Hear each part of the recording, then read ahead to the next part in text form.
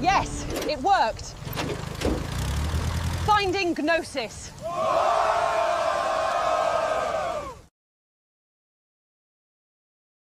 Disclaimer. This show is for discussion and entertainment purposes only. The Finding Gnosis Show is a platform for open discussion, exploration, and opinion sharing. The views expressed by hosts, guests, and participants are personal opinions and do not constitute professional, medical, legal, or financial advice. All topics discussed are only intended to spark curiosity, entertain, and encourage independent thought. If any subject interests you, we strongly advise conducting your own thorough research using reliable and professional sources. Critical thinking and due diligence is key. Stay curious, stay informed, be well, be lucky, and don't be an arsehole.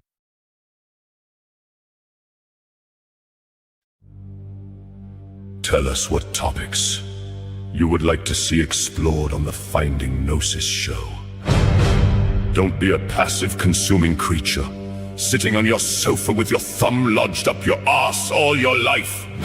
Sitting there like a bored yet furious gargoyle spewing out whatever is put in your head by others, whilst balancing precariously on the edge of your sad existence. An existence of watching the thoughts of others drift past your window, and then moaning about whatever the wind blew your way. Do something. Be involved in the creative process of creating the zeitgeist, of directing the conversation, rather than just passively consuming whatever occurs. Whether up to now you have been an interested party or some snide, snarky little sideline gnome muttering at the shape of things after they have already taken form in the garden where the thoughts of others grow. If it is not to your taste, that may well be your fault for refusing to help shape it when the clay was still wet. It is up to you whether you like what emerges or not. Perhaps you are content to sit there with your thumb lodged firmly in the exit of your mind's eye, your arsehole yelping at whatever rattles past your frame of reference. Maybe that is the full extent of your appetite. Fine. But for those of you who feel something in you recoil at the thought of such a limp and spectator-bound existence, get involved. Give your opinion on where we should go to find Gnosis. Throw something on the fire. Help steer the thing. Empower yourself and others by helping shape a collective movement towards something more worthwhile than passive reaction and stale, snide, and bitter commentary. Whether you like it or not, you are part of what will be. So speak. Throw us all some topics that you would like to be discussed as we collectively try to find Gnosis. Thank you. Much love. DNW.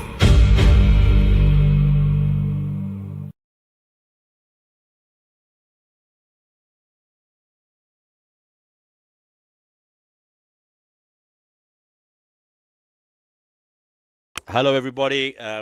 A first time listen to the ballad of Kenny Given, all in good spirits, not meant to, annoy anybody, whether it's Kenny Given or his detractors. It is what it is. I hope you all enjoy, regardless of what side of the Overton window you're on, in relation to Kenny Given. Okay. Let's press play then.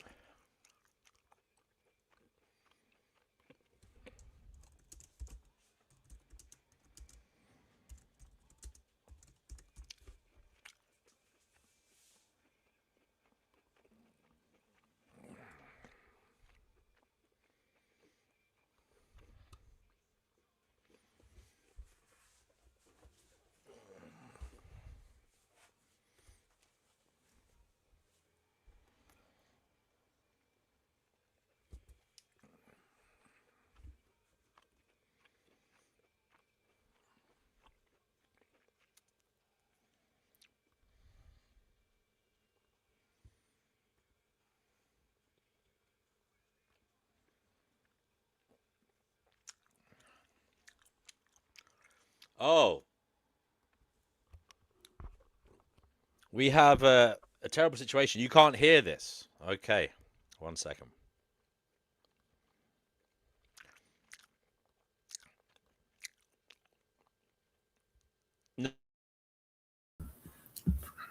Hello. You're on the Finding Gnosis show. You couldn't hear that. Oh dear. No, I couldn't hear it. Shitty, bang, bang. Okay, well, I'll tell you what I'll do. I can do something else. 1 second. I can do something else. So bear with me. Bear with me. I can do something else. I can do it. You can do it. 1 moment. I'm sure of it. Just give me 2 ticks.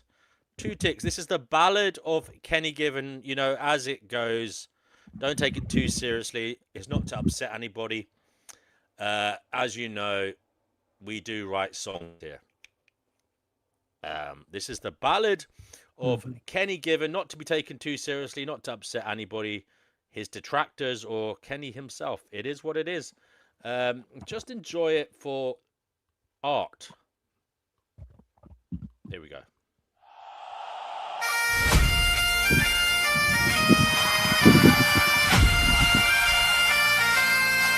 Because I'm just a right-wing bastard, baby.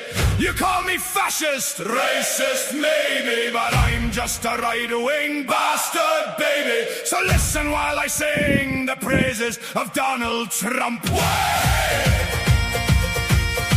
I don't like feminists or radical lesbians, honey. I like making profit and the right to worship money. I say what serves me, call it truth, call it fate. Never test the mirror if the mirror complicates. I like markets holy and the foreigners kept far away from taking over what is rightfully mine. Freedom means I win and someone else must pay. I build my little gospel out of comfort, fear and pride, then call it common sense. So I never look inside. Because I'm just a right-wing bastard, baby. You call me fascist, racist, maybe, but I'm just a right-wing bastard, baby. So listen while I sing the praises of Donald Trump. I am Kenny Given, I am Kenny Given. William Wallace risen with a flag and a mission. Sent forth once more to save the crown and the clay by handing Scotland and the United Kingdom over to the USA. We must become the 51st state. We must become the 51st state. Born in this land, but my soul's in Mar-a-Lago. Kissing the ring in the courts of my heart's cargo. Because my heart beats red, white, louder than truth for Sir Donald J. Trump and the kingdom of what is right and proper. Because I'm just a right-wing bastard, baby. You call me fascist, racist, maybe, but I'm just a right-wing bastard, baby. So listen while I sing the praises of Donald Trump. I back hearts hard and I spit on hibs. Couldn't give a toss for your left-wing fibs. Maroon in the blood and bile on the tongue. Raised on spite and a war drum sung. I sneer at the lot with their lipstick. Rainbow flags and lame scripts. Call it truth while the mask still slips. Half football creed, half culture ward. All noise, no thought, but I still want more. I don't wank, I don't waste my stock. Mid-40s look max, still built like rock. Discipline, vanity, spite and spite. Mirror polished ego in the gym late. I hoard my seed like it's sovereign gold. Cold I type, jawed aging but bold. Half self-improvement, half narcissist stunt. A midlife warlord in a well-cut front. I mog all over you bastards. I mog all over you bastards. Walk in the room and your whole lot scatter. One cold glance and your rank don't matter. I mog all over you bastards. I mog all over you bastards. You lot posture, I just arrive and somehow still leave looking more alive. Because I'm just a right-wing bastard,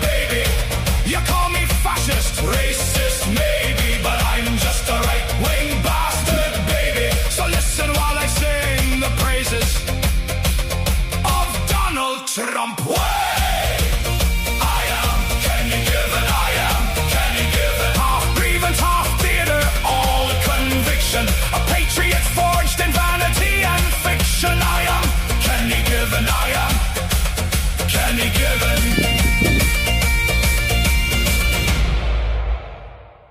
We'll play it one more time. We'll play it one more time.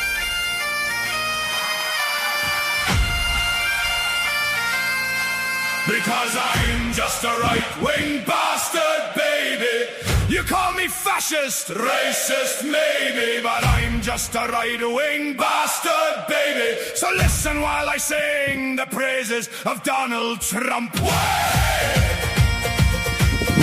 I don't like feminists or radical lesbians, honey. I like making profit and the right to worship money. I say what serves me, call it truth, call it fate. Never test the mirror if the mirror complicates. I like markets holy and the foreigners kept far away from taking over what is rightfully mine.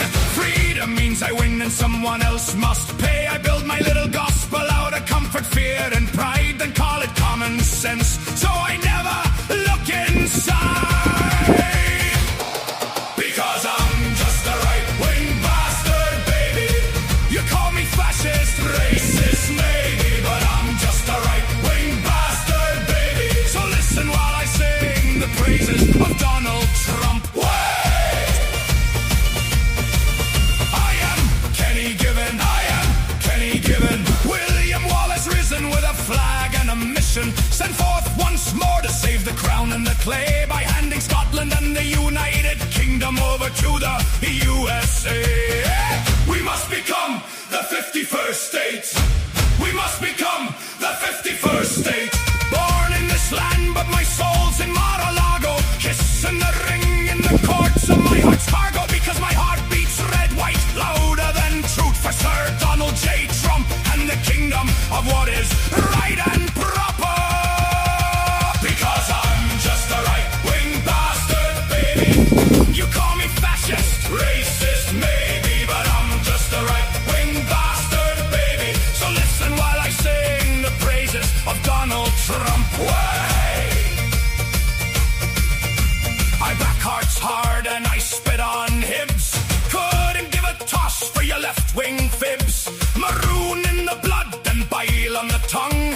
Raised on spite and a war drum sung. I sneer at the lot with their lipstick. Rainbow flags and lame scripts. Call it truth while the mask still slips. Half football creed, half culture ward. All noise, no thought, but I still want more. I don't wank, I don't waste my stock. Mid-40s, look, Mac still built like rock. Discipline, vanity, spite and spite. Mirror polished ego in the gym light. Hoard my seed like it's sovereign gold. Cold eye type, jawed aging but bold. Half self-improvement, half narcissist stunt. A midlife warlord in a well-cut front. I mog all over you bastards. I mog all over you bastards. Walk in the room and your whole lot scatter. One cold glance and your rank don't matter. I mog all over you bastards. I mog all over you bastards. You lot posture, I just arrive and somehow still leave looking more alive. Because I'm just a right-wing bastard, baby. You call me fascist, racist, maybe, but I'm just a right-wing bastard, baby. So listen while I sing the praises of Donald Trump. I am Kenny Given, I am Kenny Given. Half grievance, half theatre, all conviction. A patriot forged in vanity and fiction. I am Kenny Given, I am Kenny Given.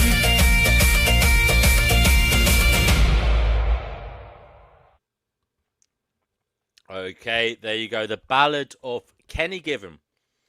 It is what it is. I was just trying to make music in relation to what he's about, not in support of him in any way, not against him in any way, just trying to depict the music of the man. I don't know how you felt about it. Some of you liked it, some of you disliked it. It is what it is. Fatima, what did you think of the Ballad of Kenny Given? I think it perfectly captures his nature, to put it mildly. Yeah. Okay. Oh, there he is.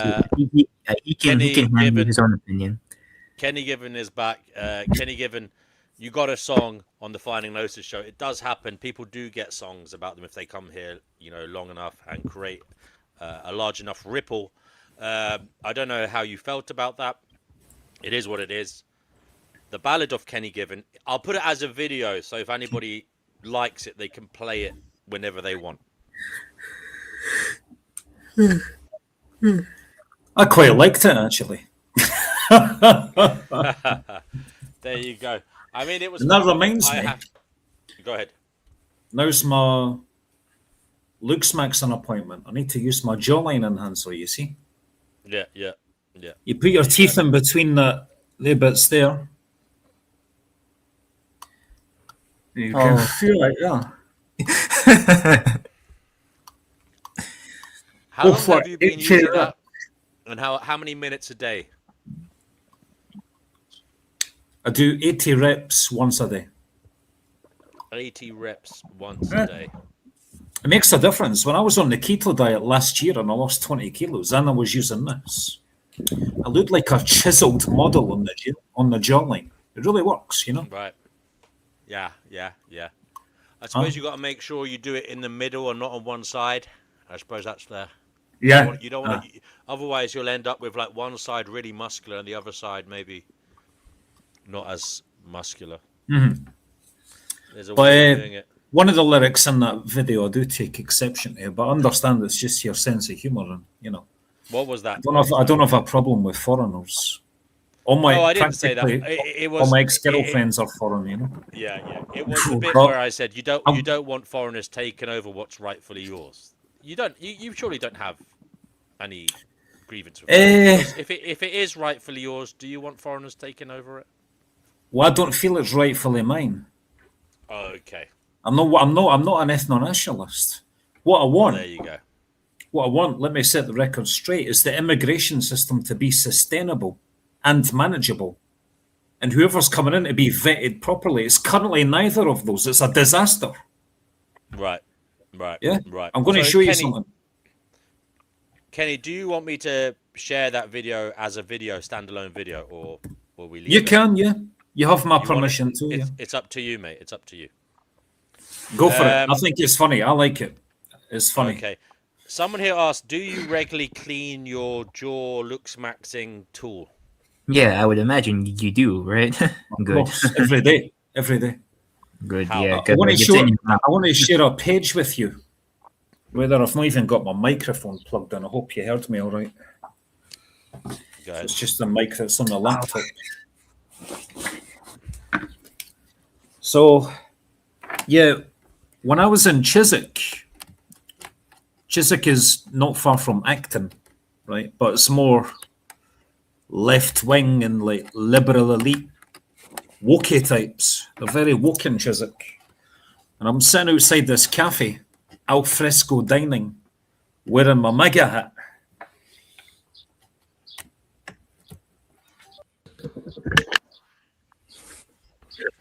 And can you hear me now?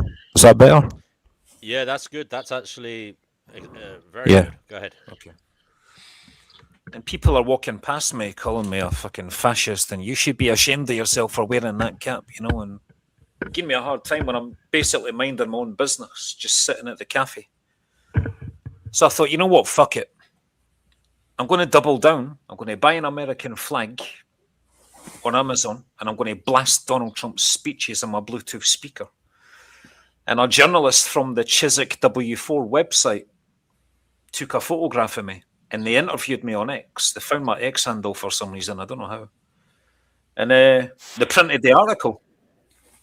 So I'm going to share it. Okay, go ahead. This is from the Chiswick, what is it, W4 Times? Or something? What do you ChiswickW4.com. Okay.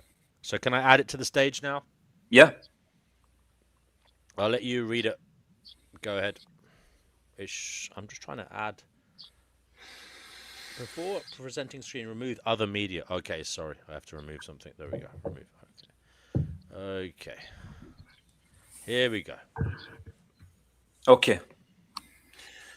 So that's a photograph of me holding an American flag and the Bluetooth speakers there. I've got some people walking past me. Okay. Kenny Given on bringing the word of Trump to W4's woke left. There has, to say the least, been mixed reaction to Chiswick High Road's Mega Man, who has been regularly appearing in the centre of town recently. Kenny Given has been visiting once every 2 weeks, either on a Saturday or a Sunday, taking up a position near the vacant unit next to Marks and Spencer. Playing upbeat American music on a Bluetooth speaker, he loudly voices his support for Donald Trump, sometimes doing his trademark dance, leading to passers-by smiling with amusement, some nervously avoiding catching his eye as if he was a charity chugger. The occasional thumbs up and shout of encouragement, and every so often a person wholly unable to control their rage at his presence. The man underneath the red baseball cap is 43-year-old Edinburgh-born Kenny Given, who lives in Acton. His previous claim to fame was as a regular caller to George Galloway's Moats, in brackets, a mother of all talk shows call-in show, where he was known as Kenny from Acton until he was banned, he says, for condemning Hamas. He ticks all the boxes of the Make America Great Again movement with his adoration of Donald Trump, unwavering support for the state of Israel, and a contempt for the woke left. It is the latter that is the target of his visits to Chiswick, which he says is busier and more left-leaning than Acton. Before he started his displays, he had visited the high road often and noticed the dirty looks he got for wearing his MAGA cap. So one day decided to bring an American flag and play Donald Trump's address to Congress on a speaker. Then I started playing music after that. He says, "This is my way of rubbing victory into the noses of the woke left and also letting others who feel the same way as I do know you're not alone and we are the resistance and we are winning." Although most people walking along the high road ignore him, and many express disapproval, sometimes quite forcefully, according to Mr. Given, a sizable minority of people in Chiswick agree with him, and many ask to take a photo with him. He has been told that people agree with him that a Donald Trump is being needed in the UK. One woman from Egypt came up to him and said she also is a Donald Trump supporter, particularly on the issue of trans rights. On the other hand, an American woman who regularly passes by gives him the finger and a verbal abuse. The last time he turned up, another woman confronted him with a cardboard sign saying that you can see in the photograph, "Trump is a fascist, trans rights are human rights, and free Palestine." The police have not spoken to him about his presence, and the only interaction he has had is when an officer reminded one of his antagonists that he was entitled to his free speech. On the issues such as damage caused to the British economy by Trump's tariff and the undermining of the NATO alliance by his administration, Mr. Given claimed a lack of knowledge, but added being a Donald Trump supporter doesn't mean agreeing with everything that he and J.D. Vance say. "I'm sure it's not bad enough that I'm all of a sudden going to start supporting Kamala Harris and the Democrats." Mr. Given is also a Reform UK supporter and admires Nigel Farage every bit as Trump, describing the two as friends. He's looking forward to Farage leading a UK government, particularly after his party's stunning success in the recent council elections. He bridles at any suggestion that he and the party are far right, saying that he has voted for Labour in the past and supported Scottish independence in the 2014 referendum. He describes his political views as common sense and claims there has been a general move to the right due to the trans madness and the 7th of October massacre in Israel. His playlist when he is out on the high road is eclectic, although there is little from after the end of the 80s. He says, I like to play some music that sets a positive American nostalgia theme, like Back to the Future's Power of Love by Huey Lewis and Survivor's Eye of the Tiger, as a tribute to Donald Trump's unwavering bravery to keep on fighting after being shot and doing rallies literally just days later, and also the YMCA as it has become the Trump theme, which he dances to at the end of his rallies. Also play some classical music as well to create a dramatic and triumphant tone. I don't like today's music. I find it rather shallow and narcissistic, and it lacks heart and soul. He has no plans to stop his regular appearances, although going forward he says that he will shift emphasis from support for Donald Trump to Farage and Reform UK, particularly as the next general election draws near, and he concedes the party has little chance of winning in the Chiswick area or in seats in London more generally. There you are. Reform UK are forecast to win 3 seats in London in the general election. I mean, they didn't actually. They were quite neutral. The journalist was quite neutral. Yeah, they were, right? To be fair, yeah. So you must have been pleased with that. I was, yeah. Have you any comments? Any comments on the article? Does it have that ability or not yet? Is there a commenting ability on that website? All right, let me check. No. Okay. There's no. Yeah. So but I did see comments of it posted on Facebook though. Okay. Some were supportive, some were not so supportive, so it was a mix. There you go. Interesting. You said you voted for Scottish independence, did you? Yeah. Yeah. And it came back 55% no. Yeah, I remember that. I didn't know it was. I thought it was closer than that. No, it was 55% no. Do you think there will be a movement towards Scottish independence again in your lifetime, or do you think it's done and dusted now? It's hard to say. I mean, interestingly enough, Reform UK are getting more popular in Scotland. So, I don't know how that ties in with the support for Scottish independence. I mean, you know what? I've not been keeping much notice as to whether the SNP want to offer a second independence referendum, but according to the most recent polls, support for Scottish independence has been increasing, you know. So, I don't know. I really don't know. It could go either way. Okay. We have a few Americans here. Peter, what do you have to say about Kenny's general stance in relation to Trump, American politics, and global affairs? Can you hear me all right? Yes. Yep. All right. Well, first of all, I'm Canadian, so there's that. I forgot. Sorry about that. You are Canadian. It's okay. The accent throws people off. It has he's got heart. I don't want to sound like I'm talking down on him or anything. It's just I've moved away from left wing and right wing politics. When I was younger, I was more left wing, older right wing. I used to support Trump, but then he to me, he betrayed everything he stood for, and I can't follow somebody like that, right?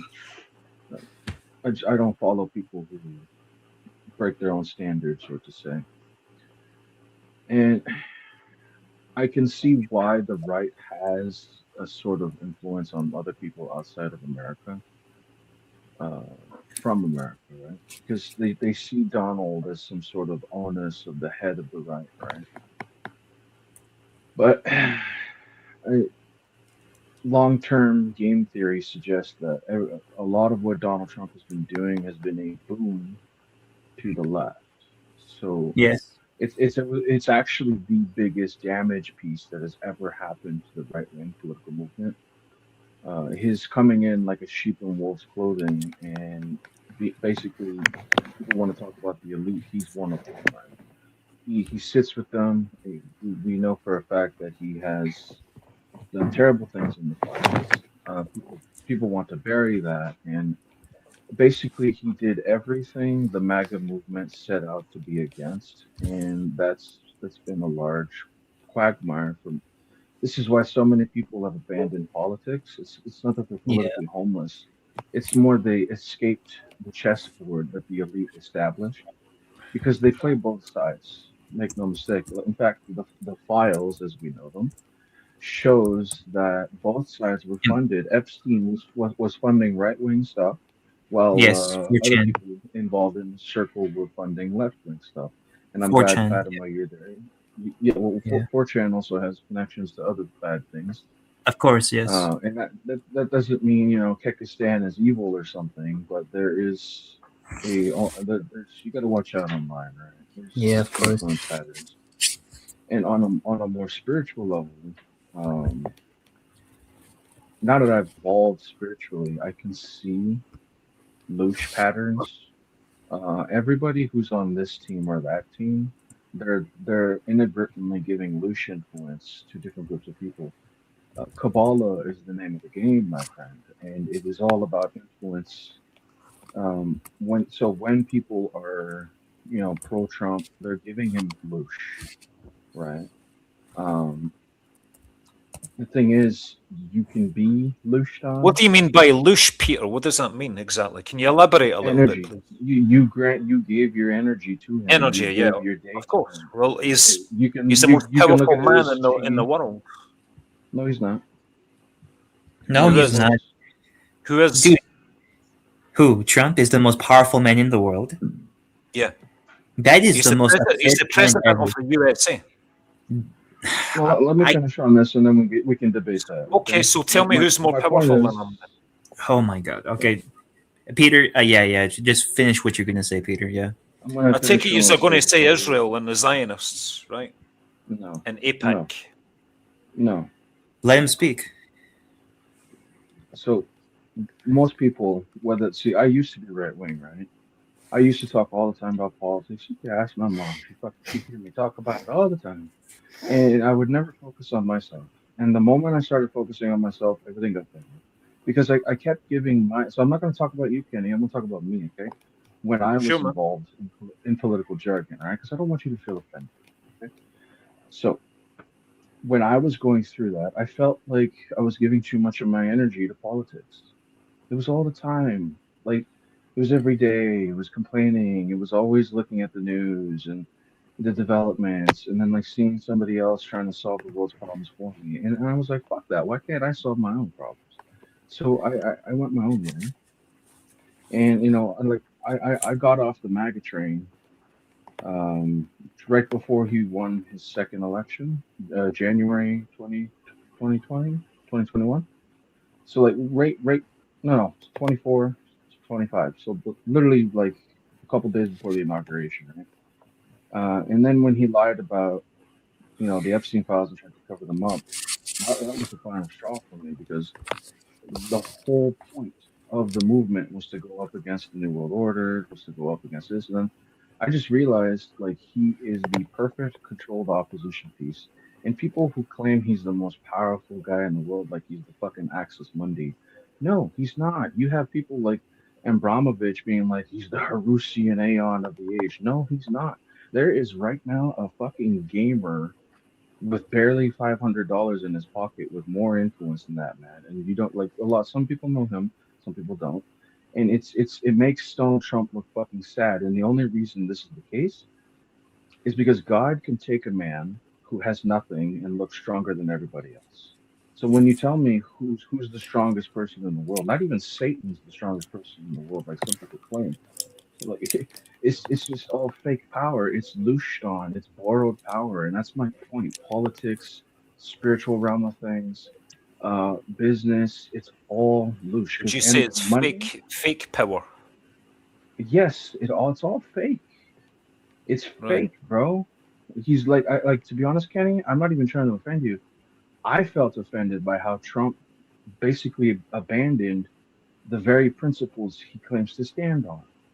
You know what I mean? Like, I'm sure you can understand that, right? I'm not even That's trying to because he had argue. none to begin with. At first, he looked cool.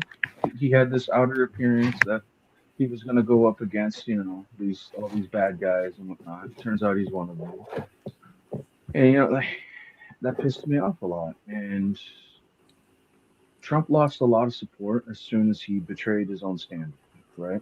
Like, basically, my standard in life, and also for my circles of influence, never commit rape, never commit slavery. If I commit those two things, I expect people to abandon me. That's a given.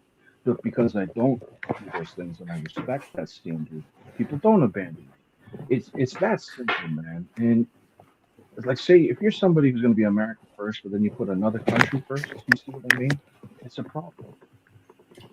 And it's the whole notion of turning it MAGA into MEGA turned off a lot of people. And right now, you have people who were conservatives lifelong supporting left wingers. Do you know why?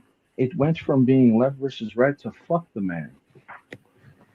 The whole So fuck the you're system. against the action in Iran. You're against the campaign in Iran, right? I no. As a military history enthusiast, like I study a lot of military history, right? The action in Iran is the most stupid, retarded shit I've ever seen. There is Yes, no along with all shit the people other do. wars inside the Middle East perpetrated by the United States, all of them were Dude, at least illegitimate. like the reason Iraq was attacked was because they were trying to make their own bank. The reason Gaddafi was attacked, he wanted to make his own bank, right? United And here, Africa. like this is exactly right. He Let him wanted to speak, make Fatima. the African Union, right? And he wanted to make his own gold standard bank, and he did dividend policies of which I really like, right? Like, why can't we get a cut off the fucking roof? But in the West, we don't operate off dividends, right? It's just the private sector leeching everything.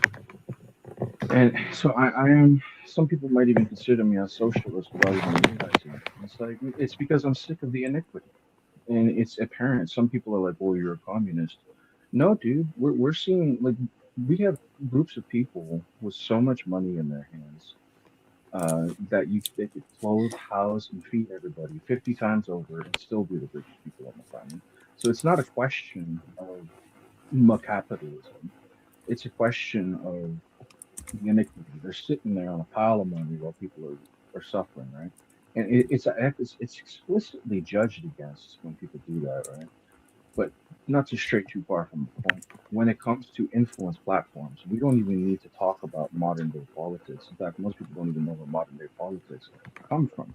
Let's go back to the French Revolution. The left versus right nonsense came from then because feudal politics dominated most of the realm at the time. It was barons versus barons, duchies versus duchies, royalists versus royalists, and then the more liberal, revolutionary, Republican standpoint come from. This is where Republicans actually come from classical liberal revolutions. They came from revolutions in Europe in the 1800s to fight against the monarchist system because and yes, there were mystery schools involved, like Masons, Illuminati, and stuff like that. And do you want to know what their personal grief was with the establishment at the time? It wasn't Masons who were the establishment. It was Masons fighting the establishment. They were sick and tired of people of intellect, people of philosophy, people who just wanted to learn illumination and wanted to rise up in their mind. They kept getting persecuted, right? So it was a problem, and to develop political influence nodes, right? You know how the National Socialist Workers Party in Germany, when they gathered people in their bars, do you know what they're doing? It's a louche node. So basically, funny mustache man going bar to bar to bar. was looshing, right? He was getting no, getting people's influence, gathering to him. But this can be said for other aspects, like JFK.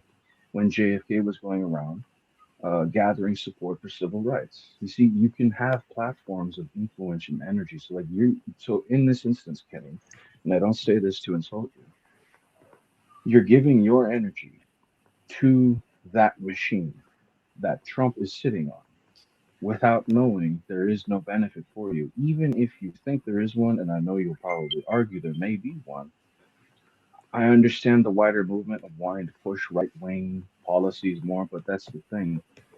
Left or right, Well, they're both Donald owned by the Trump's same helped people. shift the European Union further to the right. They've now voted to deport all the That's not Donald failed Trump's doing. asylum seekers and illegal immigrants. They've become more No, right of that's That's not centre. the not point, happening.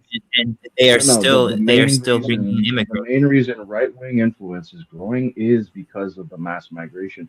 So technically, the mistakes of the left led to the growth of the right. It's not because But Donald Trump's he's, still he's putting pressure on these countries to get their act together. Him and JD Vance, they done a big speech last year in the European Union. look. Okay, if that No, was true, then if even that was hold up, sorry. bro. When it came, when like Maloney was all like for him at one point, now she's not, right? Like she's a good example of an Italian, right? Prime Minister Maloney. She's sick of his shit. He can't get his shit together, right? And so like you're telling me a lot of old news from like 2020 or like 2017. It's like there's a lot of people running on the MAGA software that didn't even get the new patch notes, right? Because if they got the new patch notes, they would see Donald Trump fucking betrayed the whole fucking motherboard. So like, and a lot of people would just go their own way. So think for yourself, Kenny. I'm not asking you to be left wing. I'm not asking you to be right wing.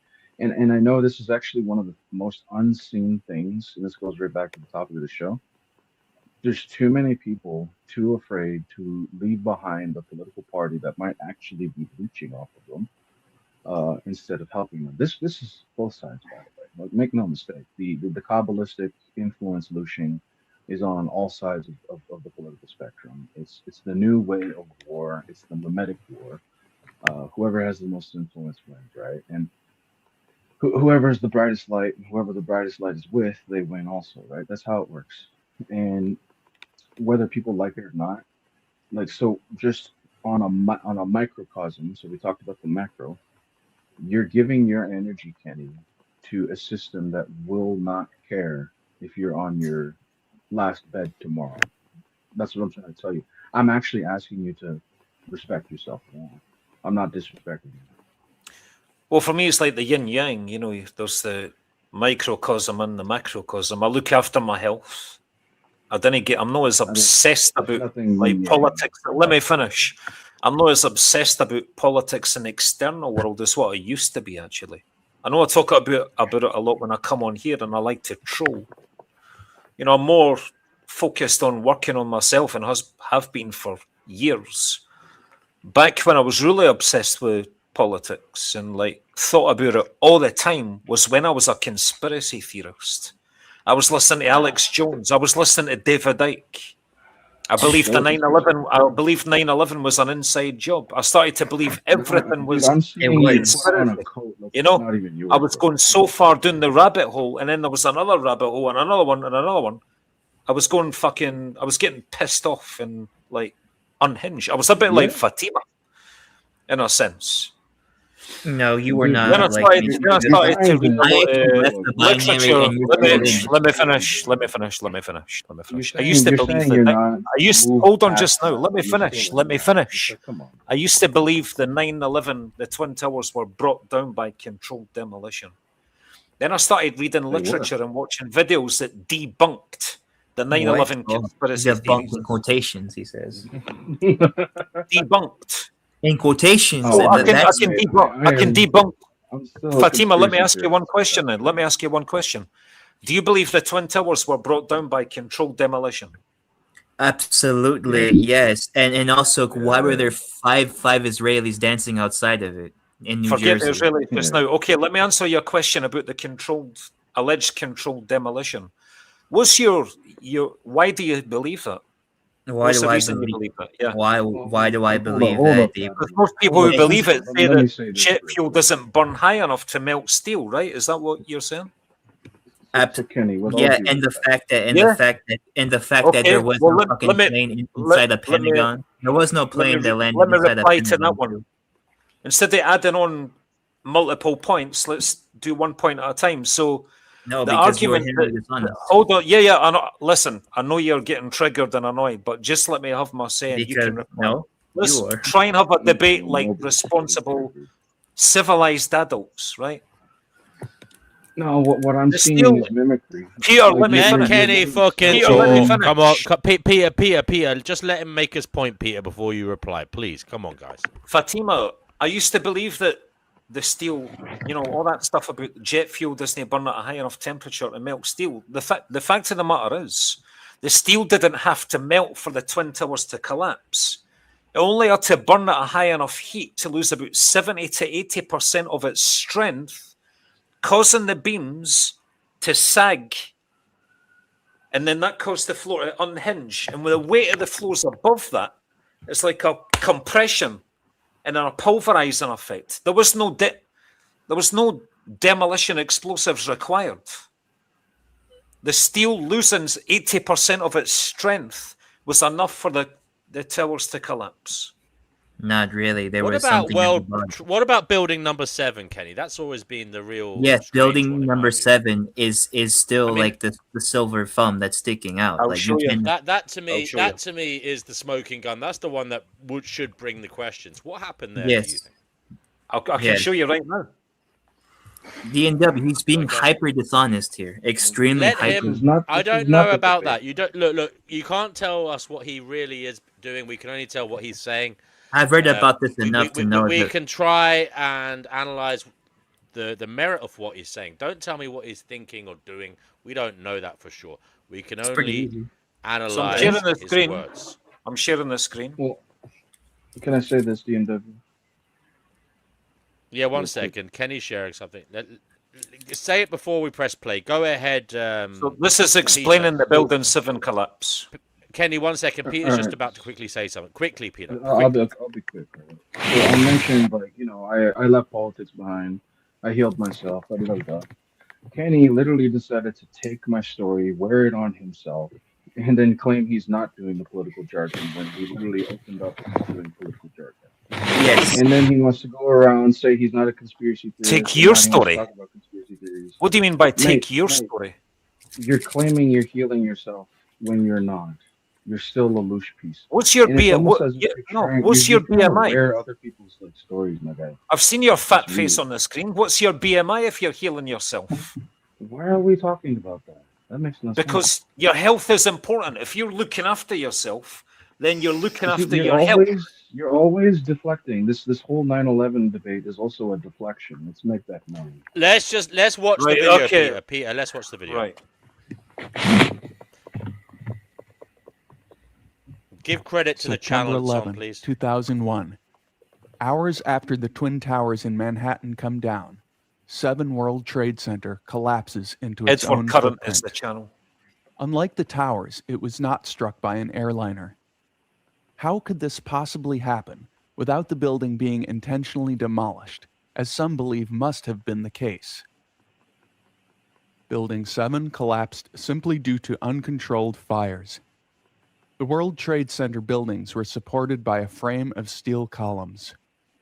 Steel loses half of its strength when heated to just 1200 degrees Fahrenheit. This weighted beam collapsed completely at around 2000 degrees. Steel also expands when heated. In an uncontrolled fire, critical connections between beams can break and put the entire structure at risk. This is what happened to Building 7. The collapse of the North Tower, only 120 yards away, ejected burning debris, some of which ignited office contents in Building 7. The collapse also damaged the water main feeding Building 7's automatic sprinkler system, and most firefighting resources were diverted elsewhere on that day. Fires moved through the building, burning uncontrolled for nearly 7 hours. At one point, firefighters measured a bulge forming in the southwest corner and determined that Building 7 was likely to collapse as well. The agency that investigated Building 7 believes that the critical failure began inside, the collapse progressing across the interior as well as vertically. It was only after the core of the building was gone that the rigid, unsupported outer walls came down. This is consistent with a video taken by CBS News. Penthouse structures can be seen collapsing from left to right as the interior caves in underneath. The first part of this unique video, by the way, is rarely shown on conspiracy websites. Some 8 seconds after the penthouse caves in, the hollow shell of the building apparently crumples from the bottom as a single piece, making it look as if the entire building collapsed at near freefall speed. Failure is the inevitable consequence for a steel structure exposed to an uncontrolled fire. In 2007, a tanker truck crashed and ignited under a steel construction overpass. Built to support fully loaded 18-wheelers, when exposed to fire, the overpass collapsed under its own weight in minutes, before the flames could be extinguished. Last I checked, no one has claimed that that collapse was an intentional demolition. So why is 7 World Trade Center the only tall steel building in history to collapse due to fire alone? Because it's the only one in history to burn uncontrolled for 7 hours. It's really that simple.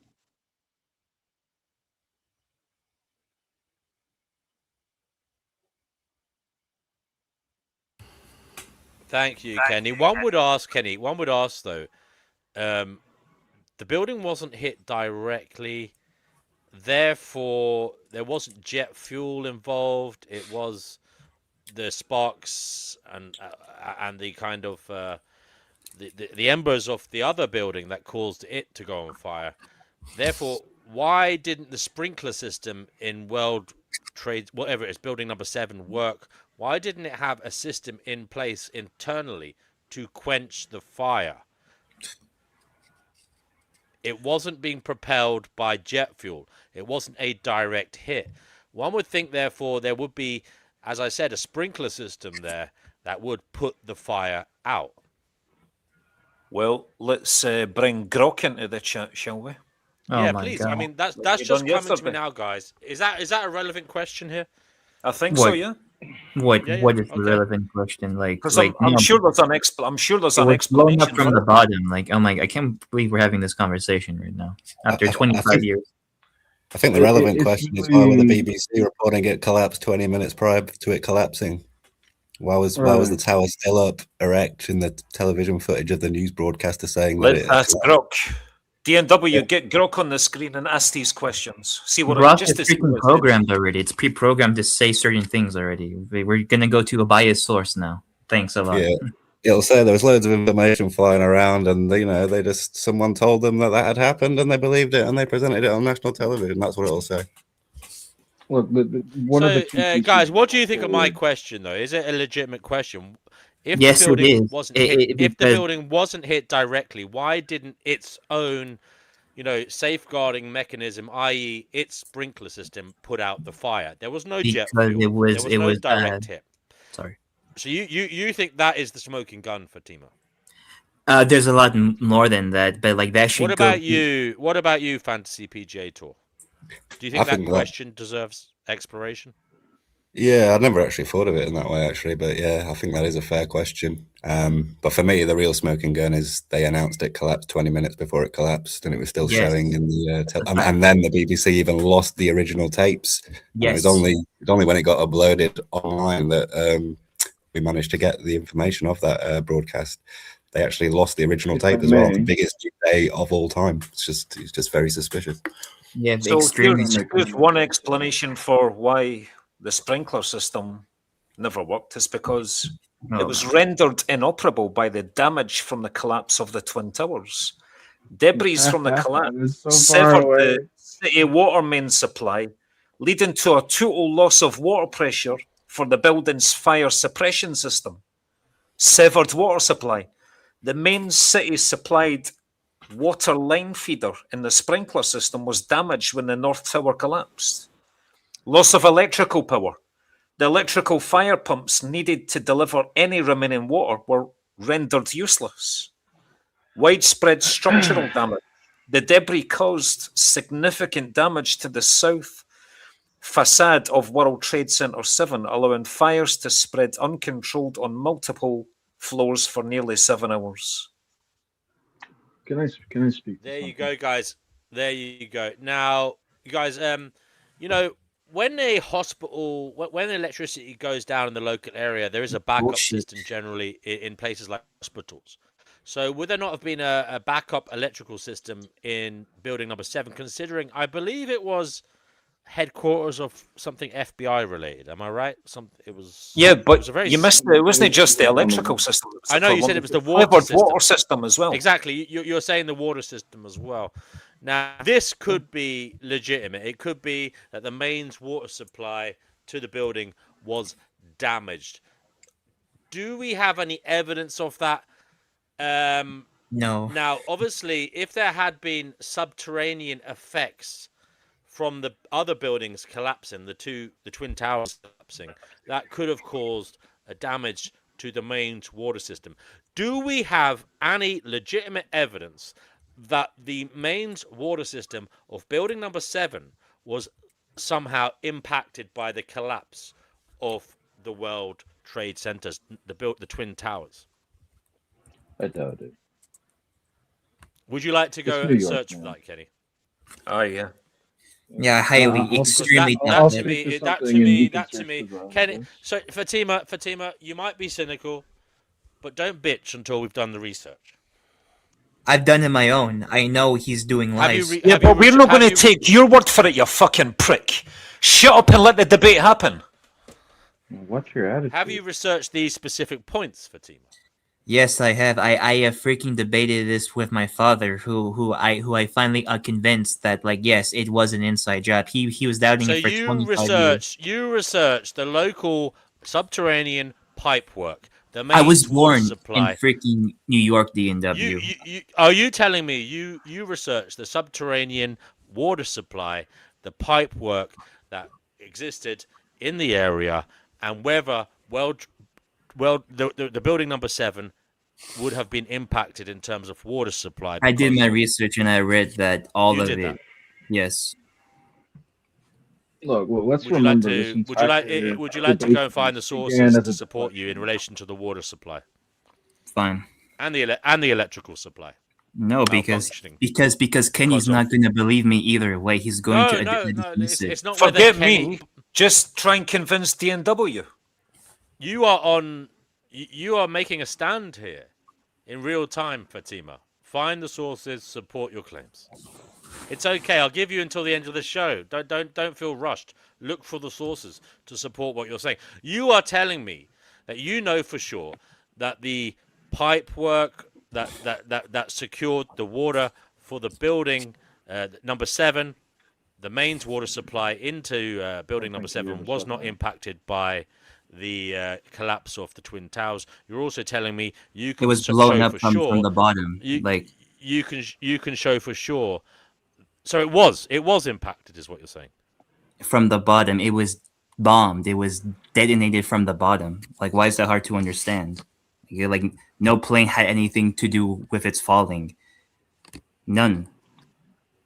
Look, we're also DNW. We're also forgetting a key piece of information that was brought forward here. We have a multinational media system that coordinated to place a narrative before us all, right? Here's the thing. They fucked up.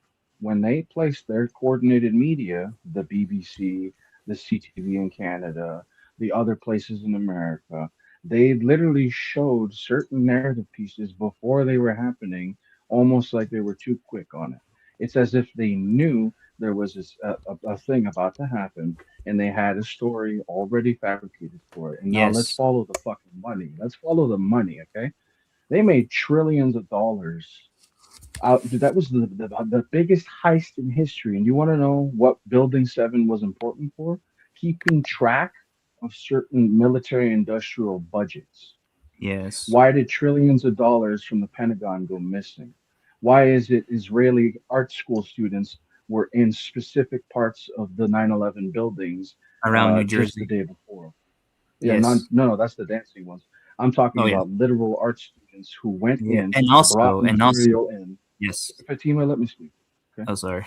So, but first, while we're going through all this entire debate piece was a complete deflection to escape the fact that I brought up a pertinent point that somebody is continuously putting their life into political matters, and I advise that they should probably not do that. But it devolved into this 9/11 debate, and we could say, oh, so you're saying, oh, so you're saying, no.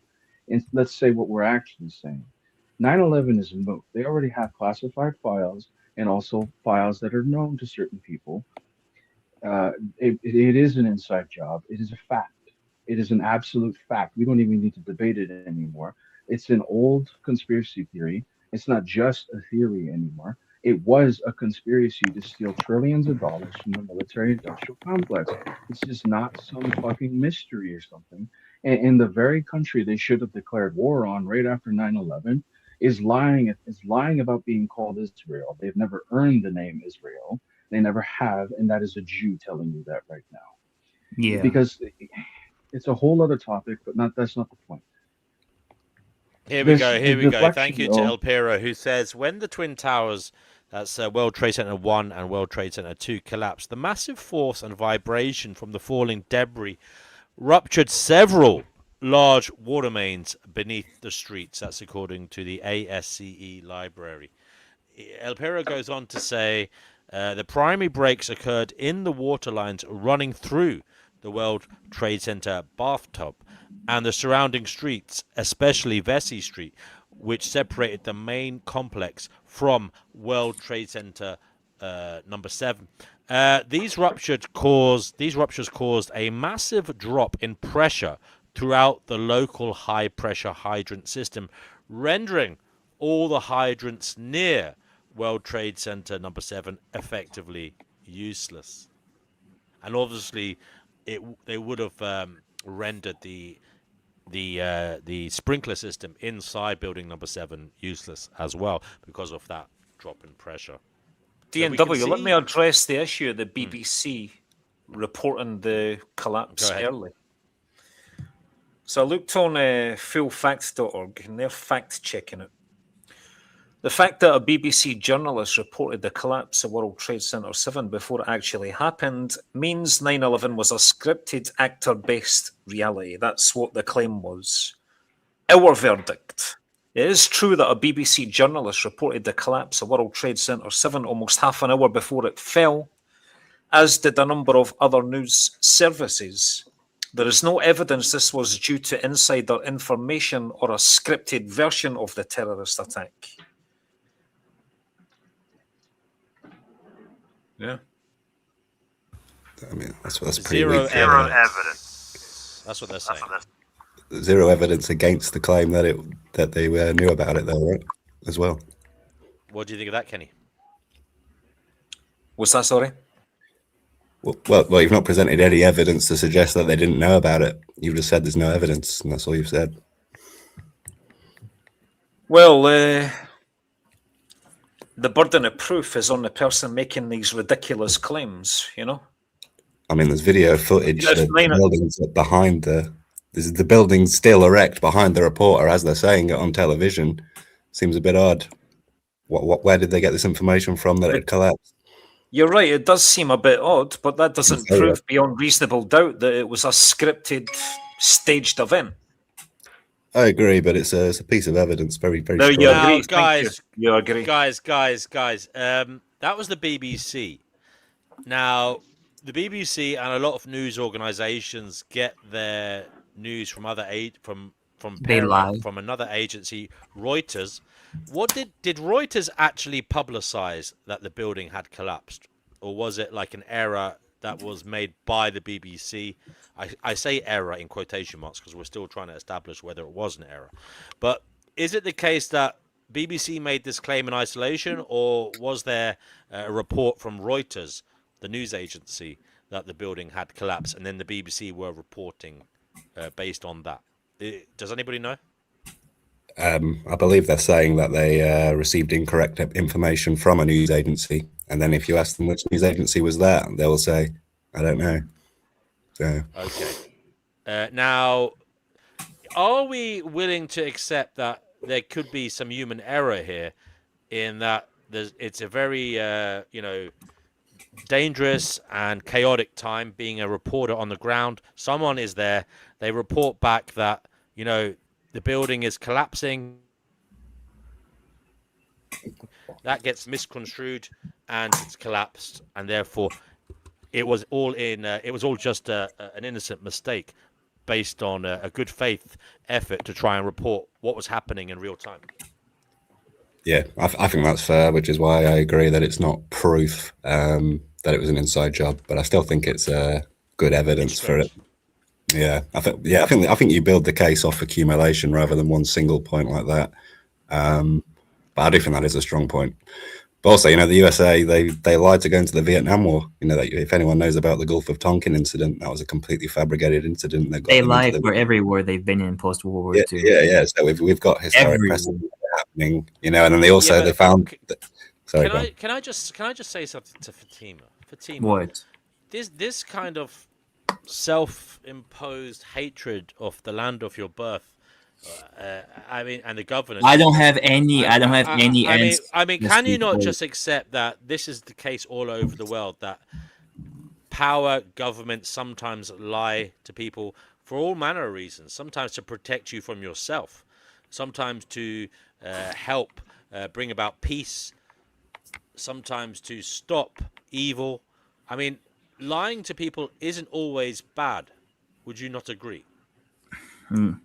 Not all the time, but in a form like this, and no, these lies have not bring peace at all. Do you think it's fair enough to say that a switched on and honest voter, somebody who appreciates reality, would say, I vote for my government, knowing that they will lie to me sometimes, they will lie to others sometimes, because they are doing something for the greater good, which is to bring about peace and prevent chaos, and that's okay. I'm trusting them to do it in the right manner. No, I will not. That all lying by governments is bad. Are you sure about that? If you were told the truth, do you think you could really handle it? If I was told the truth, I already know the truth about America, and I can't say it on here. I can't. The most reason most people can't handle the truth is because people rationalized that a lie should be allowed. Saying lies are necessary for national security is the beginning of a yarn that needs to be cut apart. And the whole reason we can't handle the truth, as they would say, and some people can't, some people can, is because the lie has gone so far that it doesn't matter. Bear not false witness, right? The only reason I would even consider a lie to be okay is if some fucking Terminator is asking you where John Connor is, and you're that little young guy who's his friend being like, I don't know who you're talking about. That's the only reason you're not snitching on your friend, right? Okay. Well, guys, we have been joined by Daniel Shine. Daniel, you're on the Finding Gnosis show. I don't know if you want to comment on what the guys are talking about, or would you like to make a comment on the actual topic of the show, which nobody has really spoken about yet? And that is, what are most people too distracted to notice, and why? Go ahead, Danny, say what you want to say. Well, I don't know why people care about 9/11. I used to care about all that stuff, but then I realized that that's a downstream problem. And the real conspiracy is the conspiracy of every single cell in your body to try and get you to procreate. And that is the one that we need to be concentrating on, and we need to be talking about to our friends, and not about 9/11. Danny, you're a one-trick pony. You're a one-trick pony. I sure am. Because it's the only trick it's the only trick that's worth talking about, because it's the trick of sex that got us here in the first place. The greatest scam known to mankind, sex. And and nobody seems to be talking about it. Would you say you're For fuck's ashamed of sakes. Oh my god. Because I'm just a right-wing bastard, baby. You call me fascist, racist, maybe, but I'm just a right-wing bastard, baby. So listen while I sing the praises of Donald Trump. Let me know when the drum I don't Sorry, we made the ballad of Kenny Given here, Danny. It'll be on the channel later. Sounded good. Anyway, Kenny thinks you're a one-trick pony, and that Kenny, what are you saying? Are you saying his trick doesn't matter? Maybe he is going on about one thing. He says he is. Are you saying it doesn't matter? Listen, everybody's entitled to say their piece and believe what they want to believe and feel passionate and strongly about what they want to. And if Danny feels passionately and strongly about that subject, more power to him as far as I'm concerned. But it's not going to stop people from procreating. The population's, they reckon the population will peak at about maybe 11 billion and then start to go.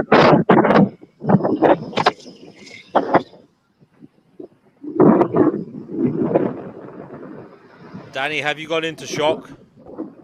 What's that? Have I gone into shock? Yeah, because Kenny replied to you. I'm really shocked. I thought everyone was going to stop having children. I'm really, really shocked. I can't believe it. What am I meant to do now?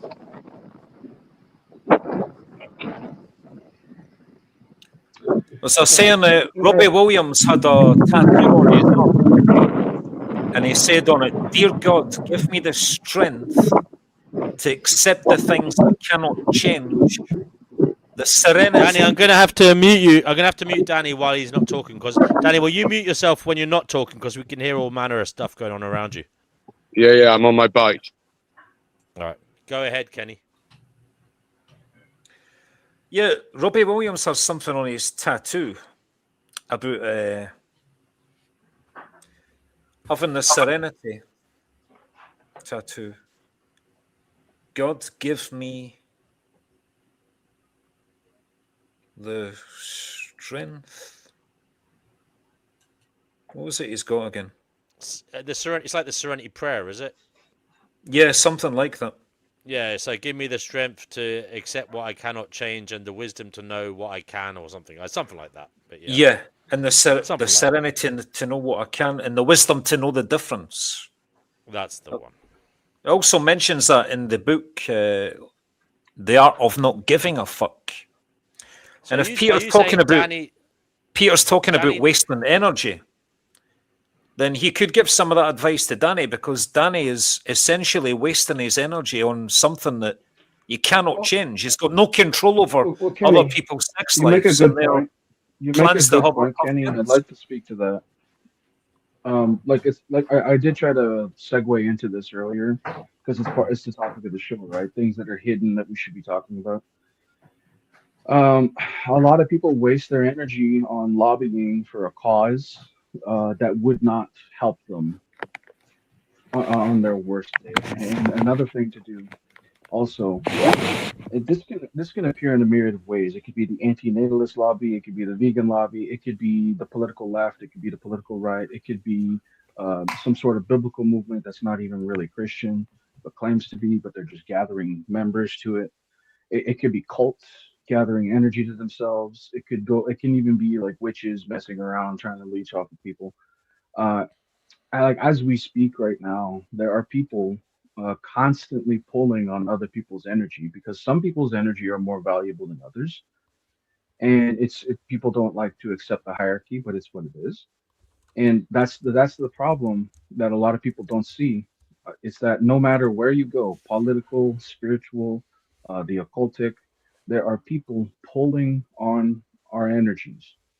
Why? Yeah, because they need that energy. That can manifest in different ways. Even your job.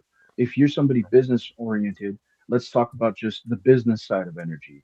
When you put in your effort in exchange of time, your energy output is your money. That is the manifestation of your energy that you put in, right? That's how most of the systems work. It's Babylonian money magic, quite literally moon magic, money magic. So when you put your energy in against time, you are basically getting your money back, right? And then you put your money, you go buy your hobby, and then that person who created the book of that hobby of that universe, like say I like to play a video game, I paid for that video game with money I earned from energy that I got from my job, right? It's all exchange of energies. Like in the Asian format, it's the exchange of chi. So like money is an expression of energy, so that's the more business side of things. So everything you do, political, spiritual, business, all of it, it's all energy, no matter how you look at it, where you look at it. But when it comes to a lot of this is the hidden part that we should be addressing. People are inadvertently talking mouths or political set pieces. Uh, this is the whole term stooges, right? And like I used to stooge for the political right. I don't anymore, right? I got out of that because I saw it was leading me astray. It was that system leading my system when I should be leading my own system, right? So this is the point. When like it's the same thing in a cult, right? You could be left wing, right wing, doesn't matter. It's all cultish. It always was. It always will be. Okay. Um, Thank you, Peter. when you pull Peter. your Thank you. energy Thank back, you. let, Thank let you, me Peter. let me Thank you. finish this one note, DNW. When you pull your One energy back, you sentence. get your sovereignty, your agency. That's what my point Thank is. you. Thank you. I want to bring in El Pero. He's been waiting very patiently. El Pero, go ahead, and then Danny after El Pero, because people were saying stuff to Danny that he is wasting his time. So we'll give Danny a right to reply after El Pero says whatever he wants to say. Well, actually, yeah, I just wanted to address Daniel because he was saying this thing about sex bad. Have you had sex, Daniel? My question is going to the aspect of having that sex. What is bad about that sex? Is it the fact that maybe you don't have any accumulation of completion when you get done having sex, or is it because you end up with children? I'll be right back. I'm just going to the fridge. Okay, Danny, you're muted. If you want to reply to El Pero, please do. He is currently cycling around on his bike, so he might not be able to reply at the moment. So El Pero, that question stands unanswered until Danny comes back to you. So the question is, what's so bad about sex? What the hell is so bad about sex? And maybe Danny could answer that as and when he either gets to a red light or gets off his bike somewhere. Kenny has been at the fridge. Sweet and salty proper popcorn, is it? Well, okay. Yeah, Nice. I do like a bit of popcorn. I like Chicago style. Hello to Care Bear. Hope you're well, darling. And Are You Puking says, imagine Danny on a unicycle. There you go. Okay, guys, I suppose we can talk about whatever Danny has said. If anybody is interested in bringing up something to support Danny's argument in his vocal absence here, or we can go back to the topic, which was the Twin Towers collapse and whether it was an inside job, or we could just say something related to the topic of the show, which is what are most people too distracted to notice and why? Go ahead. Whoever speaks first has the mic. I'll take the mic from here. I got there first. Haha. No, you didn't. Okay, so this book that I'm currently reading, The Dose Effect, has really opened up my mind, and many people are overlooking. Don't bring my father into this, Fatima. Come on, man. Many people are overlooking these vital facts about brain chemistry and the things that we can do, the simple changes that we can make in our lives to make it so much better. So some of the things I've been doing over the last month, the keto diet for gut health and losing weight fast, making sure I'm getting enough sunlight to get enough serotonin, having cold showers in the morning as well. That helps my dopamine. 6 weeks ago, I deactivated my Facebook account.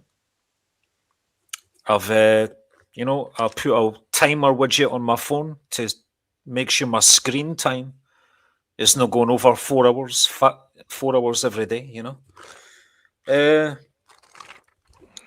Yeah, there's focusing on correcting and improving our brain chemistry by making simple changes to our diet, getting enough sunlight, having cold showers, not doing things that are addictive, you know, like watching porn, for example. That's a bad one. Taking drugs, drinking too much alcohol. So, yeah, I think a lot of people are sleepwalking into these destructive habits. And if people bought this book and got some more discipline in their lives, the world would be a much better place, you know? Give up your wanking, guys. Yeah. Thank you, Good Kenny. advice. What's the how strong is the brain chemistry link to Facebook, Kenny? There in that book. So how badly does it affect it? It talks about social media addiction at large, and it talks about particularly short form videos, because when you're thumb scrolling short form videos, you're getting rapid fire novelty in quick succession, which causes a dopamine dump. And it talks about the difference between that and watching, say, like, for example, a 10-minute video on YouTube. So that's the chapter 3, break your phone addiction, dopamine, phone fasting. So it's mainly short form content it's referring to, yeah. Yeah, and constant thumb scrolling. Yeah. What do you think about seafood? Well, I do like mussels. Yeah. What do you know about seafood? I mean, I'm going to the aspect both of health and the adage that seafood is generally unhealthy. It's unclean. Well, your brain needs avoid. I am a vegan, and I don't condone anybody eating other life forms other than plants. But if you are going to be evil, well, I suppose I shouldn't warn you, but maybe I was going to say avoid prawns from around Fukushima. But then again, if that's what you're into, maybe that's what you should be eating. Okay, we'll get to the vegetarian part here in a minute, but go ahead. Sardines are good for creatine. So what were you saying about the seafood and relative to your brain? It's good for your brain getting essential omega-3 fatty acids. Fish oils are good for your brain. Right. Yeah. See, you can also take them as vegan supplements, by the way. Omega-3, I take it every day. Vegan format. That's good. And the aspect I'm looking at is a chemical called, and this is why I question you, Kenny, because you're talking about the chemical balances, and yet you've not mentioned taurine. What do you know about taurine? The chemicals that this book is talking about, DOS stands for dopamine, oxytocin, serotonin, and endorphins. Yeah. And so what if you're talking about taurine, that's a separate issue you'll get from a nutrition book. Yeah. It's just not in your book. That's the problem. Right. It's just not in your book. And that's what I'm because getting at. It's called the DOS effect, and DOS stands for dopamine, oxytocin, serotonin, and endorphins. Okay, so if you want to read about taurine, read a different book. So if you want to get some more information above and beyond what that book provides, are you willing to listen? Yeah, go ahead. Great, because it's well known. Paro, can I say something? Go ahead. No, you can't say something mid-com. Hold, no, Peter. You can say something later on, but you've just fucked off El Piro. He's fucked off now because you butted in. For fuck's sake, guys. He's got pissed off and left because you fucking butted in mid-fucking sentence. Guys, for fuck's sake, control your neurodivergence. Was about time to butt in, to be fair. Holy fucking shit, guys. He's gone. El Piro, sorry. on behalf of all that are, sane and mannerly, we apologize. Peter can't help it. Sometimes he gets a bit excited, but he's trying his best to seem a bit overcome. fragile, to be honest. Peter's trying his best to overcome social hurdle. Stops him He did from being ask, integrated to his fullest potential. Peter, you can talk. I know my Go ahead. potential. Go ahead, Peter. I just wanted to say, and it's something Pero was going to allude to. There's people who they get their intellectualism off of whatever book they're reading. They live off the intellectuality of others, just paraphrasing, quoting all the time. They never actually live their own intelligence. That's all I wanted to say. That's true. That's a dig at me there. Of course it is. Also, fucking shoe fits. You're anti fucking learning now, yeah? And you think you know it all, so you're against reading from people who fucking know more than you. No, we never That's said the case, then you're a brain dead fucking doesn't arsehole make and you a intelligent. wanker.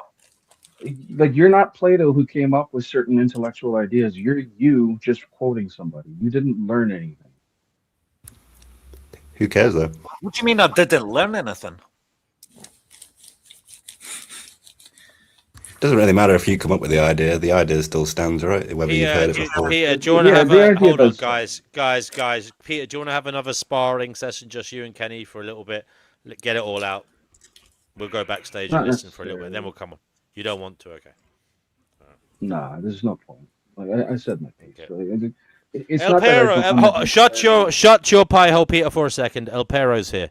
El Pero, I said apologies. Apologies on behalf of Peter. He knows not what he does sometimes. He is a very articulate and I would say intellectually gifted fellow, but he gets a bit excited sometimes. But El Pero says no more than you can from one book. LOL. That is narcissism at its finest. He's throwing the dirt at you, Kenny. He's saying you are a narcissist because you only want to know from one book. But in fairness, he did say to you, El Pero, he literally said he's willing to listen to you and know more. Go ahead. And then you started speaking, and then Peter jumped in and derailed the conversation. So that might be I'm all for character assassination when it's deserved, but that might be an unfair mischaracterization. Yeah, he asked me, why aren't you talking about taurine? I said, well, because the book is called The Dose Effect. So it's only talking about dopamine, oxytocin, serotonin, and endorphins. If you want to read about taurine, read another fucking book. Anyway, let me read this out. Have you heard of the phrase, readers are leaders, right? The phrase readers are leaders highlights a connection between reading and effective leadership. Here are some reasons why this is often emphasized. Number one, knowledge acquisition. Reading broadens knowledge across various subjects, enabling leaders to make informed decisions, and understand complex issues. Number two, critical thinking. Engaging with diverse perspectives in literature fosters critical thinking skills, helping leaders analyze situations and develop innovative solutions. 3, communication skills. Reading enhances vocabulary and writing skills, essential for effective communication, persuasion, and public speaking. Number 4, empathy and understanding. Literature often explores human experiences, allowing leaders to develop empathy and a deeper understanding of their teams and communities. Number 5, vision and inspiration. Books can provide inspiration and new ideas, helping leaders to envision possibilities and motivate others towards a common goal. Number 6, lifelong learning. Leaders who read regularly demonstrate a commitment to personal and professional growth, which can inspire their teams to value continuous learning as well. Overall, reading equips leaders with tools needed to navigate challenges and inspire others effectively.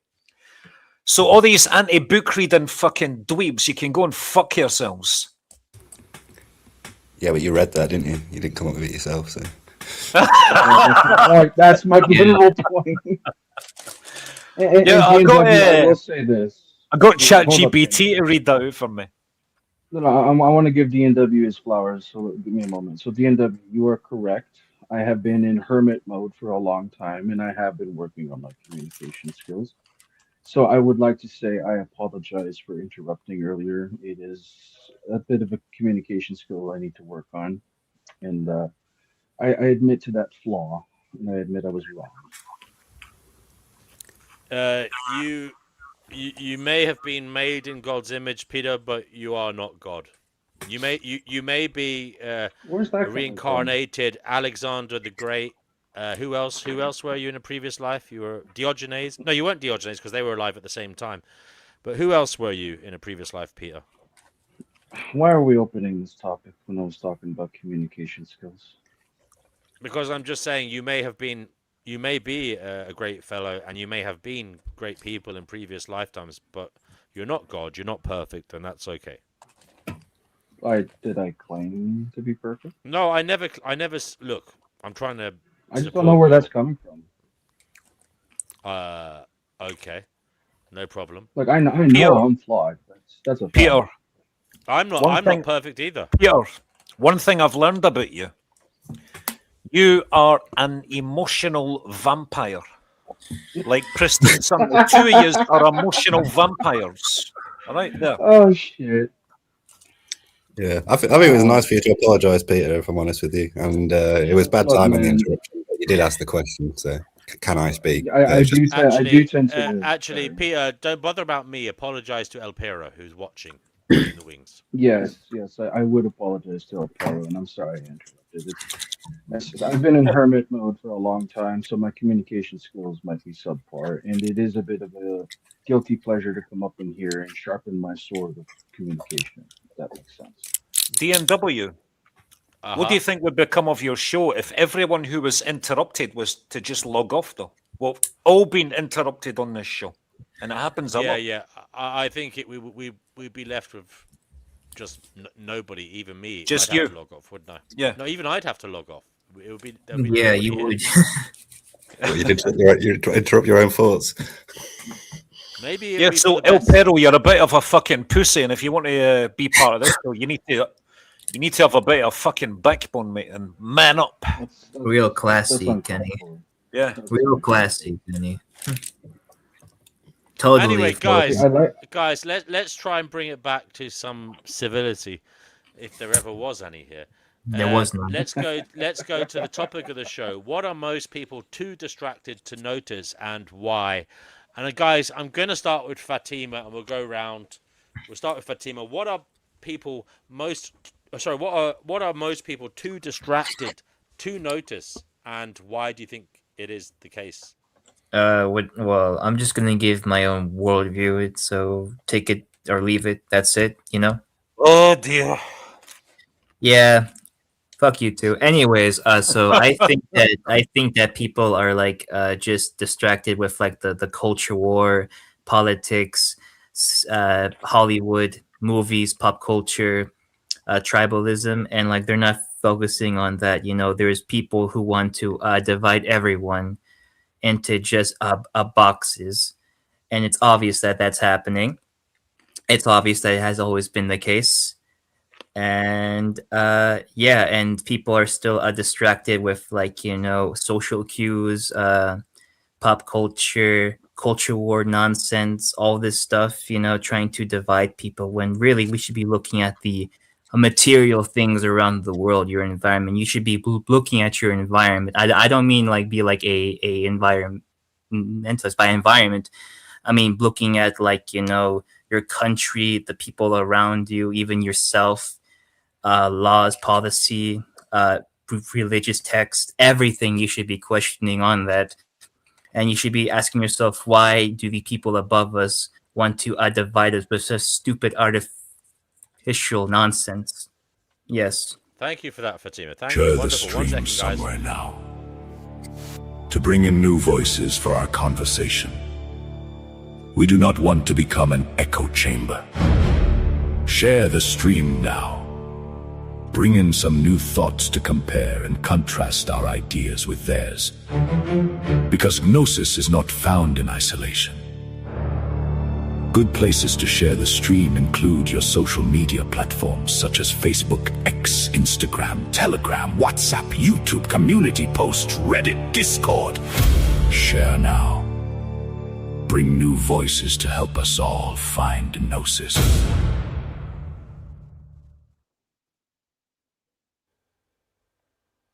This is the Finding Gnosis Show. If you would like to join the conversation, please click on the link below the video now. Okay, thank you for that. I'm going to go to Pristine next. Pristine, what are most people too distracted to notice and why? Perhaps you're not even there. You haven't said anything for a while. You might have crept into the other room or gone for a coffee down the local cafe, as you like to do sometimes. But Pristine, if you are able to speak at the moment, please unmute and, answer that question. I think it's a subjective question. Like, people pay attention to what matters to them. And so, if they work a 9 to 5, then they won't have much time to focus on much else other than their kind of main interest. So I think, it's kind of, what should they be focusing on? Well, I don't know. I think they're going to focus on whatever interests them, and that's just how it is. I don't know. I don't think you can really tell people what they should be paying attention to. You could have opinions on what they should be paying attention to, but ultimately everyone has their own niche interests, and they're going to focus on whatever they like to focus on with the time that they have, which is sparse. And that's all I have to say about it. Thank you very much for your in-depth analysis. I appreciate it. Retro, you're on the Finding Gnosis show. The topic is, what are most people too distracted to notice, and why do you think that is? They're too distracted to notice. Like, there's not enough time to list them all. But yeah, it's who they are and what they're doing with their damn selves, what they're doing with their time. I think most people are too distracted to where their focus is and what their time is doing, and that's just the start of that iceberg. And if they could control those things, they could control everything else, probably. Wow.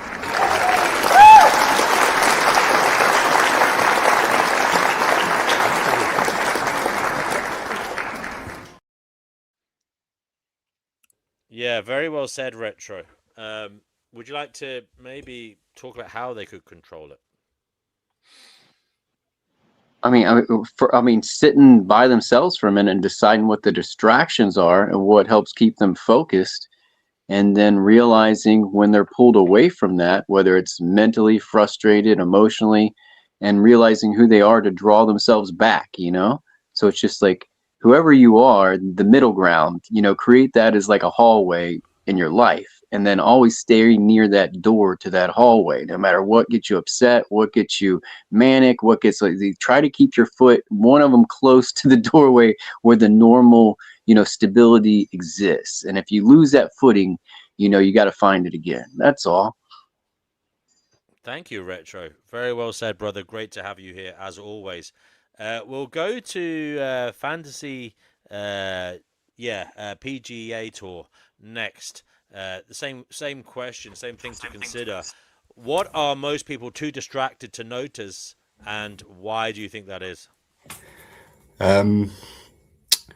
Maybe similar to Retro, but maybe a bit more specific. I think most people are too distracted to notice that the most meaningful thing any of us can do is seek God and get right with God. And I say that as an agnostic as well. Basically, I think if there's no God, then everything is equally meaningless. If there is a God, then the most meaningful act would be to get right with God. So I think, I think most people are too distracted to realize that, especially in modern society where fleshly pleasures and the like are presented as the goal, and religious and spiritual matters are sort of lessened within the culture. That'll be my answer. Okay. Very interesting answer there, Fancy PGA Tour. Now, as an agnostic person, how are you seeking God? Reading religious scriptures, doing spiritual practices that I see cross culturally, like fasting, stuff like that, meditation, prayer, doing all sorts of things. I had a period of 2 years of nihilism, so I understand what God not existing means or lacks meaning. So sorry, mate, I've lost my train of thought there. I do apologize. No, it's fine. It's fine. No, it's really interesting. Do you find you said that without God, there's just nihilism? Nothing means anything. You really hold that view, do you? Well, I think the only solution to that is we create our own meaning, and then I would just decide that my meaning is to wear odd socks every day. And under the materialist atheistic paradigm, that would be as meaningful as raising a family or anything like that. Because objective meanings obviously derived from God. It can't be derived from atheist materialism, as far as I can see. Okay. But basically, my argument's a bit like Pascal's wager, but just slightly altered. I get it. What was I going to say? Yes, that was it. How does an agnostic person pray? Well, I mean, I've recently read the Bible, so I mean, I'm sort of in that mindset anyway. But I pray as if God's there, right? But rationally, I know that maybe not. You know, I'm pretty much 50-50. I think the evidence is pretty much 50-50. I think if you deny God, you basically have to evoke infinite universes, which is equally as absurd as far as I can tell. So yeah, I pray as if he exists, but I don't live. Well, to be honest, in some ways, I kind of live my life as if God exists. It's just I don't really quite know how to describe it. It's not like a logical position I hold in my head. It's just I act as if God exists. I don't. Yeah, I'm still on my journey, so I probably don't have a great answer for you. No, I get it. I think there's a lot of sense in what you're saying, brother, and I'm more or less aligned with it in terms of. Yeah, it's good to act as if there's consequences beyond you, and they are extremely significant.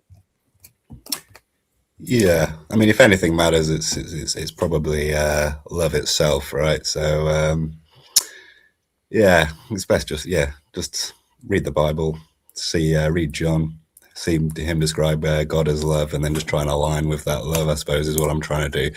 But again, I'm agnostic, so. I plan on reading a lot more religious scriptures, so we'll see where I end up.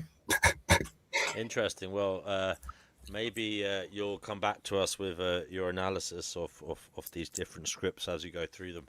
We would appreciate it. El Pero says, we don't pray. We thank the world for being, that we have a part in it. We are not alone. We are thankful for not being bound by existentialism. That's what El Pero says. Okay.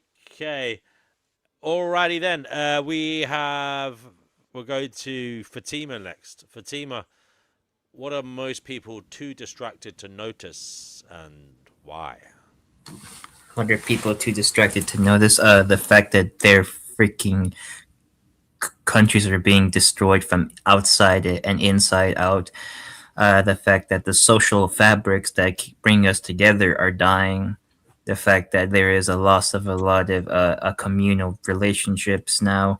There is, well, I argue they were never there, but the fictitious one that was there is now completely gone, and like people are very, very, very egotistical now. I'm no stranger to that, but like at least I'm self-aware that like I am like a pretty egotistical person, and like I keep my bounds. I keep my boundaries from other people who are even more egotistical and thus dangerous than me. And the fact that just general breakdown of all the things we once provided as meaning. You know, they're just breaking down, and no one seems to care. They're all just in their own world, and honestly, they act like the world revolves around them, so that eventually the world will get better because they think it will, and it won't for them because like they share it with other egoists as well. So like yeah, that's just my take though. Thank you for that. I think Peter, you already answered this question, didn't you? No, I didn't. Okay, go Not ahead, really. Peter. What are most people too distracted to notice, and why? I think the people who observe the light and then lie in the face of the light, behaving as if they don't observe the light, basically people who know that there is a being of God in their presence, yet they will gaslight that being in their face. What they do not know is that the being knows they're pulling on their energy. That being also has access to the Akashics and literally knows how they're watching him at all times. So I would say all the people who know who the light is, and you're observing and you're spying, and you know that there is a higher power or an energy beyond your hierarchy, don't assume that being doesn't know that you're watching and that you know more than you let on.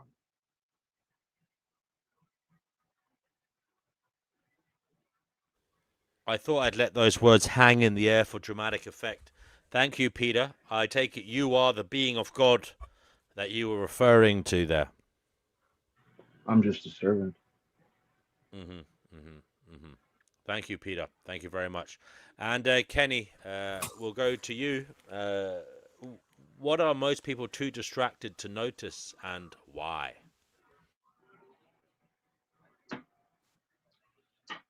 You're muted there, Kenny. Go ahead, you're unmuted. Go ahead. Well, there's a video on YouTube that I would like to share about that, actually. My God, here we go. Okay, go ahead. Yeah, fuck you too. Right, okay. Yeah, I know. Which Hitler speech? Touche. Don't insult Hitler like that. Oh, Touche. Shut up, Fatima. That's not funny. Go ahead, Kenny. Share what you want to share. Okay.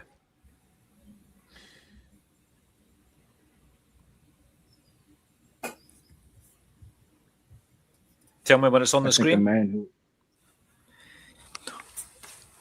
advocacy movement for yes, women yes. incorporates hatred of the male sex as an occult. Oh my God. Not the whole thing. How long is this? 14 minutes. Follows Is it?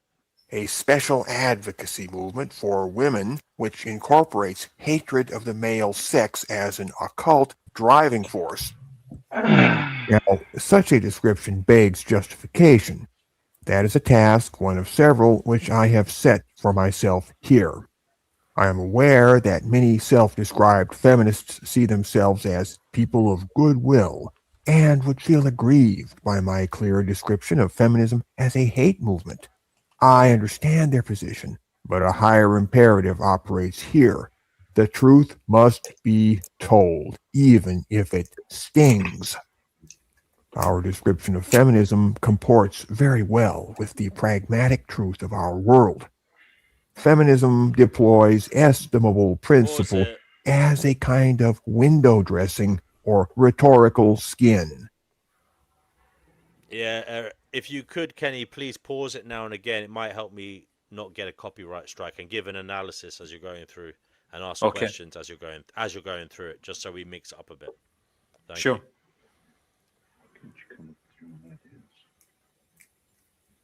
So do you want me to play it again? Yeah, but just bear in mind it's good to stop it now and again and ask a question or make a point. Thank you. Right, okay. So I'll pause it every 2 minutes, right? Does that sound good? Well, how long are we doing this? Yeah, it's a long video, isn't it? So our project It's only 14 minutes. That's not long. now is to peel back this skin and probe the concealed workings of the underlying organism. To begin, feminist ideology is incoherent. It has meant so many things in the mouths of so many women's advocates that it appears to mean everything and therefore nothing. but not quite nothing. Women's advocacy is a constant, even if a colloidal suspension of mutually exclusive things are advocated. Feminists themselves have admitted that there are many different feminisms, and I shall not dispute them. I believe they speak accurately. From feminists themselves, I have only heard one declaration that comes anywhere near to a coherent description of their movement, namely that it seeks equality between men and women. This desired outcome of sexual equality appears to be the sole wire connecting the many beads of women's advocacy. Otherwise, the women's movement appears to be a free-for-all, a scattered constellation of clutter with no particular center or perimeter. I say appears, and my choice of words is considered. The principle that feminism seeks sexual equality should theoretically. Okay, I'm pausing it, and I'm going to count to 10 and then press play again. What's your point you want to make, though, Kenny? Yeah, this seems just like another distraction. I don't know, I don't know what this is. It's the definition. Just pay attention. Just pay attention. No, I want to hear from you. Instill coherence into the movement. Yet, given that equality is an essentially contested concept lacking coherence outside the realm of mathematics, it can offer nothing better than mud beneath the mud. Equality emerges as a fuzzy, shifting object, one that can never be entirely nailed down because men and women can never be fully equal in every possible situation or every conceivable nuance of meaning which the word might be understood to convey. Consequently, the feminist party hacks can go on churning out new demands for equality until hell freezes over. A bottomless bag of tricks. So much for coherence. Our examination leaves only the earlier mentioned rhetorical skin, a mere surface coherence which, upon closer inspection, proves disingenuous. We end with a nagging suspicion that feminism preaches equality only for public relations' sake, while covertly meaning something altogether different. This altogether different something is what presently holds our interest. I shall contend that despite appearances, feminism is indeed organically consistent. However, the plan of this consistency cannot be clearly exhibited until we brush aside, rather brusquely, what feminists say about themselves and see the facts flat on with vision unencumbered by doctrinaire models of political discourse. From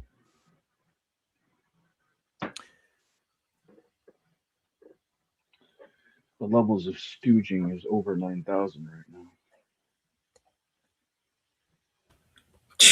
such scrutiny, a picture emerges.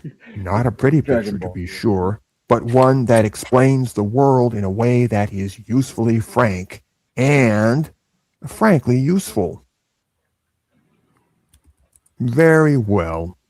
Feminism occults or hides its true nature by what we shall term cognitive fragmentation. Cognitive fragmentation means that feminism pretends to be many different things, so that the controlling core of the movement appears to be just one kind of feminism among many. This follows from our earlier statement that feminism lacks coherence. Rather, it embraces many conflicting particles, which by logic ought to exclude each other, and yet certain binding forces prevent the mass from flying altogether apart. These binding forces keep feminism compact enough to operate as a political entity on the game board of power.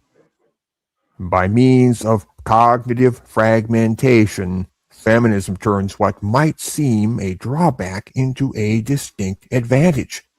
Cognitive fragmentation means that feminism appears to be this, and this, and that, and that, and that other thing over there, too. No end in sight.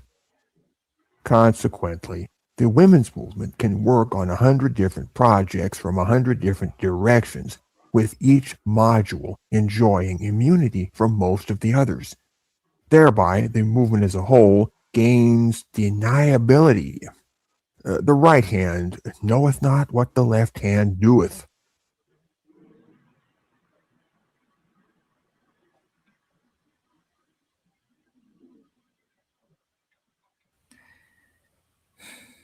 Or else pretendeth not to know. Yes, feminism harbors many schools of thought and shades of opinion, many sects and coteries. Often these appear harmless when their adherents are challenged regarding the occult nature of feminism as a whole. They can easily pass the buck by declaring, "Oh no, I'm not that kind of feminist." A perpetual round robin of "they went that-a-ways." The radical feminist bad guys, so it appears, are always just over the hill. Then they're over the next hill, and the next. Yes, the world contains many kinds of feminism, some better, some worse. And it contains many kinds of feminists. What's the point of this? We could measure the feminist population purely as a cross-section of human nature, without even taking ideologies into account. And a reasonable thinker might well expect to find, somewhere in that woodpile, a veritably bad feminism, along with a number of correspondingly bad feminists engaged in its practice. This does not broach the borders of the fantastical. To suppose that such bad feminists veritably do exist does not warp the strictures of probability by a single iota. It is critical to understand that feminism did not float down from heaven on a gold plate. Feminism is, by every measure, a product of the human condition on planet Earth, complete with the trimmings you might expect. The dirt, the deceit, the sham, the shadows, the smoke, the mirrors, and all the rest.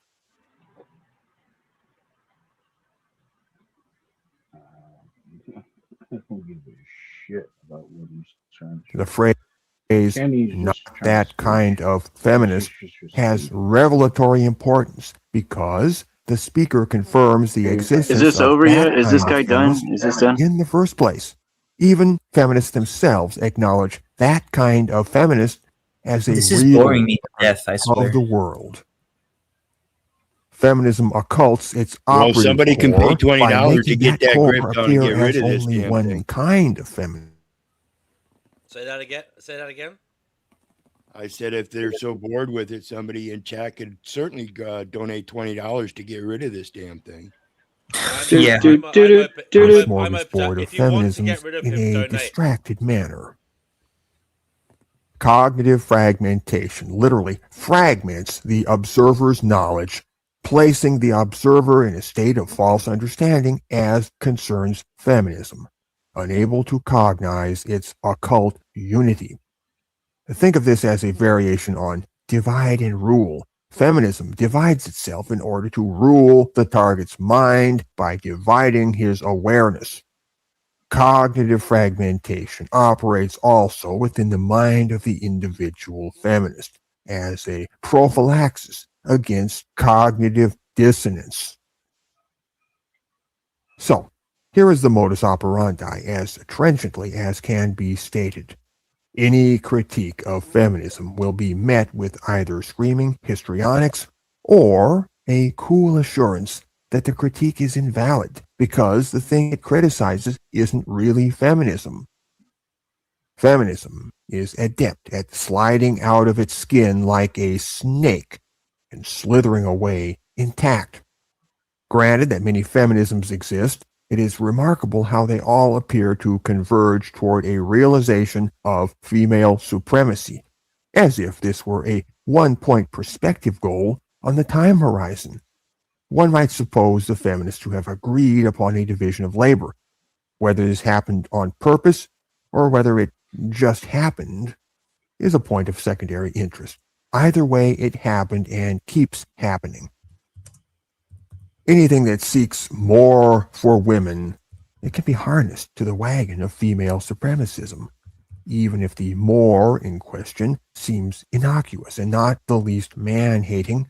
It can theoretically put women in a stronger position, which marks a step closer to the goal.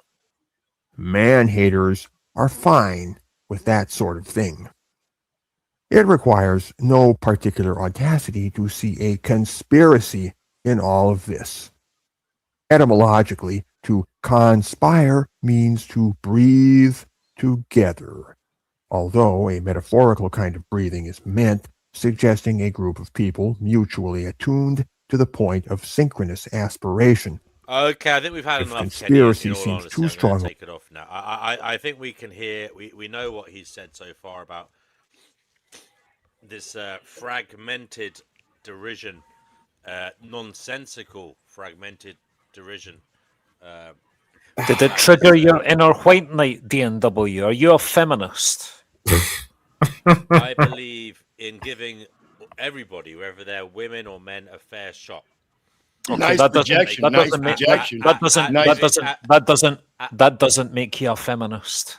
At living their best life. Yeah, no, sorry, that's no feminism. What's your issue with feminism, Kenny, rather than the video? What's your issue with it? Yes, your opinion.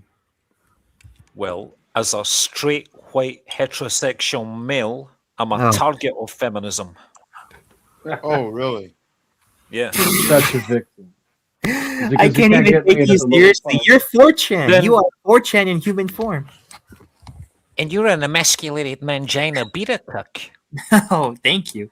That's why you go to ad hom character attacks. See, that's the epitome of a beta. That's selective memory. You're forgetting I've been the target of ad hominem attacks. Well, yeah, well, rightfully so. Well, you see, you're a fucking retarded cunt. Go shut the fuck up and die, please. Well, what's the value? What's the value of an ad What's the hom? value? What's the value? Do you know what? Exactly. I don't You're even the want to one hear that anything you've got to say. You're a fucking arsehole. Go fuck yourself. You're the one that sounds like a feminine bitch. That's what I'm trying to point out. Yeah. Who's triggered here but you, Kenny, because you literally told someone to Fucking die. WWE slap down right there. Silence, no response. It doesn't get no better, boys. Thunderdome. 1, 2 go in, 1 comes out. You know, I got a little ditty about that. I'll go grab it real quick. Be right back. Mm. I'm gonna coin a new word right now. It's called thunderdoming. It's when a beta gets so insecure he needs to throw ad hominems to other people, but then when they come back to him, he can't take it. I'll probably do that the least out of everyone on this fucking panel, to be honest. Whoa, whoa. The fact of the matter is, everybody throws ad hominems at other people. Yeah, everybody. And anyone that tells you otherwise is a fucking liar.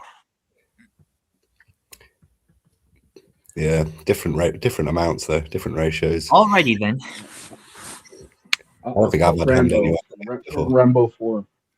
I'm just gonna quote Rambo from Rambo 4 about that, Kenny. When you're pushed. Hey, DNW, I dropped a link in the back.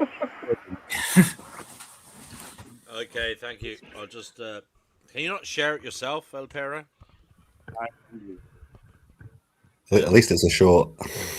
Wait, is it short? Okay, let's see. I'm gonna see. It says short in the URL. It's all good. It's all good. Okay. Thank God.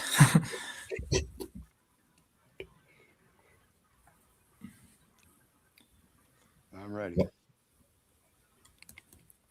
You're ready, okay. Right.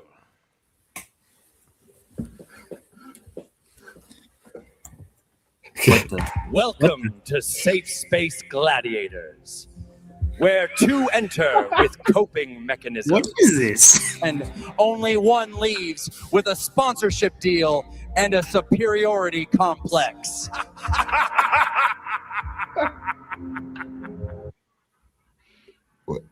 Oh, that is so Thunderdome, bro. Oh, That is was beautiful. that was funny actually. That was actually pretty hilarious. I'm not gonna lie.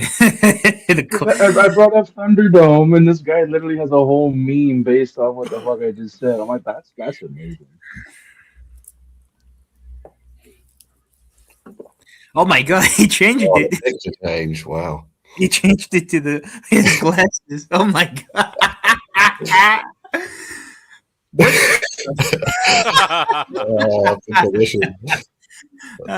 the fuck? Oh shit! It's Al. Scarface. This is the Finding Gnosis show. What the fuck? If you would like to join the conversation, please click on the link below the video now.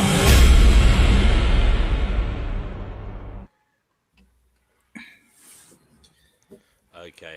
Thank you, Alvaro, that was a nice for providing some Well, light relief. that's at a time certainly when we most needed it. made things a bit better. Yeah, I like that. Well played.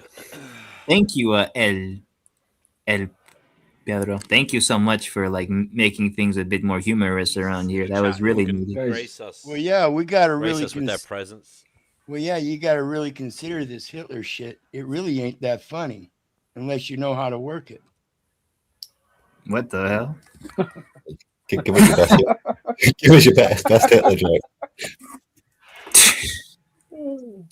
I feel like El Perro just.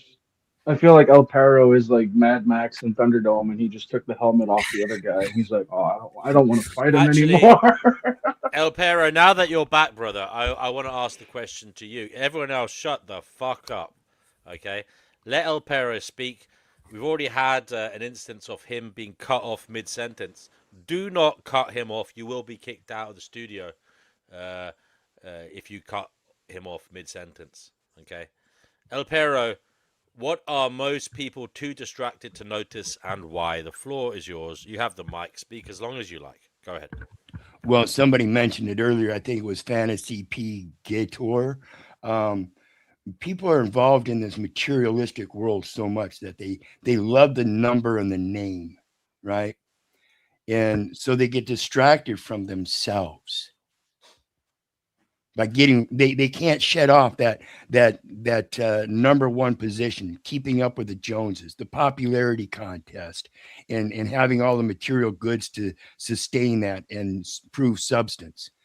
When we're really none of that. We're really the spiritual being encompassed by this flesh and blood body in this world.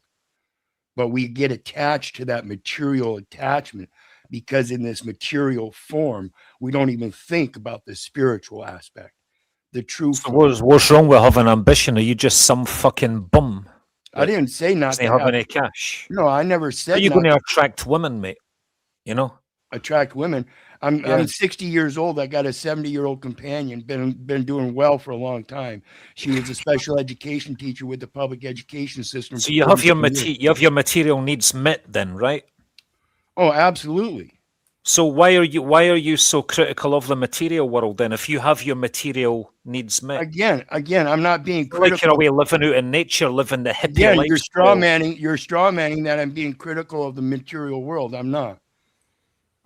What I'm being critical of is the greed and gluttony. Just 1 second, guys. I'm going to move everyone backstage, not for the whole show, just for a few minutes. Let these two guys go at it and talk to each other with the hope that they can reconcile and reach a peaceful conclusion. See, it's the material world that people are getting attached to that's distracting them from their spirituality itself. And this is in many people, including Hitler. Understand, Hitler imposed Christianity, right? In that posing of Christianity, they are founded on Judaism. In that simple, basic concept, why would you try to oust the very people that you were founded on? See, in the world of Israelites, it was the house of Judah that came forth and was the speaker for the 12 tribes of Israel. And this is in context to Romans 2:14, where it says the Gentiles who did not have the law, but did in their nature what the law said without having the law, are a law unto themselves. And this is because even in their true nature, they had the spirituality of the 12 tribes. And that's what people are distracted from, by the materialistic world.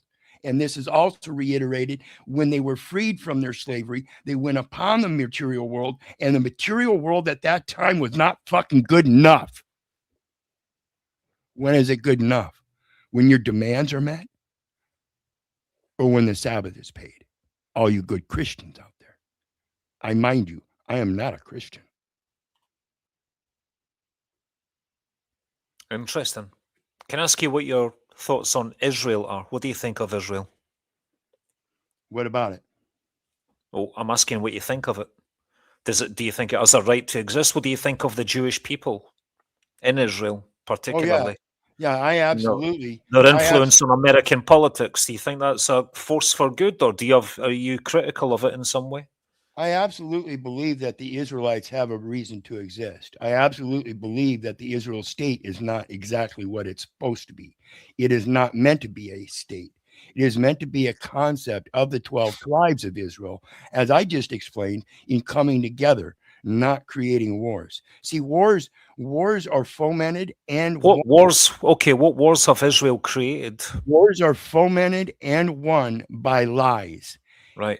This is my. Can you tell me which wars Israel has created? And this is my understanding of all the wars that Israel have been involved in have been defensive wars, from constantly being attacked by countries that are surrounding it. And this is my position, that the little lies that people partake in are what the wars are all about. So if somebody starts a war, it doesn't matter who started it, because now you have all these countries that are involved, and they're all lying, including Israel. Period. So Israel is not allowed to defend itself against the aggressors who started the wars against it. Is that what you're saying? To lie is a defense? Go read The Art of War. Well, what's Israel lied about? Tell me. I'm not going to say anything that they've lied, because both sides have lied. I don't believe either side, and I'm not going to pinpoint either side. Okay, fair enough. I don't take those sides. Okay, I know right. me, and I'm not involved in it, but what I will say is I see both sides lying. If the rest of the world can't see that, then maybe the rest of the world is part of the problem. Because independently, I see both sides lying. I see both my mommy and my daddy lying to me all my life. Same with the World Forum. I see everybody that's lying. So if you know that they're both lying, then I'm presuming that you know what the truth is then. So maybe you can tell us what the truth is. The truth, again, is, as I stated, I believe in the Israel people have a right to exist. The Israel I wasn't asking what you believe. The Israel state itself is the lie. I don't care who created it. Now the Israel people are involved in the lie that there is an Israel state. Not right. That is false. Prove it. Right. So you don't think that Israel should exist as a state, no? Not as a country. Correct. Right. And what's your solution to this? Does it not say in Leviticus 25, verse 25? Are you a Christian, sir? I'm an agnostic. Okay. So for all the Christians out there, this is pointed out in their scripture, and I believe it holds true in logic and reason and around every nation on this earth, no matter what the religion. Even the natives on this very land said, we do not belong to the land, or the land doesn't belong to us. We belong to the land. When the white settlers tried to sell it to them, they giggled and laughed and said, yeah, okay. Right? So Leviticus 25, verse 23, or 23, verse 25, verse 23 says, the land shall not be sold forever, for it is mine, and ye are strangers and sojourners with me. So just like, again, the natives, they traveled. They went back and forth. And yes, they claimed territories, but they never created states. They acted completely in their true nature and their true spirit, without the materialistic realm being the burden and taxation upon the rest of society because one man wanted more than the other. Okay, can I ask you a question? Is it just the country of Israel existing that you're against? Or are you against the concept of all countries and nations existing? Absolutely all countries and nations. Are you No familiar country with, should exist in your opinion, right? are you correct? Are you familiar with a guy named Gary Davis? Walked into the UN in mid conference and interrupted their conference, and it was in 1949, I believe. He came out of World War II, went into World War II as a faithful patriot. Found out these wars are nothing but commercial wars for the corporate oligarchs. And when in 1948, one of his friends expatriated from the United States, he did the same thing, except he did it in an unusual fashion. I suggest people go read about him. Gary Davis, the man with no country. And which country are you a citizen of? None. You're not a citizen of the USA, no? No. You don't live in the USA? No, I do not. Oh. So where do you live? I live right here. Okay. All right. Thanks for that.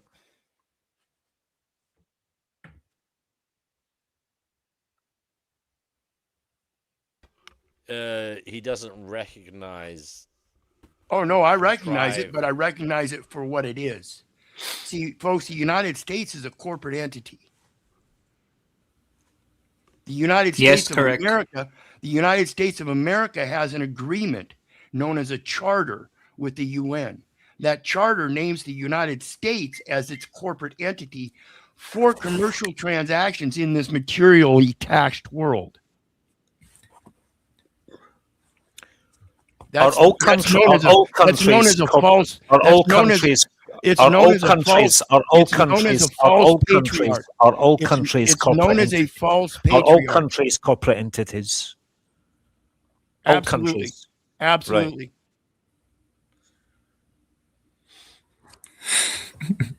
You have to have a corporate charter to engage in this political and legal system for commercial purposes. It all goes back to maritime law. El Paro shows an in-depth wisdom on that fact.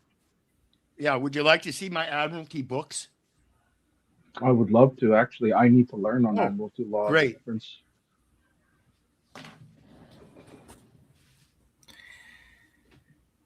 Let's go back to the subject on 9/11. I want Fatima to embarrass herself again. That was funny. See, you were seeking the embarrassment of others. You're not looking for knowledge, truth, information. You want a got you moment. No, I just found it funny. It was entertaining. Yes, you like trolling people. Nobody was listening. Yeah. Well, there's nothing to learn with you, Kenny. There's nothing to learn from you, Kenny. No, it didn't. Yes, it did. I didn't learn a single thing from you, Kenny. All I heard was stooging and jargoning. I'd love to learn an original idea from I've not learned anything from you either. You're full of shit. You know. I sure doubt that, because you've literally repeated and quoted me many, many, many times. I left an impression.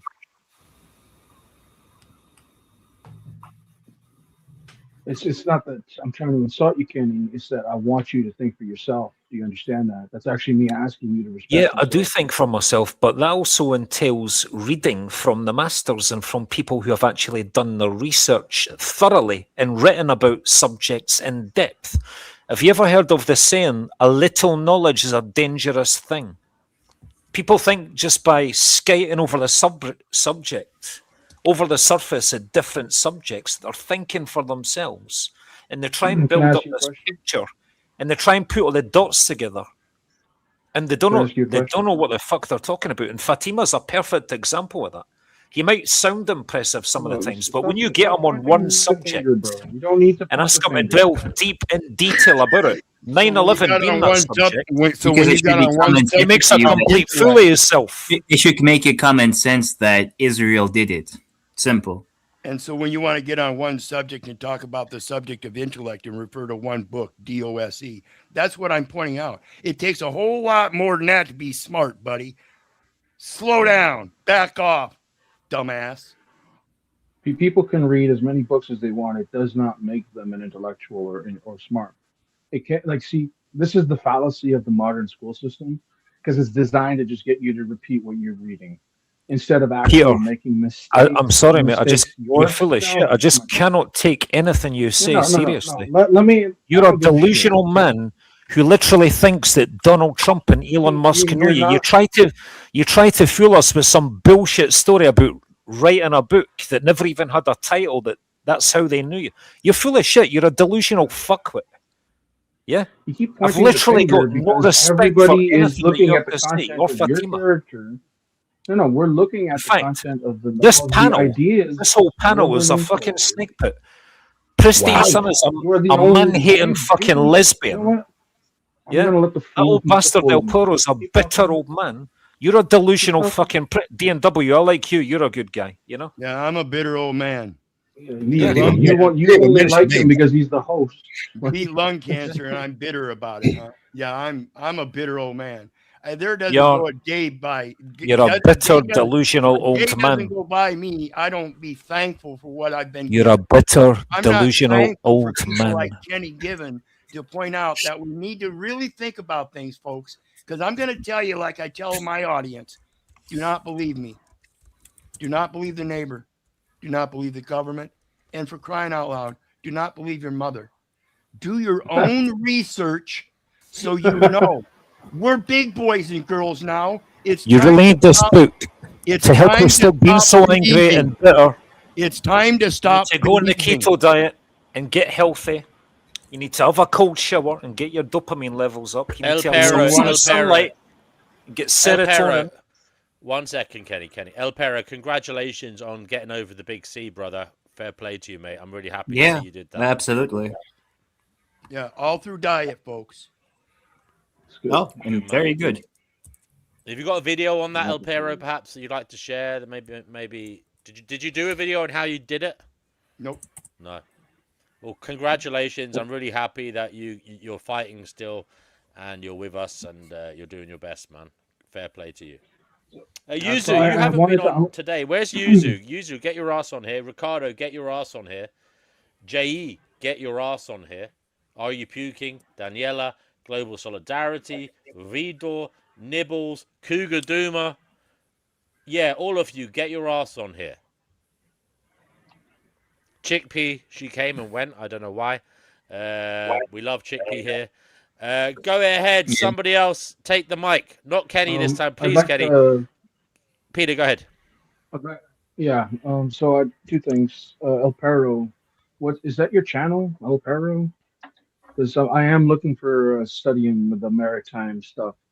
Because I know on a skim level the corporations and all how that some countries operate that way, but I'm not an adept. I'm not even a journeyman when it comes to understanding maritime law. So do you have resources on your channel for that? Well, yeah, I've got over 1,400 videos on that channel, and most of it is in regards to the law, but it's just my personal journey as I go through it and stuff. And if you ever have any questions in relations to your particular situations, feel free to reach out, and I'll show you how to do the research on it. Because again, folks, do not believe me.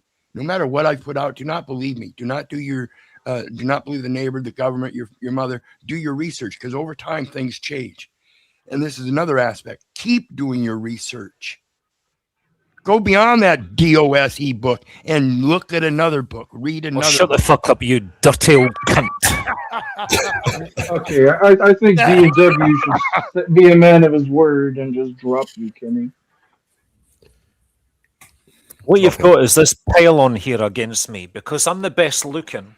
I'm the most articulate. Well, I'm and the you most know, You photogenic. called me a fucking The narcissist. film war, lighting, you know. And I'll point I'm the something out. I'm the Luke Smaxer. I'm the pinnacle of masculinity. And I'll point something out. People talk You about, stupid man. I'm the straight white male. and you I'll know? point something out. You're a fucking straight man. It's at times like this. I'm the Donald Trump my lord. supporter. My man's in the White House. I'm on the right side of history. No, you're not. So The rest of you are a No, bunch you of make fucking you make white straight losers. men look so bad. It makes people want to become when we- gay just to get away from it. So when Like, we think come about the on. term, toxic feminism and toxic masculinity, this is any given, and this is toxic femininity in its proper place in a man. See, women are men Okay. are not. So this is the epitome of toxic femininity. There. You call me fascist, racist, Oh my God, here we maybe, go but again. I'm just a right-wing bastard, baby. So listen while I sing the praises of Donald Trump. I don't like feminists or radical lesbians, honey. I like making profit and the right to worship money. I say what serves me, call it truth, call it fate. Never test the mirror if the mirror complicates. I like markets holy and the foreigners kept far away from taking over what is rightfully mine. Freedom means I win and someone else must pay. I build my little gospel out of comfort, fear and pride, then call it common sense. So I never look inside, because I'm just a right-wing bastard, baby. You call me fascist, racist, maybe, but I'm just a right-wing bastard, baby. So listen while I sing the praises of Donald Trump. I am Kenny Given, I am Kenny Given. William Wallace risen with a flag and a mission, sent forth once more to save the crown and the clay by handing Scotland and the United Kingdom over to the USA. We must become the 51st state. We must become the 51st state. Born in this land, but my soul's in Mar-a-Lago, kissing the ring in the courts of my heart's cargo, because my heart beats red, white, louder than truth for Sir Donald J. Trump and the kingdom of what is right and proper. Because I'm just a right-wing bastard, baby. You call me fascist, racist, maybe, but I'm just a right-wing bastard, baby. So listen while I sing the praises of Donald Trump. I back hearts hard and I spit on hibs. Couldn't give a toss for your left-wing fibs. Maroon in the blood and bile on the tongue. Raised on spite and a war drum sung. I sneer at the lot with their lipstick. Rainbow flags and lame scripts. Call it truth while the mask still slips. Half football creed, half culture ward. All noise, no thought, but I still want more. I don't wank, I don't waste my stock. Mid-40s look max, still built like rock. Discipline, vanity, spite and spite.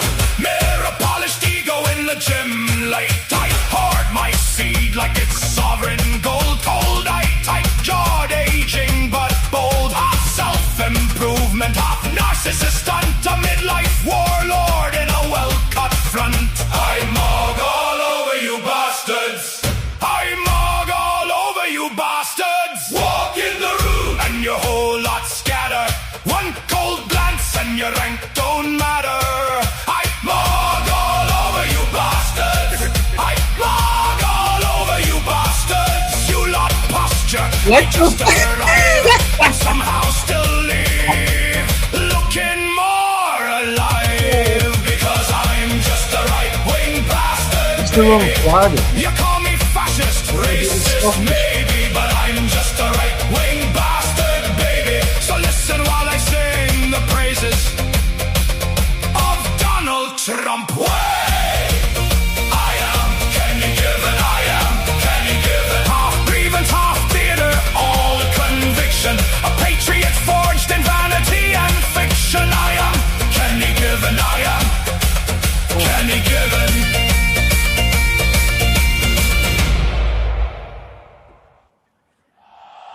And he played it up just like an actor.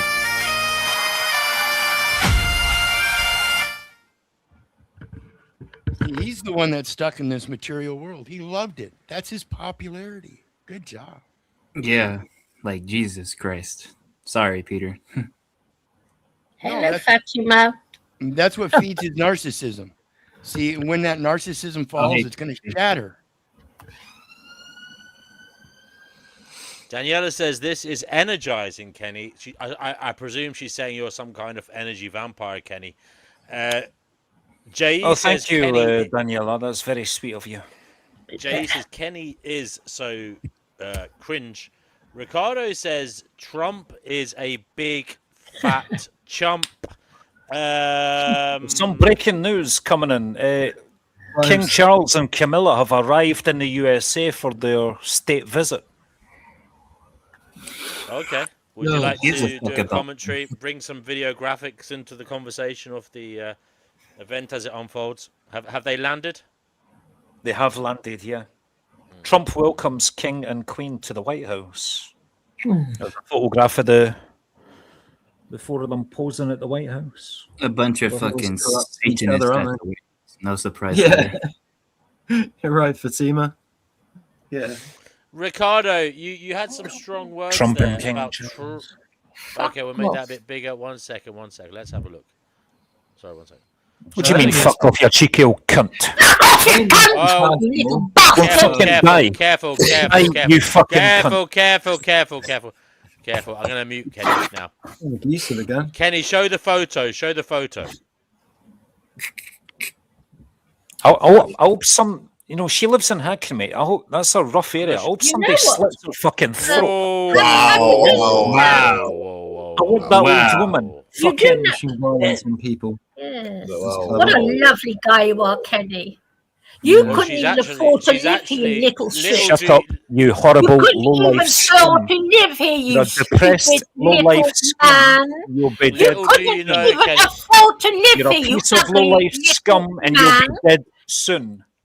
Kenny, why do you care about marriage? Low-life piece of you'll be dead soon.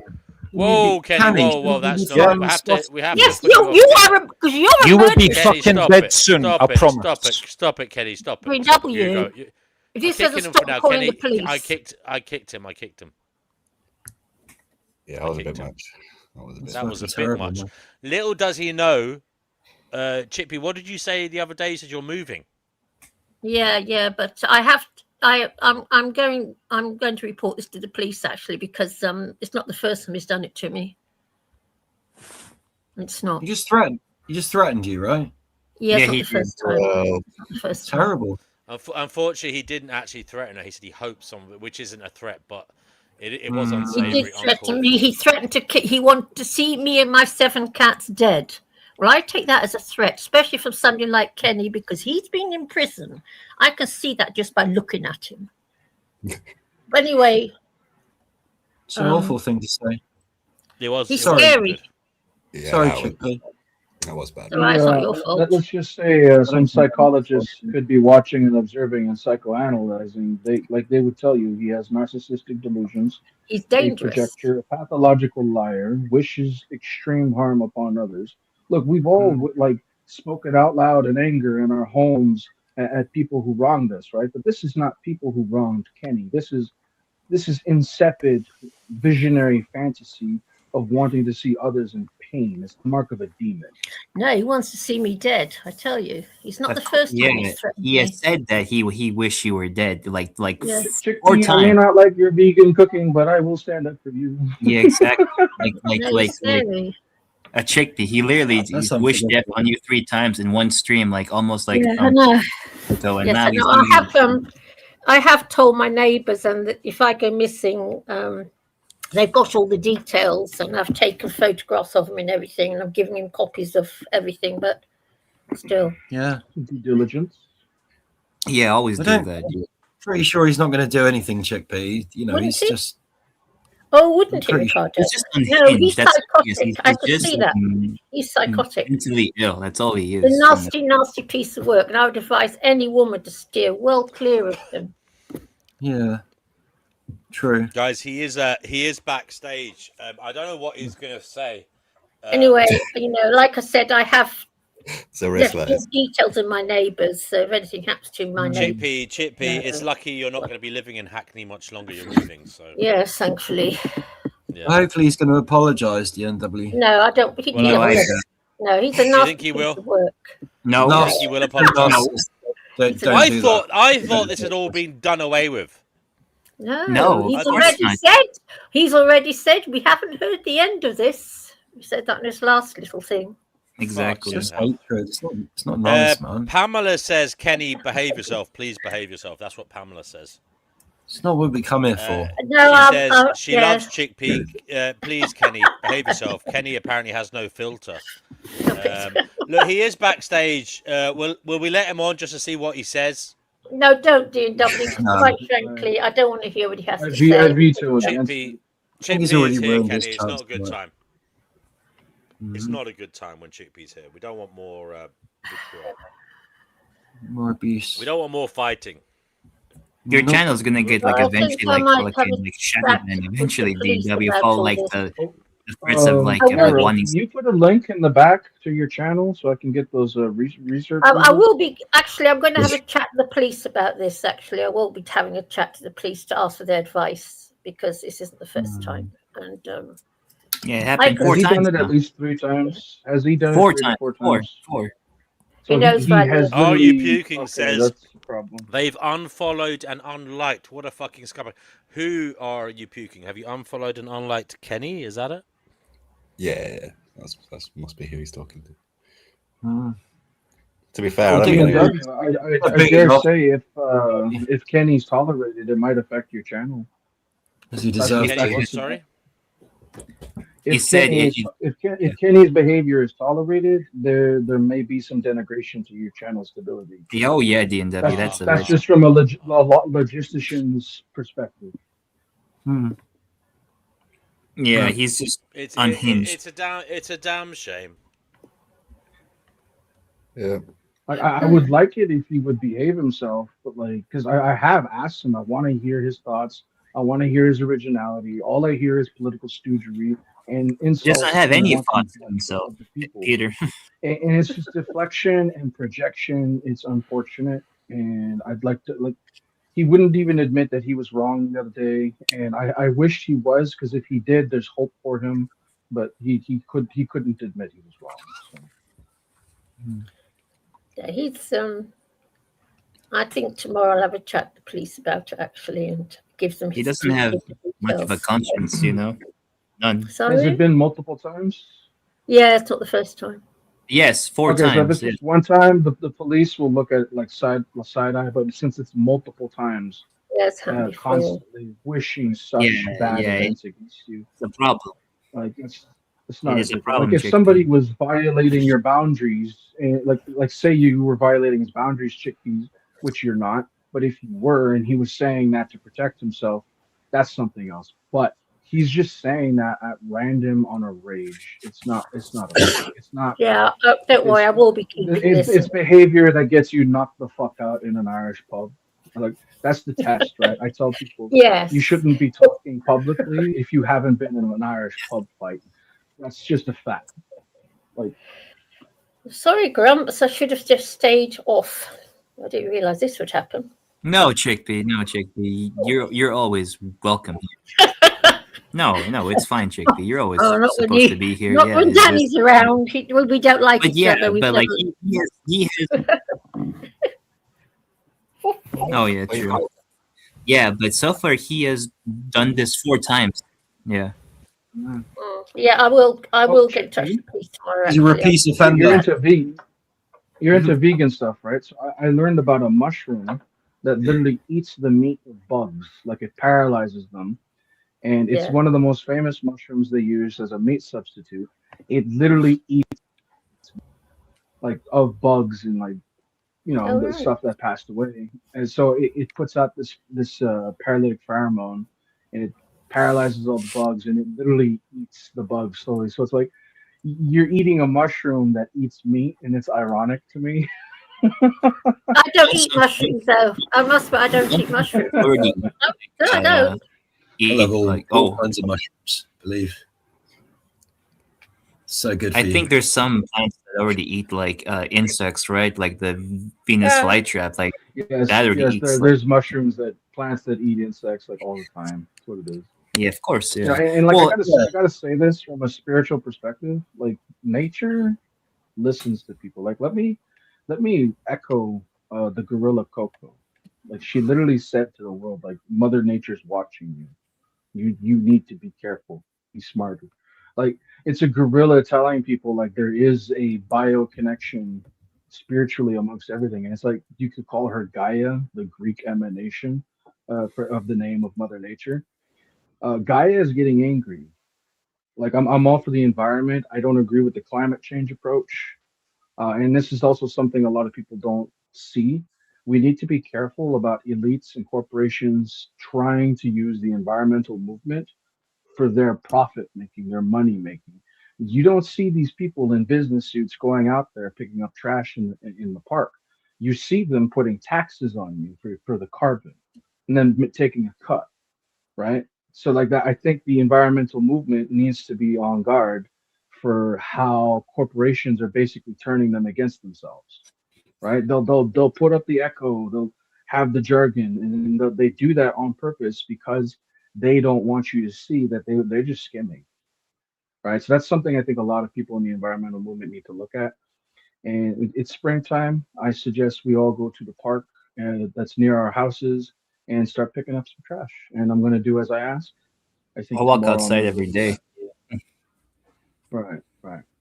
Hey, if ever, it's I like the Earth Day thing where everybody picks up a bit of trash, because it's springtime. Like I live in Canada, right? Sometimes garbage piles up, and then it's spring, and then there's trash in the park sometimes. So I've been a little lazy on going to do that myself, but I'm going to follow my own words when it comes to that, and I'm going to go pick up some trash tomorrow. I'm going to definitely make that a thing.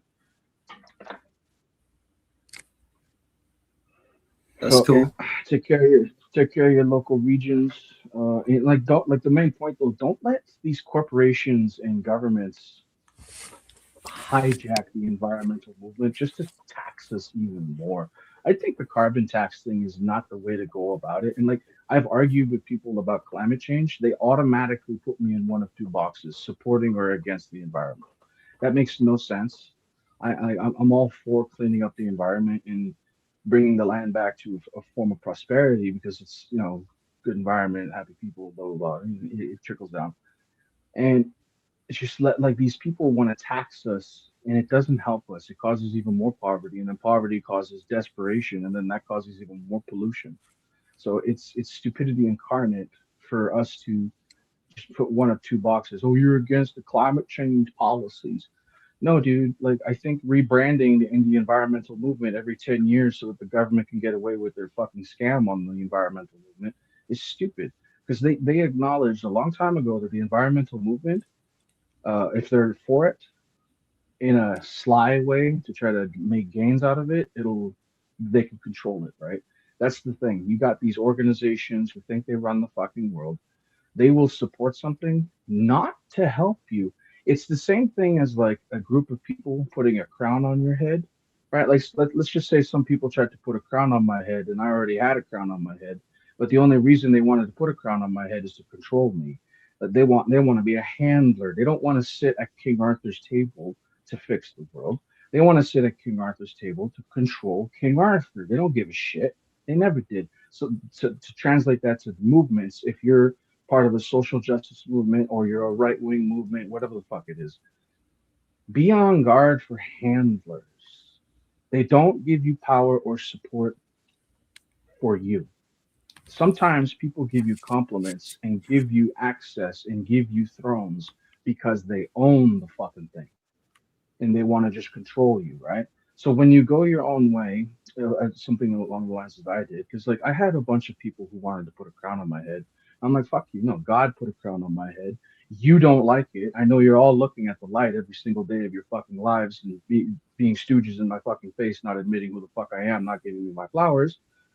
But I can deal with that. I don't. That's the worst thing. All these different organizations, be they businessmen, warlocks, or regular fucking civilians, or even gangsters, if you outright tell them, I do not need your validation, or whether on a movement level or an individual level, they will freak the fuck out because you have freedom. Your movement can't be hijacked. Like, because say I wanted to start a nonprofit, if somebody invests in that nonprofit, right? Like an organization, they say it's a nonprofit to help children to save them from child trafficking.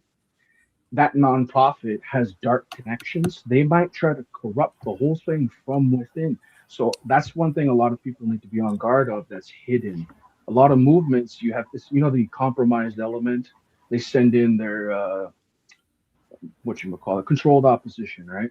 That's how they do that. It's infiltration. Like, infiltration is the game of all these cults who think they run the world, whether it's business, movements, gangs, anything. Okay, so you got to keep an eye on that. And so when somebody's being a little too fucking nice for you, be on guard for that. If when, like, I saw a video recently, this guy said, if somebody makes you feel clever, be careful, because they want your guard to be lowered. They want to infiltrate. It's what it is. And if they infiltrate, keeping it back to the environmental movement, look at the environmental movement. It went from people actually wanting to bring up solutions to just governments taxing us for carbon. They turned the environmental movement into an excuse to tax the people even more. The working class is suffering for it now. So it makes no sense to me. That's my argument right now, that people did not see the scam, right?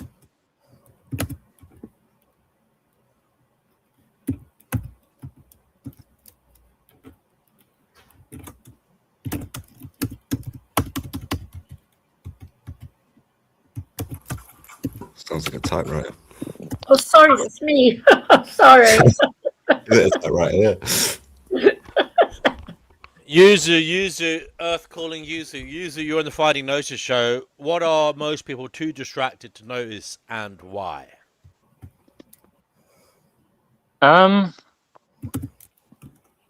suppose most people are distracted because of like mobile phones and stuff. What are they distracted from? Shit, pretty much. To be honest, I'm looking in the chat. To be honest, and I'm too kind of curious of what went on with Kenny. To be honest, yeah, I was watching the stream, but my phone ran out of batteries, and the last 10-15 minutes haven't really catched up with what went on. So, well, if I may, in terms of the chain of causation, I know that Chickpea, you'll admit this, right? Where are you, Chickpea? Are you there? Yeah, I'm here. Now, in the past, you wished Kenny would die, and you wished. No, I didn't. No. I've called him a stupid man. I thought you said "fuck off" and die to Kenny, and you've said the same thing to Noodles before, haven't you? I've never said fuck off and die. I've said fuck off, but I haven't said fuck off and die. I don't recall saying that, but if you say I have, then I must have done. I don't recall it. I must admit. No, I wouldn't make that up, Chickpea. All right, darling. Okay, fair enough. Now, But the then thing send is, it you to only me. you only said it once, Chickpea, right? And the thing is, Kenny. Ever since then, Kenny has been saying it to you, but he said it multiple times now. And Kenny, brother, the ship has sailed. I would say you can let go of that now. You don't have to say that. You didn't have to say that tonight. We have moved on. It was tit for tat in my view way back, but now, Kenny, I would say, brother, you're carrying the flag for this, as in, like, you're the one who keeps stirring the pot, keeps this going. Also saying where she lives prior to am I wrong? Yeah, I'm scared. The thing is, he knows where I live, and that's the problem. He knows where I live. Yeah, the fact that he said he says she's pure evil, and he has proof to back it up. I mean, I don't know what proof he's on about. What the fuck? Sorry, I'm I mean, going. I don't. Can I Chickpea, shut my it's screen? all right, darling. It's all right. It's all right, darling. It's all right. I didn't even By know the way, where Kenny, Chickpea lives. Kenny, Chickpea is our friend. She's a 71-year-old woman. Yeah. Come on, brother. Come on. Fuck's Respect sake. your I wonder elders. what proof he has that I'm evil. That's an interesting one. Fucking psycho. I have no I idea. think he's stalking I you. do wish, like, look, if you felt slighted, Kenny, you've had ample opportunity, and I would say you've done it by now. You've more than equalized. You know what? in terms of your throwback comments towards her. You know what? There's been much coming from you towards her now to say that, I would say it's on your side now. The toxicity is coming from you. He calls himself a man. And he's making What threats is that to noise, little old by the way? lady. What is that noise? Oh, I'm sorry. Sorry about If that. he says to man, Yeah. he's a bloke threatening a little old lady in her 70s. And he Yeah. calls himself a man. I don't think so. Because no man would do that. No man would even bother with an old dear like me. That's the sad, brutal reality of it. Yeah. I mean, he's obviously very triggered by something you've said to him or something you stand for. Because I just don't know what to. I'm flabbergasted. I am flabbergasted. Yeah. Well, I'm flabbergasted that I could actually upset a fully grown man like this, to be honest. He's supposed to be a fully grown man. Now, Going out Daniela says it is puzzling. It is puzzling. Pamela says Kenny always dies in South Park, Chickpea. If that's any consolation. If that's any consolation. Why is this always sorry about the noise earlier. I'm sorry, but I Now, just guys, he is backstage. Chickpea darling, do you think we could put you backstage, sweetheart? I don't want you to have to face the monster, as you call it. Do you think we can let him on and just grill him as blokes and see what he's about? Yeah, let's fuck him up. Is that okay, Chickpea? Yeah, I'll go backstage. Go on, put me backstage. And then we'll ask him, why can't he just let it go? Why can't he just let it go? He needs to grow up and grow up. Chippy, as part of the mediation process, Chickpea, yeah, going forwards, could you agree not to say insulting things about him as a person? You can talk about his ideas, but don't call him a silly little man. Don't criticize the way he looks, the way he talks. He's supposed to be a fully grown man. For goodness. No, hold on a second. Hold on, Chickpea. I know you're saying that. But even that could be misconstrued as an ad hominem attack on him. Goodness sake! Saying he's supposed to be this. I'm a 71-year-old Chickpea, look, I'm trying to provide a reconciliation service. I'm also trying to help people be sane. Okay. Yeah. I tell you, T&W, he knows where I live, and I've got to be very, very careful because I believe he's capable of murder. So there you have it. Anyway, throw me off now. My advice, Chickpea, to you is don't provoke him. Don't provoke him anymore. Names, and I'm going to ask him to do the same, never to call you a name again, Chickpea. Well, I won't be next time. I'm going to ask something. I'm going to ask something else, guys. I'm going to ask something else, all right? Because this is both of you have done it. Chickpea, darling, you only did it once, but he has done it too many occasions. Like, he had a right to reply. I'd say that he had a right to reply when you criticised him in a kind of over the top manner. But the truth is, on the scale, it's not balanced at the moment. I would say it's erring too much towards Kenny being overtly aggressive and the antagonizer. I'm scared of him because he knows where I live. I would say the issue was done and dusted eons ago, but Kenny has chosen to keep it going. So I would say, going forwards, if there's going to be any parity here, if there's going to be any peace going forwards, I would say there's two simple rules here. Neither of you are allowed to insult the other again. Insult the other person. So don't insult anything about the person. Now, you can talk about their ideas, okay, what they're saying, but not about the person. And please, clearly, never, ever, ever, ever wish death upon the other person. That's he said something quite nasty to me just before Chippy, I know you're a lady of honor. Now, Chippy, can you agree to those two rules? And then don't worry, I will never come on here again when he's here. You don't have to worry about that. No. Aside from that, Chickpea, I also want it to be the case, whether the person is on or not, that like, for example, I won't mention his name ever again. And don't even allude, because he's done this before. He's alluded to your existence with derogatory terms such as witch or whatever. So I don't even want anything that could be easily misconstrued or points in the direction of the other person to come from your mouth or his. I don't want any of this shit anymore. Well, I don't want it either. Darling, I know that. Okay. So I've got a man. Let's see. I've got a fully grown man threatening me. I'm a bloody 8-stone little old lady. Darling, believe it it. wasn't nice what he said. There's no one here could say what he said tonight was nice. Whether it was a threat or not is another thing, because he did say he hoped someone else. It was indirect in terms of like he said he didn't say he was going to do it, but he said he hoped someone else would. You could make an argument that he was inciting hatred or he was encouraging someone to do something. You could make that argument. Whether that would be accepted is another issue, but. You can't say he was saying that he was going to do it, but you could say he was inciting negativity towards you. You could say that, but whether that would be accepted is another matter. Now, so Chickpea, going forwards, this issue to me is tiresome, bothersome. It's pointless. It's going nowhere. Yeah. It's hateful. Yes, it's detestable. It's awful. I shouldn't have come here this evening. I knew I shouldn't. No, you're welcome. You're welcome here. You're welcome. You're always we welcome. We love you. We love you.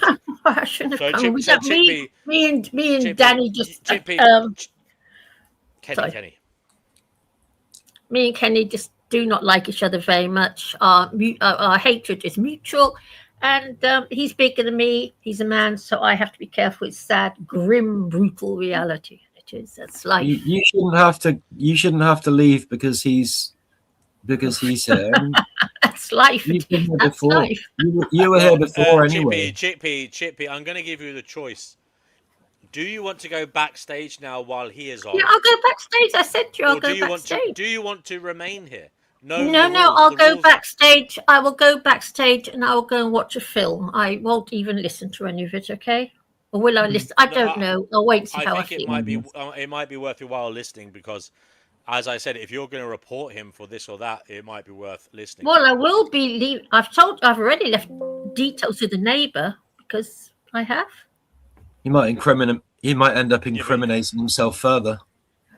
Never know. Yeah, let's do it. Okay. Okay, we'll let him on. We'll let him on. Chickpea, you have the right to remain in the conversation. So, chuff me off. There you go. Okay. Now, Kenny, brother, please. You know that you heard the rules. Don't insult her person. Please don't wish death upon her. Can we move forward in agreement that won't happen again? She has agreed to it. Now, that's all I want going forward because this can't happen anymore. It's too much. We're sensitive souls here, Kenny. Well, I wish death on my enemies, of course. I wish death on Fatima, Pristine's son. Hope somebody slits their fucking throats as well and burns them. I don't have any enemies. Because they're my enemies. Thank you. I want them dead. Hey, no, thank you. You're just revealing yourself, anyway, bro. DNW, can I show you some evidence that Chickpea is, by definition, objectively evil? I have it right here. Can I share my screen? Love to hear this. Yeah? You're like the one. Pamela says she is so fond of Chickpea. You're lovely, Chickpea. We love Chickpea. We love Chickpea. So, Chickpea Kenny, is tell us what it is. Show us what it is. Is it a video? Okay, right.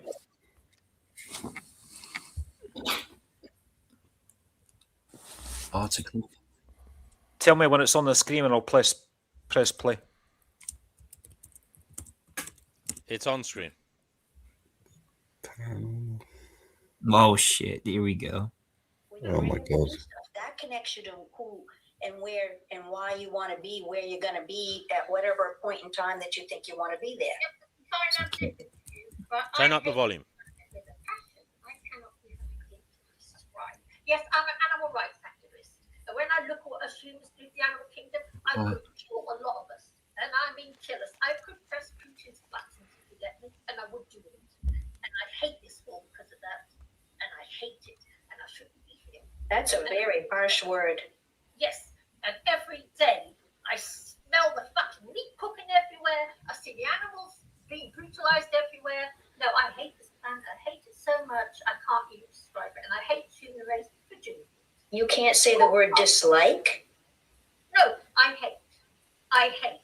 Yes, it's come to that. That is so far from who we are as in our essence. That's. Do you know that hate is evil, though? Oh my gracious sake. I must like a person who goes around slaughtering cows all day long. I must like that. And the person who eats them, of course. why I hate here, but I'm different to most people. I admit it, I've always been the same. I used to go out the streets and rap and rave, and it's always been the same. That's why I hate here. That's why I'm talking here, because I've heard people say they're vegans. Okay, well, I will join in then. I'm sorry to shout, but it upsets me. I should not be here. I hate this planet. And I tell you, Putin says he wants to see the UK under siege. Well, I hope he doesn't. And I really hope it. I better go find sex. Bye, everyone. Bye, Grumpy Guts. Take care. Bye. Have a happy evening. Okay, see ya. Happy dreams, chick. You know what I have. Well, I'm just going to hook up my oxygen tank and my scuba diving gear. Yeah, look for the Marcus here now as well. Hello, Brother Marcus. Is there anything you'd like to add, brother?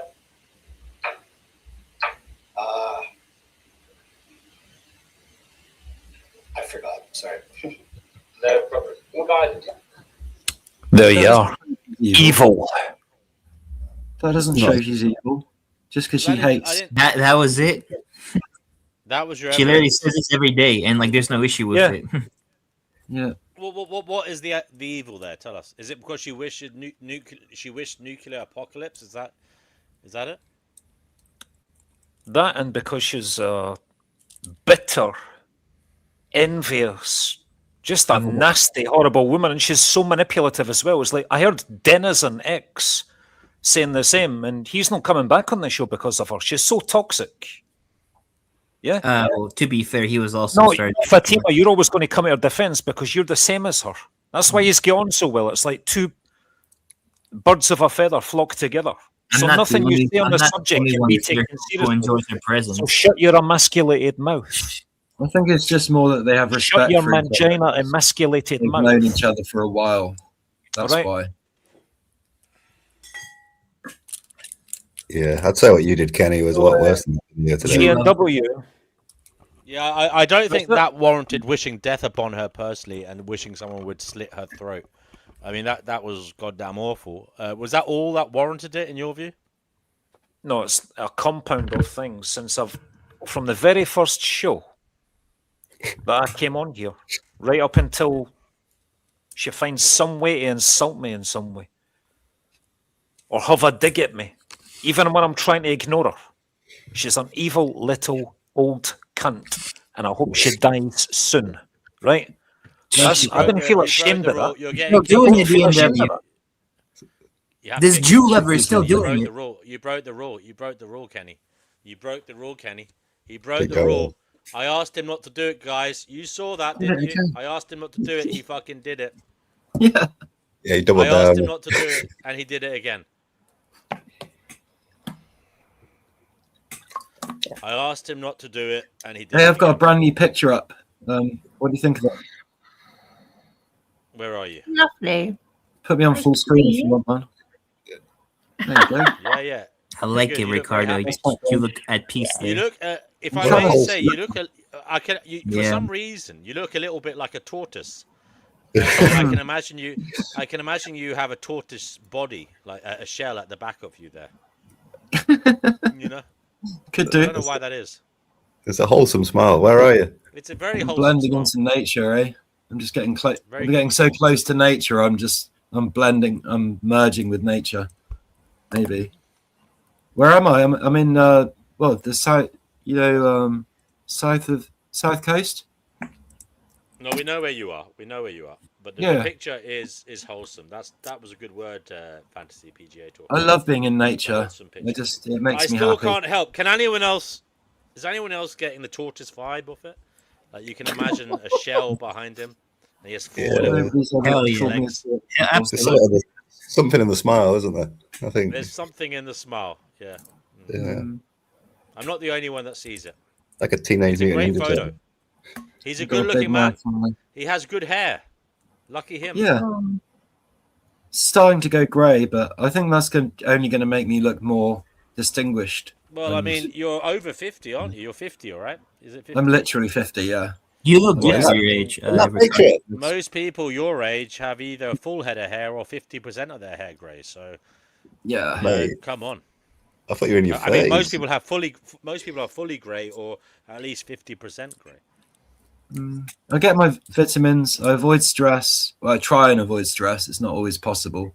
And you rub the Just for Men in every second day. No. I don't use any unnatural products on my hair or on my skin if I can help it. So I've made that Alyssa mistake says before. she likes your voice. Oh, thanks, Alyssa. Yeah, I like his voice too. Yeah. I quite like my voice now as well. I didn't used to. In fact, Ricardo, would you like to do? Please use your voice to say an advertisement for the Fighting Gnosis show now. Okay. Everyone else be quiet because I'm going to clip this afterwards. Take your time. Be confident. Right. Hi, folks. Welcome to the. Sorry. I ruined it. I was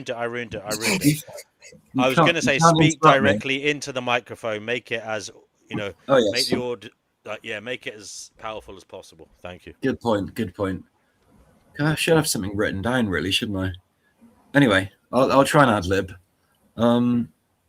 Welcome to the Finding Gnosis show, where we can find Gnosis. Knowledge can be deep. It can be uncomfortable. The truth can be uncomfortable, but we can find it. We can find it better together because we all have slightly different perspectives and experience, and we will find the truth because that's what we're looking for.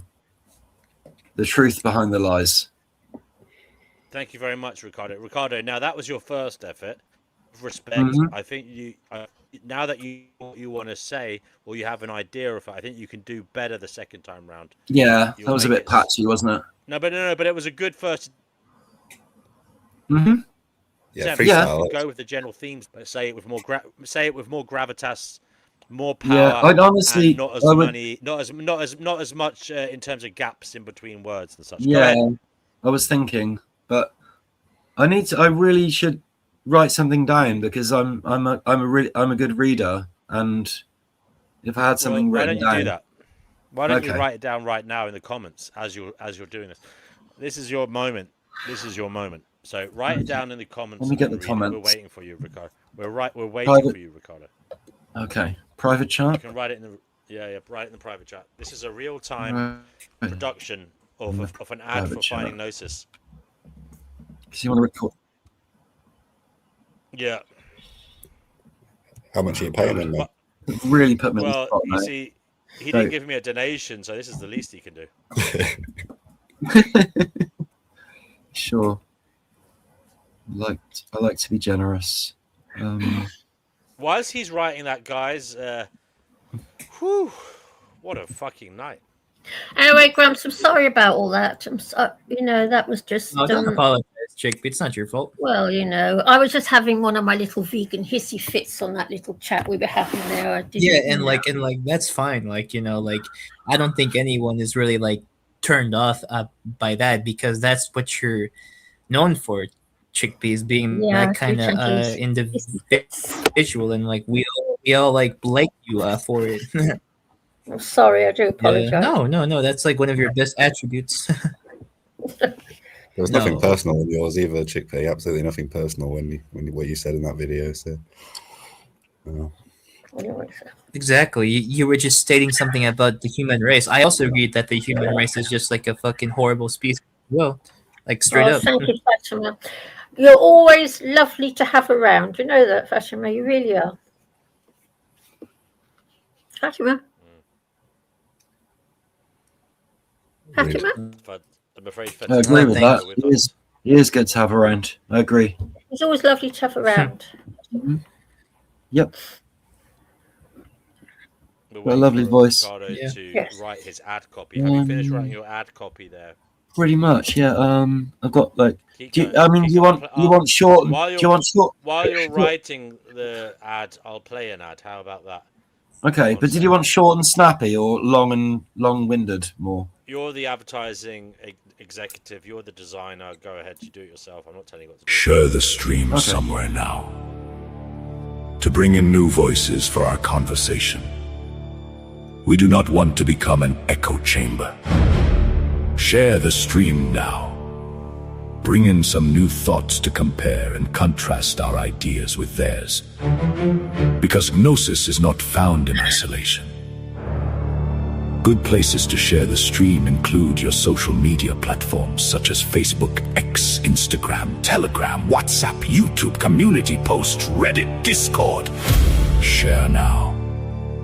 Bring new voices to help us all find Gnosis. G&W. Kenny is saying Kenny is alluding to the fact that his despicable behavior could be some kind of psyop, Chickpea. No, he's saying it's funny how Chickpea wants to stay alive all of a sudden. That's scary, Grumps. No, that's what he's alluding to, Chickpea. He's saying, because you're always talking about going to Switzerland and such. Yeah. Not always. He's actually perhaps trying to show that you want to live. You want to live. It's a kind of disturbing way of doing it. It's a very extremely disturbing way of doing it, in my view, and it's an unnecessary. It's just an unnecessary psyop. But do you believe him, guys? He's trying to say it's some kind of psyop. No, I don't believe it. He has showed deep down she's a hypocrite. She wants to live, and in many ways, is he trying to be a kind of white knight, trying to save her from her delusional thinking that she doesn't want to live? He's shown her she wants to live. G&W. I've only talked about Switzerland a couple of times. I've always made it quite clear. It's when my cats are no longer with me, and I've always made that quite clear. And I have. I think it was just Cougar Duma, would you like to come? Cougar Duma, I'd like you to come on and say that, Cougar Duma, so I can clip that as well. I'd appreciate that, Cougar Duma. Yeah. I like some of those comments. I wouldn't mind reading one of those out. Was it Objective Ethics? He did a good one. But I've written my own anyway, so shall I do my own first? You can do two. You can do two. Why not? Yeah, sure. Whenever you're ready. Go ahead, Ricardo. In your best, like most persuasive, motivational voice possible. Power, please. Power. Okay. That was good. Okay, here we go. Hi, everyone. Welcome to the Finding Gnosis show, where we can all come together and discuss all the important topics of the day. Let's go. Clip that. Clip that. The let's go as well. That wasn't even written. That was. Yeah, got short and sweet. I didn't write that. There you go. You want to do this one as well? Go ahead. Sure. Just full screen. Welcome to Finding Gnosis, a channel for deep thinkers, truth seekers, and those who challenge conventional ideas. Here we explore the realities of existence. Ricardo, you had one job. I fluffed that bit. You had one job. I'm sorry, you absolutely balls up mid-sentence. You didn't do yourself or the show justice. Nerves, man. The nerves are getting to me. You'll have to go again. I'll try. That was great until the challenge. That was great. It was fantastic until that moment, but that moment I'll slow down. ruined. I'll try and slow down a bit and take a breath. It's you know what you were like there. You were like a soccer player, dribbling from his own area all the way up the pitch, and then doing a dummy and getting past the goalkeeper and then fluffing it and kicking it over the crossbar. That's exactly what you were like. Yeah. Good. Please try again. Quite like that. I don't mind that at all. So, here we go. Welcome to Finding Gnosis, a channel for deep thinkers, truth seekers, and those who challenge conventional ideas. Here, we explore the realities of existence. Clip that. Pretty good. Clip that. That was very nice. See, practice. What does practice make? There you Perfect. go. Yay. Cheers. Thank you so much. No worries. Where's Cougar Duma? It's my pleasure. Where's Cougar Duma? Yeah, he was in the chat a while ago. Maybe we can entice him out of his shell. I doubt it. After seeing that, yeah, he's probably just happy in the comments now. You think? He doesn't want any part of this fucking psychotic shit. Well, what did he say? He was going to do an ad as well. He wrote a copy in the comments, and I was. Oh yeah, Cougar's got a good voice as well. Yeah, Cougar Doomer is very yeah. Cougar's voice relaxes me.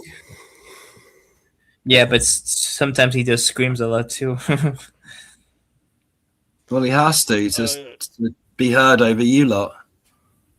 That's true. We play Solipsistic Crazy Bastard as a kind of brief musical interlude to relax and unwind, and we can all go and go on. Yeah, I need cheering up. We can all go and get a drink and then come back and whatever. Yeah. Yeah. Please. All right. It's about 4 minutes or something. This song. All right. Yeah.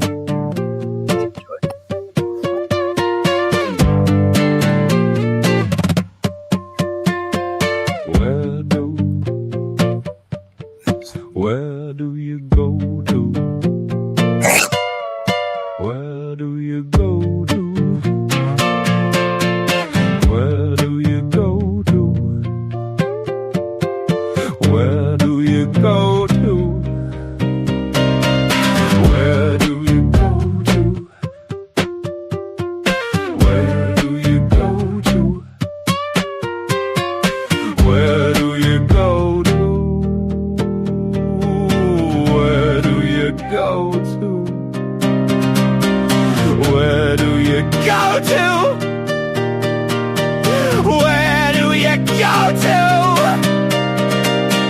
When you leave my mind's eye. When you leave my mind's eye. Yeah, where do you go to? Where do you go to? Where do you go to? Where do you go to? Where do you go to? Where do you go to? When you leave my mind's eye. Solipsistic crazy bastard. Solipsistic crazy bastard. Solipsistic crazy bastard. Solipsistic crazy bastard. Where do you go? Where do you go? Where do you go when I close my eyes? Where do you go? Where do you go? Where do you go when I stop thinking about you? Solipsistic crazy bastard. Solipsistic crazy bastard. This world is all about me. This world is all about me. This world is, but if I be the one, but if I be the one imagining everything. Why can't I imagine a better world? Why can't I imagine a better world?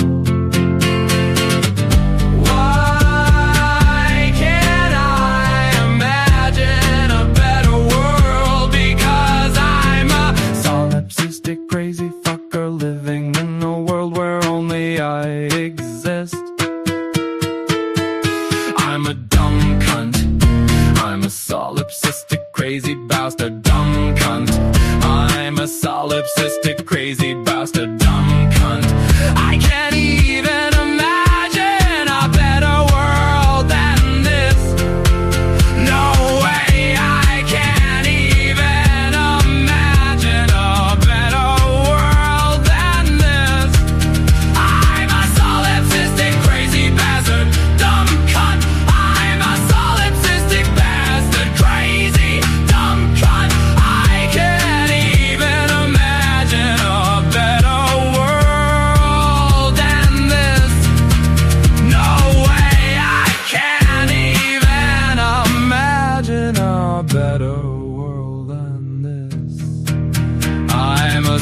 solipsistic bastard. Crazy, dumb cunt!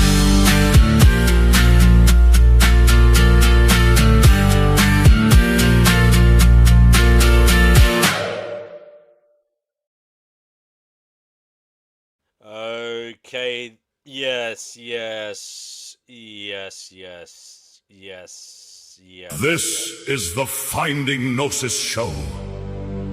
If you would like to join the conversation, please click on the link below the video now.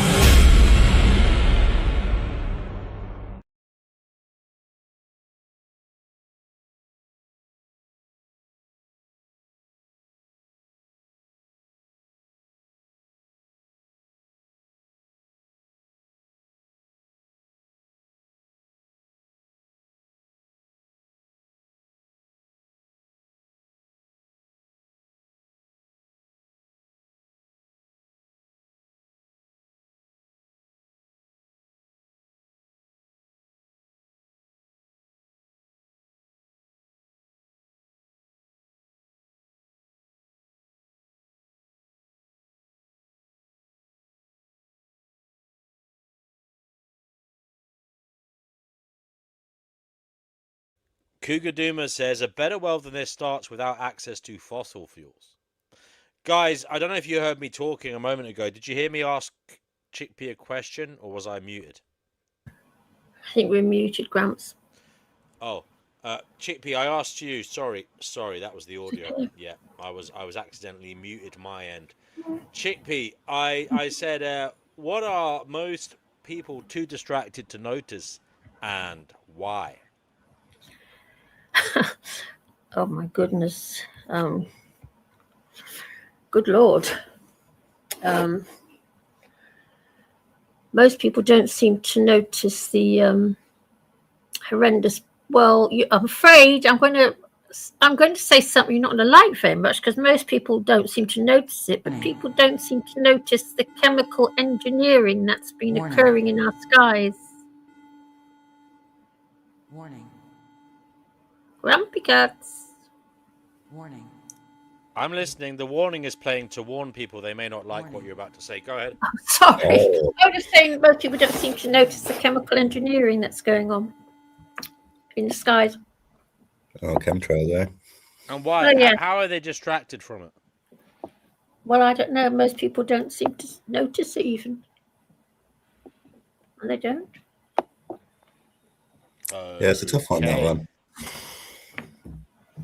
No, it doesn't matter. I think people notice them, but they would think they're contrails rather than chemtrails, right? Yeah. Yes. Although it is being admitted to now. Apparently, they're starting to admit to it, that it is happening.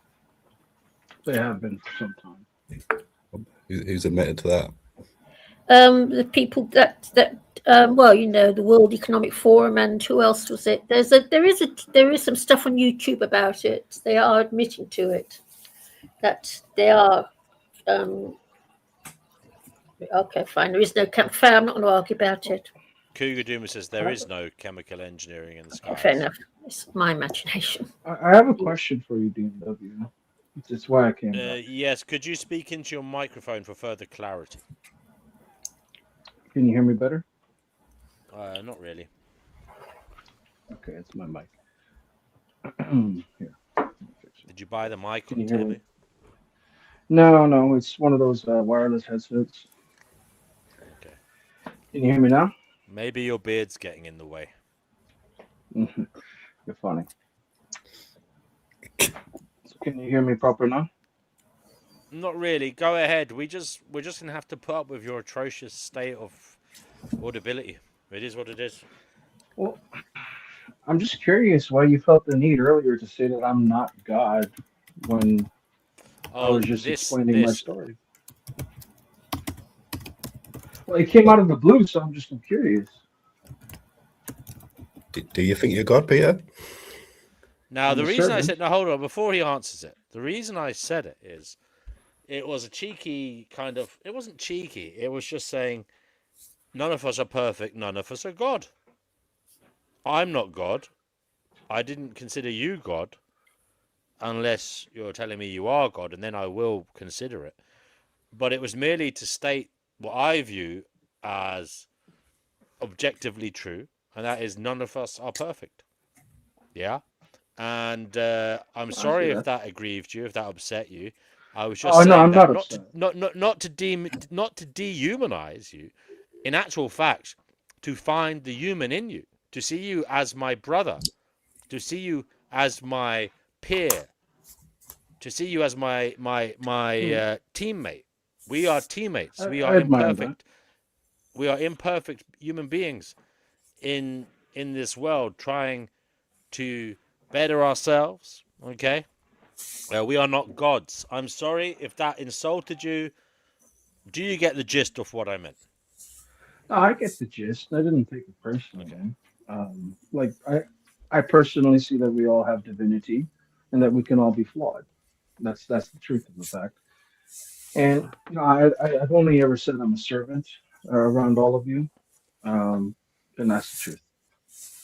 I was called a slave for the fact of calling me a servant, and they just did not understand where I'm coming from. And that's fine. Some people don't understand the whole story of reincarnation. Some people, they hear the voice of the light and they don't like it. Well, it's like sometimes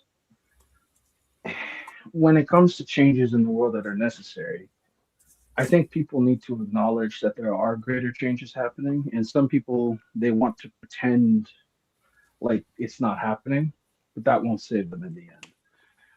Like fortunately, we all have a bit of divinity in us, but we're also flawed, right? And it's like people are so caught up on this notion of the perfect man. And you said not a single man is God. Well, I beg to differ. Yeah. Who are you talking about? Me? No, you're not. You're not God. Oh man. So who is God then? That's a man. Well, people know him as Jesus Christ. Oh, okay. I see what you're saying. Yeah, that's fair enough. By the way, I said none of us are God. I didn't say Jesus wasn't God. Right. Unless I thought you said no human was God. Well, you see, he was man, but now he's no longer man. He's in heaven, right? What if he came down? Although they do say he ascended into heaven, body and all. They do say that, don't they? What if he came back? How do you think the world would treat him? Well, I theorize I was going to make a kind of art, kind of short film about Jesus coming back, and perhaps being like being a really terribly disabled individual who cannot talk, is immobile, unable to walk, and in like like a kind of Stephen Hawking's, a younger Stephen Hawking's, but not with the physics degree. And just imagining what we would do as a species if the Messiah came back in that, in that body as that human. And would we accept them as the Messiah? Would it perhaps be even harder for Jesus to show us that he was the Messiah under such circumstances? Well, and if so, what does that say about human beings? Well, first of all, we need to understand what Messiah means. It actually means the anointed. So a lot of people don't understand that. Christos also means anointed. It is the anointed king, the elect, who is chosen by God, aka a prophet, a king. So a lot of people, when they speak of the Christ, they don't understand that it's a rank. So King David of old, the ancestor of Jesus Christ, he was anointed, right? That's the Christ bloodline because it's the anointed bloodline. So people don't understand what they're talking about when it comes to that word. They think that's just his last name or some rank. Messiah is from Moshayak, which means the anointed one. So King David of old, who killed Goliath, is a Moshayak. So some people don't even understand that concept, right? And if somebody was anointed around you, the key identifier is their bright light. Those who are righteous with God shall shine brighter than all.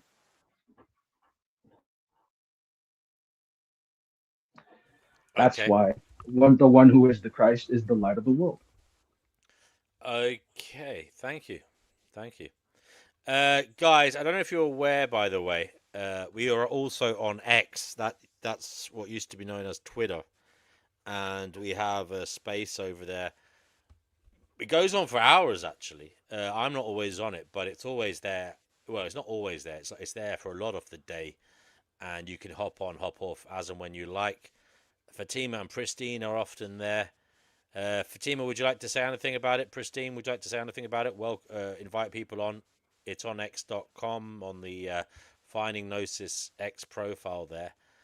In fact, I'll play the little ad for it whilst the others are... Finding Gnosis will continue on x.com. Check out the Finding Gnosis X space where you can listen to further finding of Gnosis after the show. See you there! Finding Gnosis, now on X Spaces at x.com.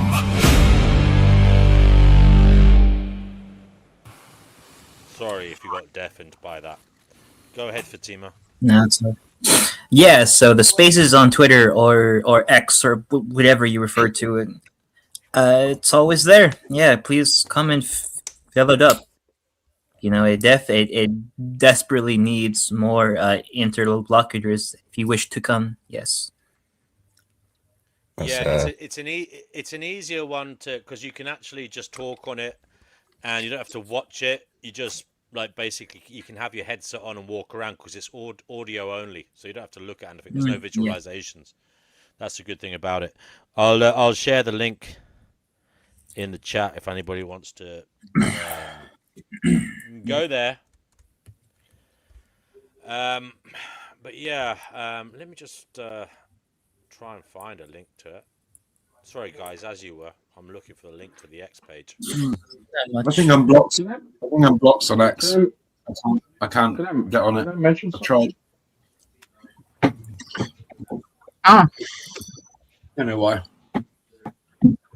Awesome. I'd like to mention a phenomenon I've come up with. Okay.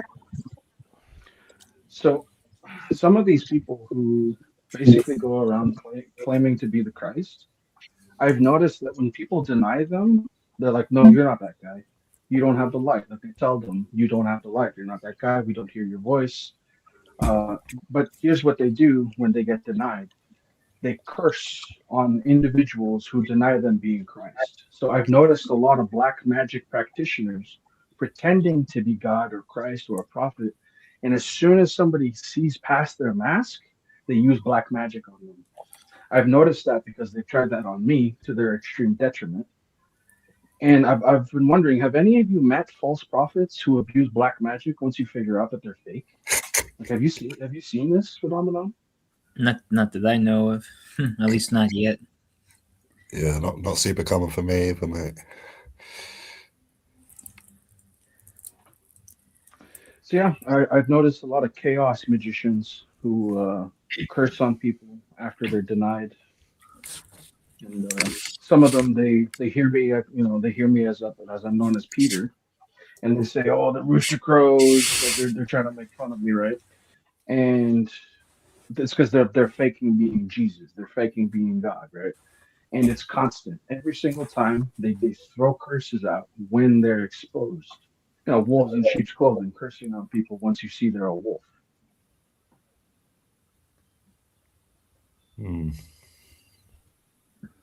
Yeah. Good thing is prayer works. Like some people might not believe, but that's just because they're not important enough for Satan to attack with witchcraft. Mm-hmm. Prayer does work. I can confirm that. Yeah, and I'm not. It absolutely I'm not a God. blocks witchcraft. I'm not a religious type person, but I believe in prayer. I'm Tell glad it works for you, man. Tell us when it worked for you, brother. I also have sometimes when it has worked for me quite instantaneously, Now, some people that when I've told them the story say it's just coincidence, a statistical likelihood that I just so happen to be the benefactor of. Go ahead, Ricardo, and tell us about how prayer worked for you, or worked for you.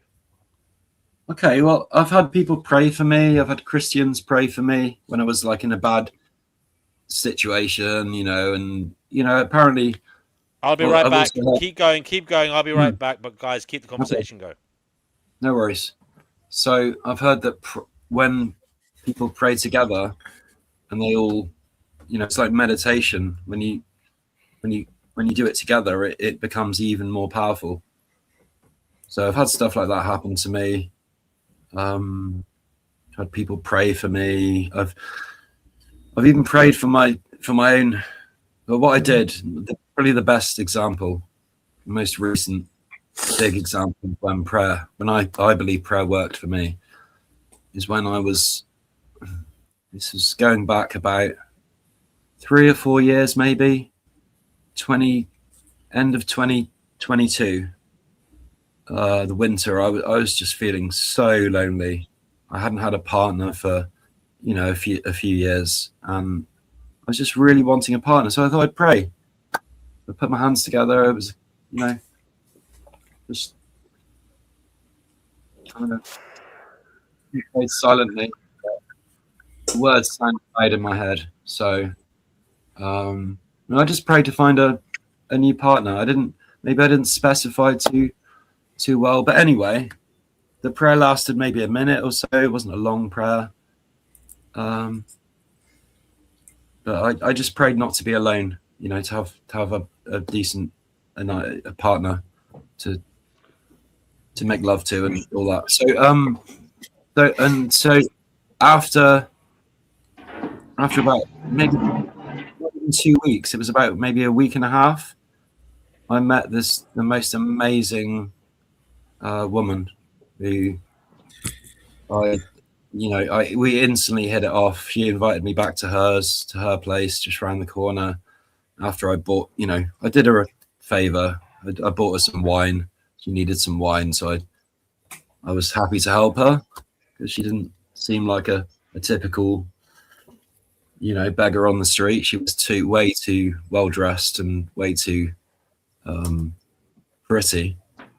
But so we embarked on a 2-year long relationship, almost had 2 babies, and we shared a lot of love. It was an incredible relationship. And at my age, at age 45 or whatever, late 40s, and she was around the same age, a little younger. We were just we had such a good time together. I think it was so good. It was good for both of us. That's wonderful. I'm glad you got that little miracle. When you say you had 2 babies, the prayer, it wasn't like, sorry, dude, I didn't hear that.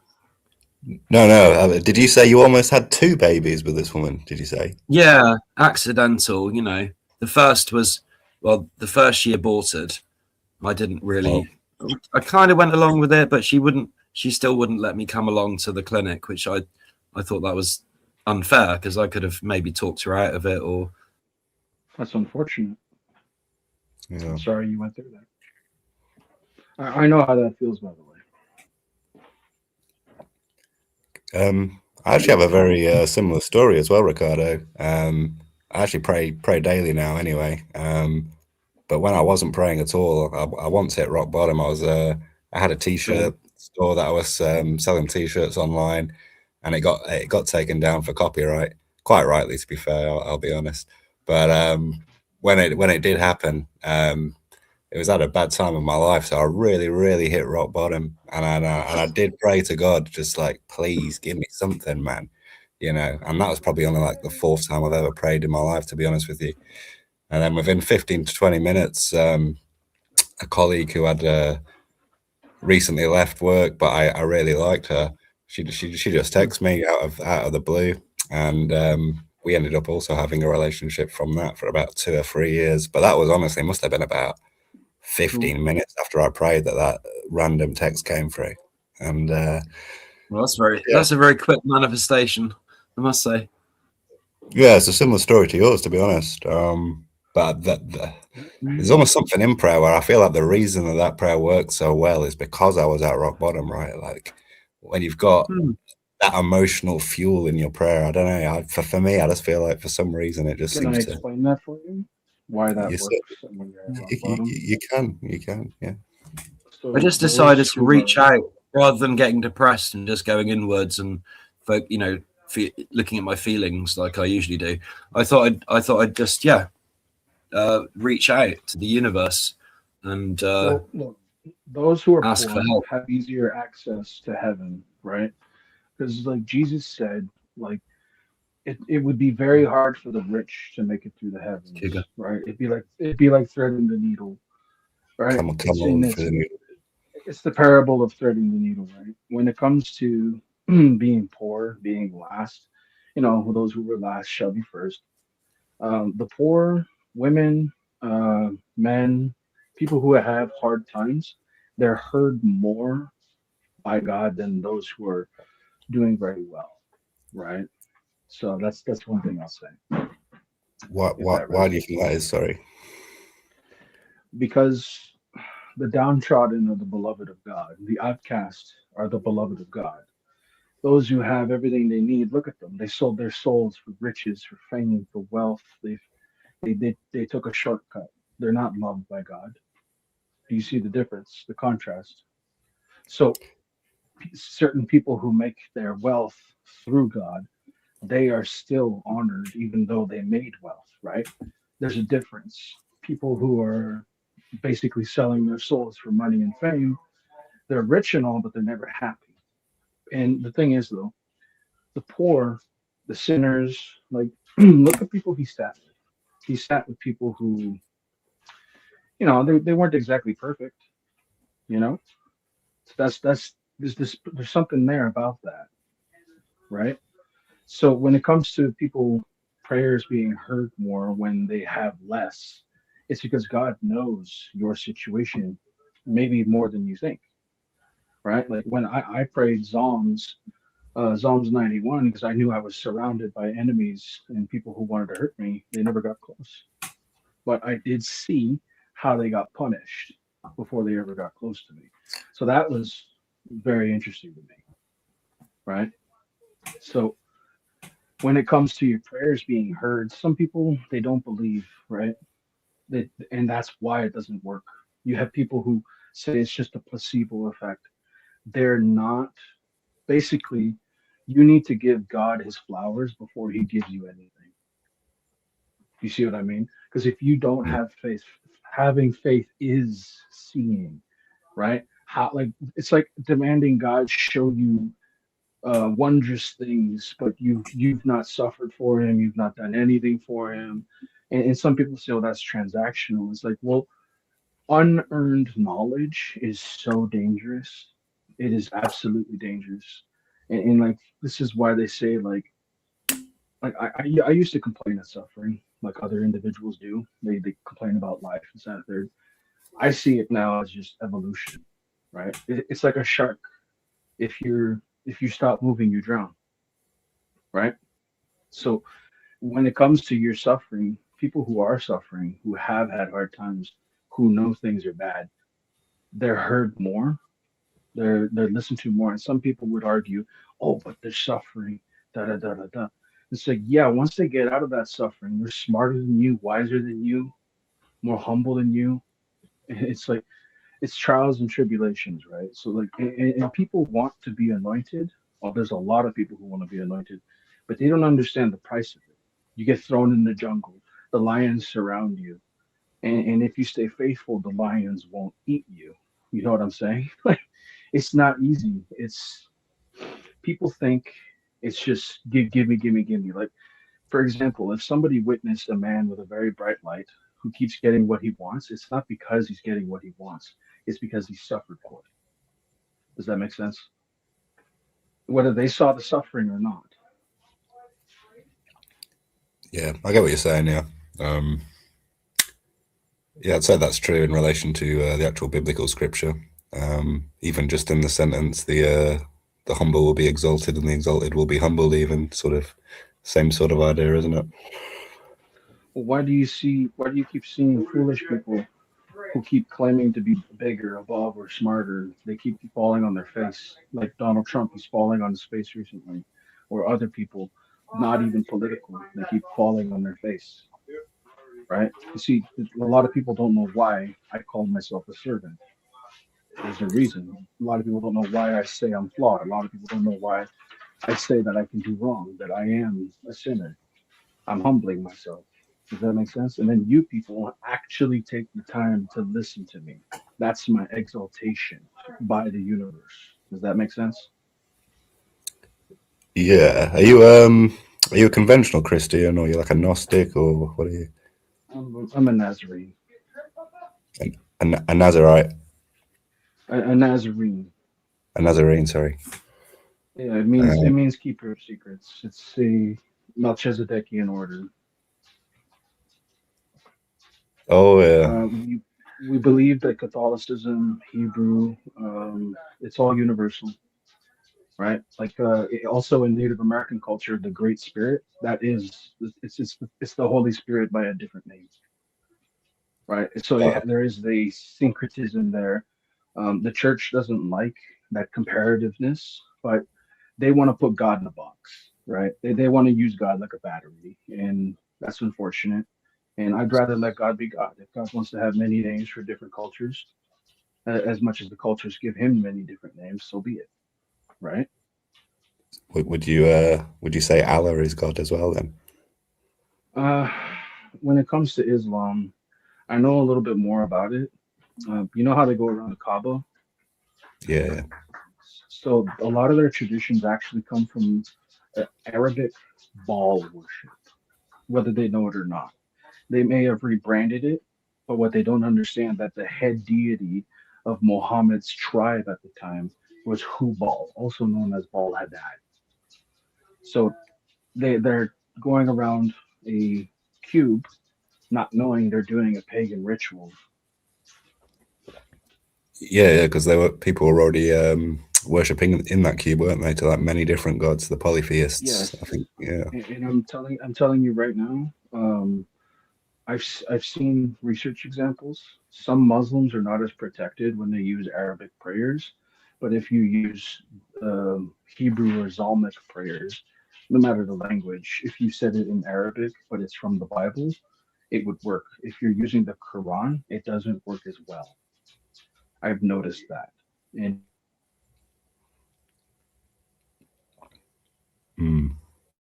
This is God. Remember that I am always watching you. Please don't flush the toilet too quickly. I like looking at shit.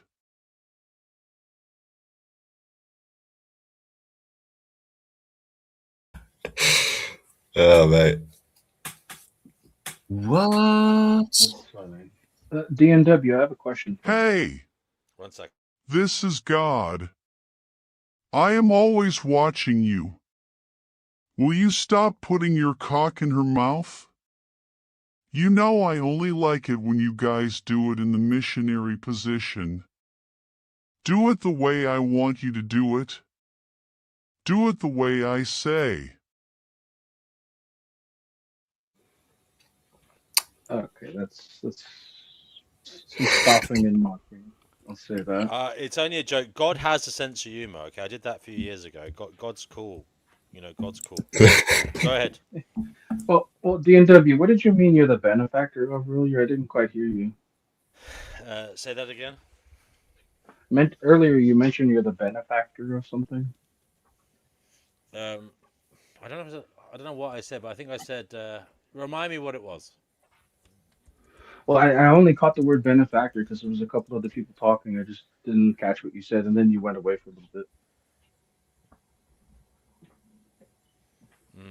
Beneficiary, I think I should be. I meant to say beneficiary. Yeah. I'm the beneficiary of something. What was it though? I can't remember. You meant it's you who said something. Yeah, but I can't remember what it was exactly. I'm not a benefactor. I'm a beneficiary of something else. Wisdom. Knowledge. So I'm speaking in tongues. Tell me, what am I the beneficiary of? Go on. Well, if you have your own company or whatever the fuck, I guess you're the beneficiary of that. I know I'm the benefactor of everything that belongs to me. That's a fact.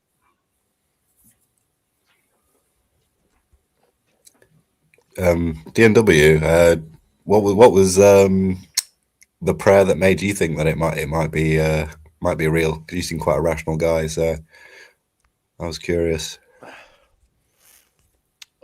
I told this story a few times on my channel. So when I was a month after my 25th birthday, I'm not going to get into the ins and outs of it, but I used to party and drink and all that, and I got into a fight one night with a couple of bouncers. I ended up knocking one of the bouncers out, and I managed to elbow the other one in the bollocks and like leave him against the wall. And I managed to get out of the nightclub. But whilst I was running out of the nightclub, one of the other bouncers grabbed my t-shirt as I was running out and pulled it, and I got pulled back and I cut my back literally on the corner of the door jamb as I was running out of the club. And I got out of the club with a ripped t-shirt. But the point is, they started it, okay? That one of the bouncers took offense at me for nothing, just my mere presence, and it is what it is. He got what was fucking coming to him. But no, seriously.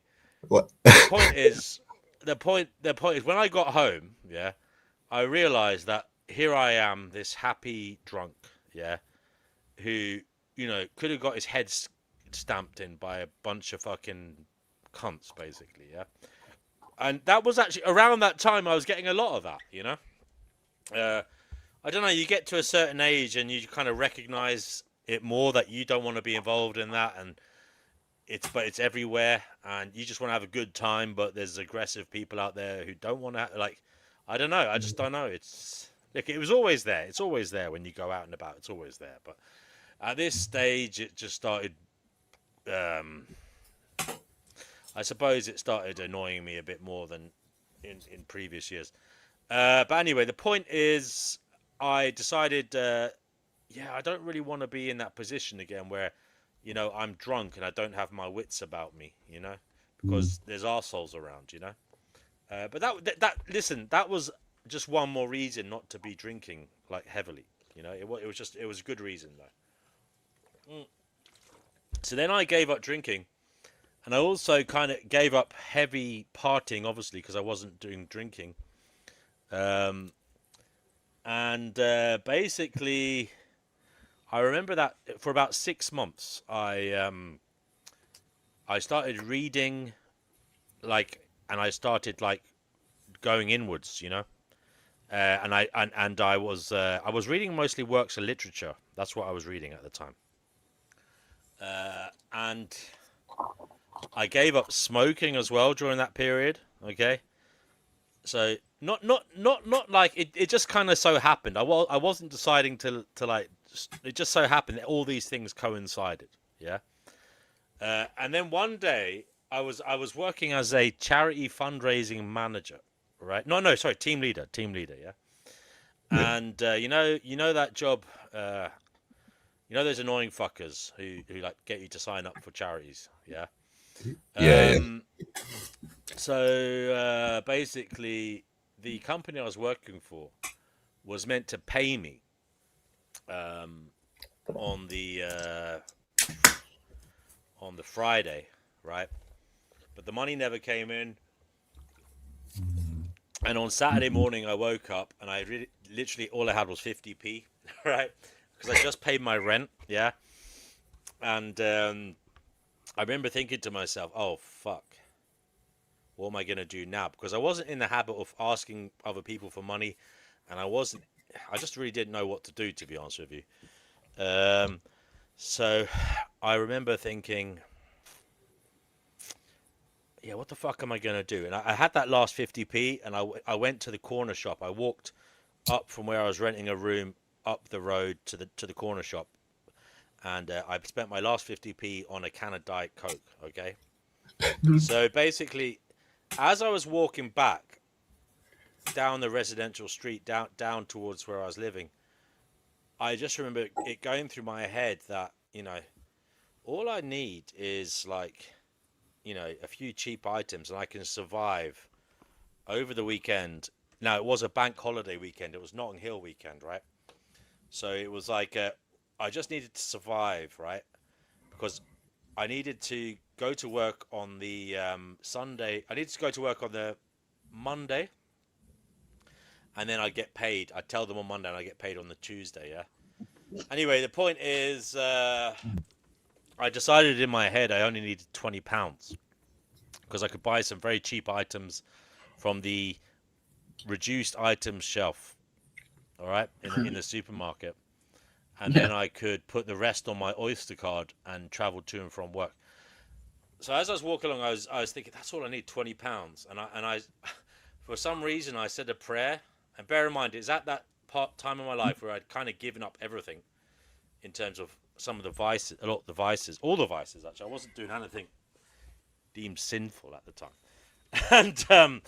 And I said, dear God, please help me. I need to find some money. And then I sheepishly made the sign of the cross and said, Amen. And I was walking along. I didn't stop walking. And as I was doing it, I was embarrassed. I kind of did it when there's no one looking. There's no one around. And to be quite honest with you, I don't know if I would have done it if there had been. I wouldn't have. I doubt I would have done it if there'd been people around. Yeah. No. But as I said Amen, after making the sign of the cross, I looked to the left, and there in the gutter was two £10 notes. Whoa. Whoa. Yeah. And I remember picking them up and being gobsmacked.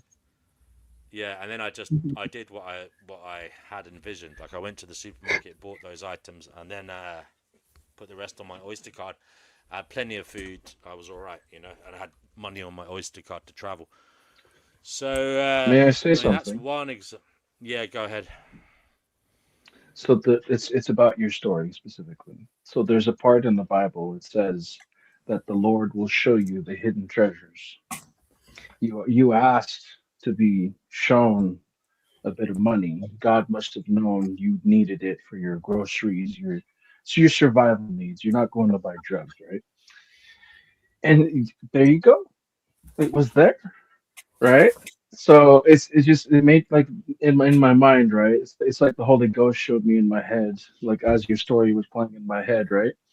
It's basically the part of the Bible where if you ask God for help when it comes to money or treasures, not for greed, not for vice, but for actual like survival, He'll help you. He will help you.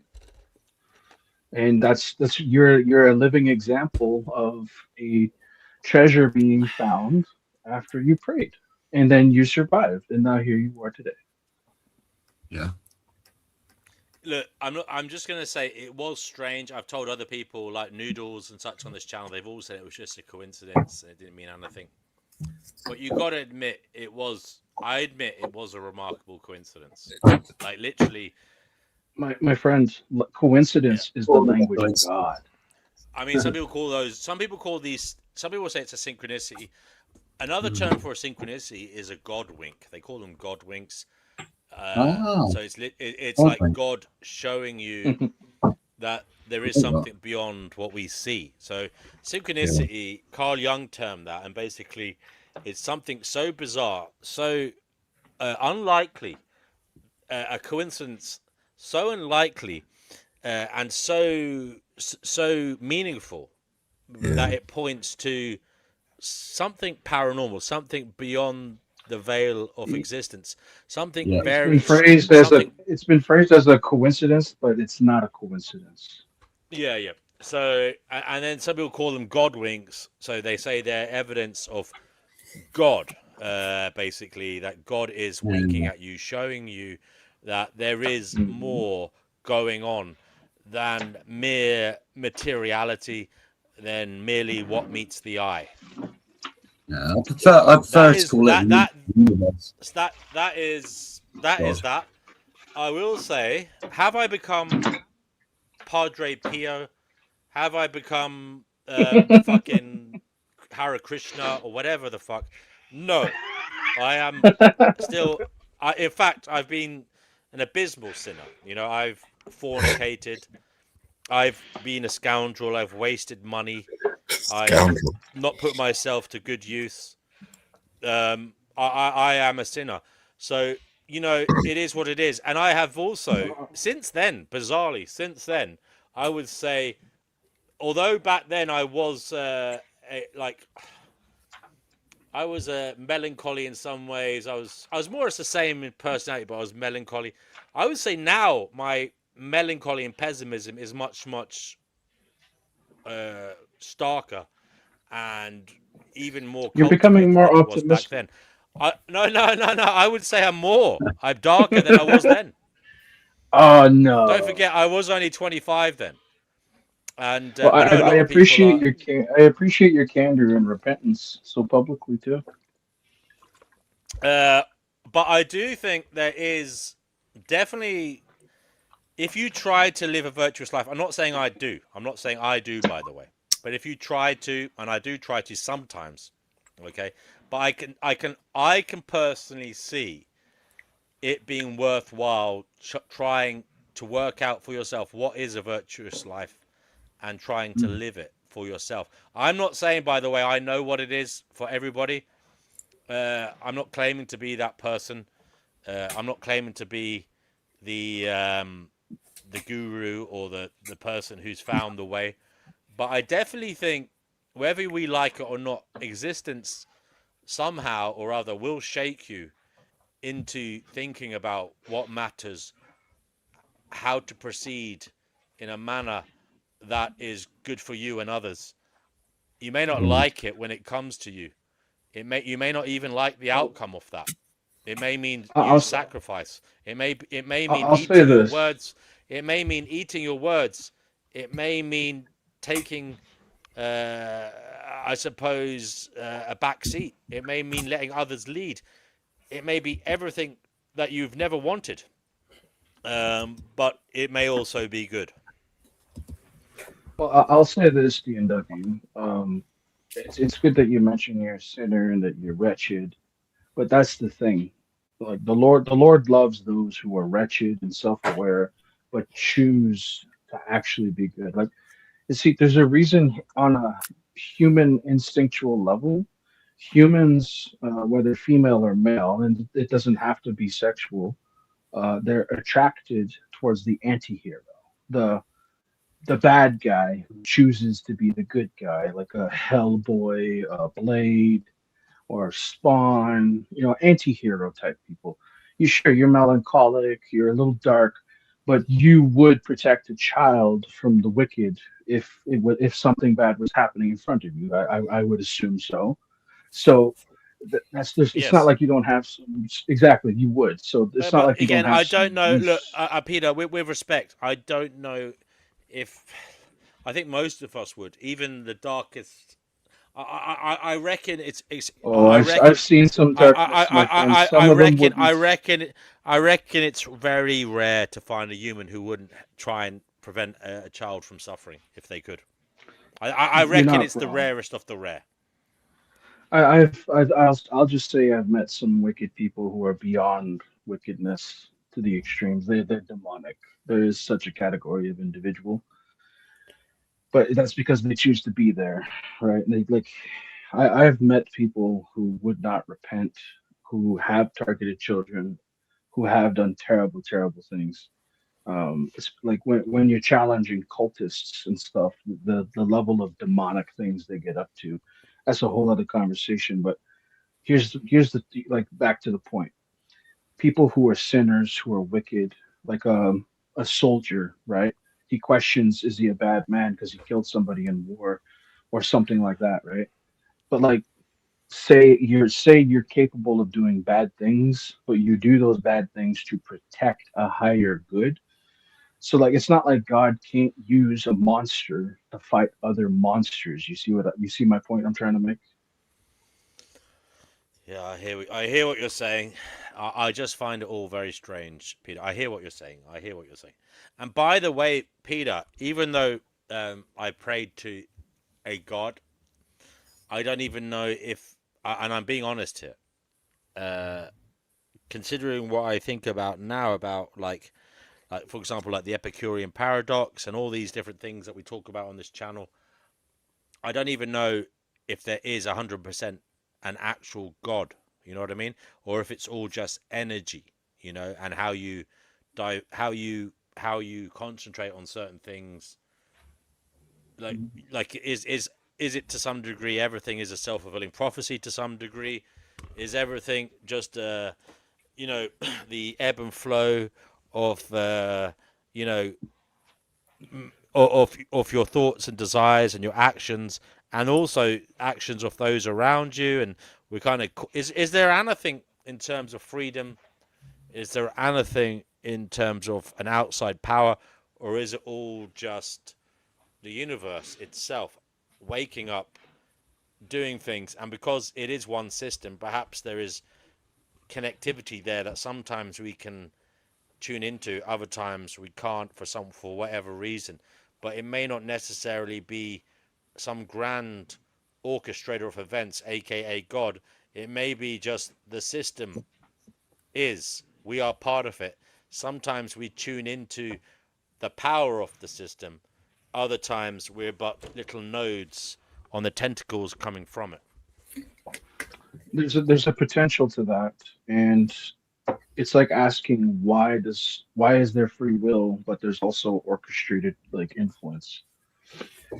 That's the thing. When you align yourself with the Most High, another term for God, when you align yourself with the Most High, you're aligning yourself with a higher frequency of an energy. When you align yourself with demonic things, you're aligning yourself to that influence, right? So it's like it goes back to what I said earlier, how different groups have a sense of influence over people. It's very Kabbalistic energy manipulation. Most people don't know how to call their energy back, and I'd like to teach you all. Would you like to know how to call your energy back? Would you all like to? Sure. It's very simple. Yeah, I'll take it. It'll sound childish, but if you feel the effect, you feel the effect. So left hand is the reception. Right hand is the giver, right? Your output. Left hand input. Put your left hand out and say, I call my energy back to me. If you feel tingling in your left hand randomly as if some ghost is touching your hand, you are actually taking your energy back from witches, siphoners, luciers. Like I've been doing it all day. I've been calling my energy back from absolutely everyone, right? There's a reason some people feel a bit of a hollow right now. It's because I'm calling my energy back. That doesn't necessarily mean people hear. But if, say, there was a witch in the chat who was leeching off my light, she just lost it and it came back to me. Now, it's not something we perceive physically with our physical eyes, but with the third eye. Now, the reason I say people can't see the hidden truth of energy manipulation, it's all about energy manipulation. Do you know why they traumatize people? A traumatized individual, their energy can be absolutely controlled, manipulated, hijacked, even possessed. If somebody was traumatized to such an extreme, it brings them down to a low vibration. So shame is the ultimate lowest form of energy. Okay, people might think pride is the highest form of energy. It's not. It's actually being humble, right? Because when you lower yourself, you're risen, right? You get extolled. And you get shamed if you're too prideful. So it all has to go. It goes back with the energy of alchemy. Your chakra system. People look at that as if it's just bogus. No, it's true. It's what witches target, whether you like it or not. And the atheistic, unfortunately, do not have a cover. Like witches will tell you, like I said before, they preach atheism in their satanic circles because they do not want you to do prayer, because they literally see in the astral realm, when they're astral projecting towards you, a circle of Christians praying. There's a big shield. Then there's the one Christian praying. There's a modicum of a shield. Then there's somebody who's literally Can I touched ask you a by God. question? Sorry, these records, what are they called again? Because I always say the wrong word. What is it? Akashic. Akashic. Akashic. I So, always say Ashkenazi. yeah. Don't know why. I'm not Jewish, Yes, but I always say Ashkenazi records. Akashic, is that what the word is? So Akashik. Akashic. Akashic. Okay, these Yeah. Akashic The records. I mean, I've heard people talking about them. And by the way, I'm going to tell you something else that happened in my life. I've told this before, and it's a very strange dream I had. And I was about 20 years of age. I was in uni at the time, and I was also working part-time as well. But I had my girlfriend staying with me, and one night I had this really fucked up dream. It was a really strange dream. You know, sometimes certain dreams hit you. This one did. It felt so real. So in the dream, I've told this before, so apologies to anyone who's heard me tell you it before. In the dream, I was in a really big old kind of country mansion. I don't know if you've seen Downton Abbey, or those kind of old school British country mansions out in the countryside. And big basically, manners. big manor houses. That's the one. Basically, I was in like a library or a study, okay, in one of those rooms, in one of those houses, and there was a step ladder, a wooden step ladder on a rail, so you could climb up and pick books off the top shelves, and it was on a rail, so you could push it along. It was on like little metal wheels on a rail. Now I was climbing up this little ladder, and my girlfriend then was on the ground on the floor on the floor, standing beside me, but I was going up the ladder. At the same time, there was a man. There was a Chesterfield leather armchair. Okay, I don't know if you know the type, and its back was facing me, and it was about, I say, looking at my room now, it was probably about 7 feet away from me. Okay, 7 feet, yeah, about 7 foot, 8 foot away from me. But I could only see the back of the chair. Okay, the leather Chesterfield armchair, and I could see the wooden legs, and I could also see a bald head just popping over the top of the back of the chair. Now, I climbed up this ladder, and I reached for the top shelf, and I put my hand, I could barely put my thumb and index finger and the fingers around the central spine of this book. It was massive, and it was a big like leather bound old school book, and I brought it out, and it was so heavy I could barely hold it in my hand, and I managed to bring it down to my chest, and then I started descending down the ladder, and I got to the ground. And when I stepped off the bottom step, I turned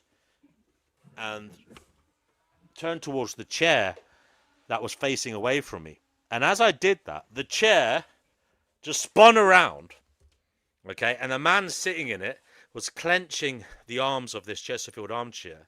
And he was this slim, white, bald man in a suit. And he just sat there with the chair facing me, stared at me, right? And then suddenly he went, ah, like that, and he jumped through the air, like Superman, through the air with his hands pointed, like outstretched. And he literally flew into me through my chest, flew into my sternum. And then I woke up going, ah, screaming. And because I was screaming, my girlfriend, who was asleep, she woke up and she started screaming because I was screaming. And then because she was screaming, I screamed. And this went on for a while. But basically, that was the dream. And many years later, I heard about these Akashic records. And in many ways, that was a little bit like the Akashic records, Peter, because I was in some library and I was reaching for knowledge that was heavy to behold, quite literally. So here's what I'll say, because a lot of your dreams caused me to be attacked. So there's a lot of your dream in your dream that's pertinent. Okay, so the library, the manor. I've had dreams of a mansion and a manor as well. I've had dreams, and I don't share this very often. It looks like an Egyptian temple, a very sophisticated library, and I've seen beings you would consider to be Egyptian beings, right? Um, Basically, everybody has that spiritual library inside them, but I'm telling you right now, there are forces at hand that do not want us to understand our Akashic records. So you may have had your entire soul journey holding it in your hand. You were about to open it, and this thing decided to attack you and enter you. That's unfortunate. That is how demons attack you. They don't want you having access to certain things, because if you do, you will inevitably believe in God, and they will never be able to touch you again. So the Akashic records, every single soul has a record of where it's been. Think Assassin's Creed. You're on the chair and your blood ancestry, right? That's a different kind of Akashic records. It's more the physical kind. The blood ancestry, you can access their memories, right? But the Akashic records spiritually, see, this is another one. This is why Jesus said spiritual inheritance and by blood inheritance, not just one or the other. So everybody has divinity in them. They have the access to the library, but there are beings who will not let them enter, and it takes certain initiation, sort to say, to get there. It also takes a lot of trauma to go through certain levels. And sorry about that. Just giving my dog the duck bacon. Anyway, What did they when it just comes say? to the Akash, it's somebody they asked my dog if they want a duck. It's bacon, but it's from a duck. All right, it's a treat for the dog. Duck bacon. Fucking hell. The dogs love it. Duck bacon is amazing. So look for that on the shelf. But when it comes to the Akashic records, everybody has an Akashic record, and guess who can read it? Specifically angels, specifically the Lamb, specifically God, specifically His servants. They can access the Akashic records. So at the end of times, you could say, when it's time to make a new earth, a new heaven, the scrolls all open, and every single individual's Akashic records, from your thoughts, from your private moments, everything, it's all there. Your dreams in key detail, it's all there. So if you've done horrific things, it's going to be there. They'll know, right? uh, the way to basically delete your sins would be to recant, to repent, and the best chance to do that is to do that before the event. So we have until then to repent. That's why the system of repentance is there. Um, so that's actually very important, and one of the biggest reasons. So baptism actually cleanses you from the karma of your previous soul incarnation. So I've been a warlord very, very often, and a lot of people love trying to steal my story.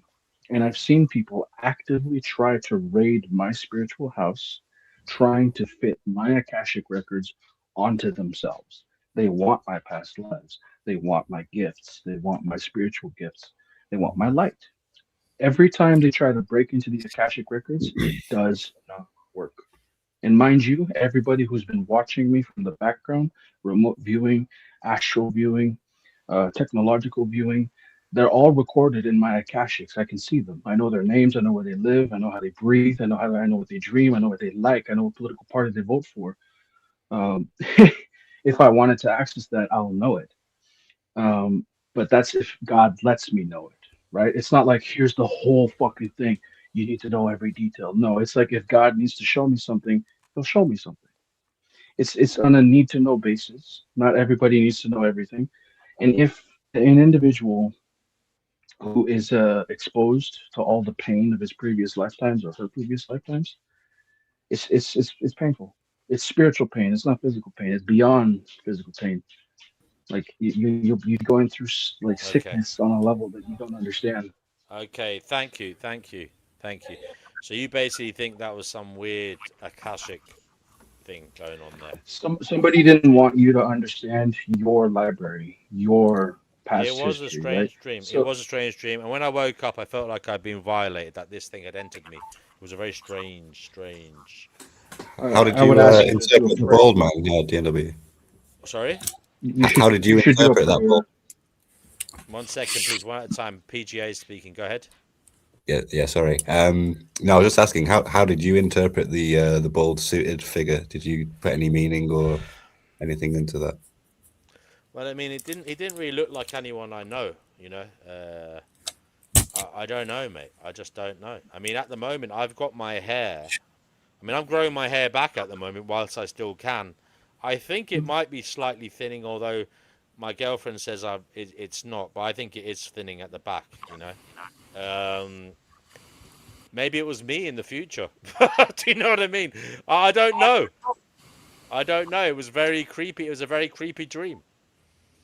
I've seen certain Very creepy. dreams like that. Demons tend to want to enter people. That's what that was. I would literally ask you to do a prayer once this is all done, the live stream, and I mean, ask God it to was a remove. skinny dude, so I'm not skinny, but maybe I get skinny.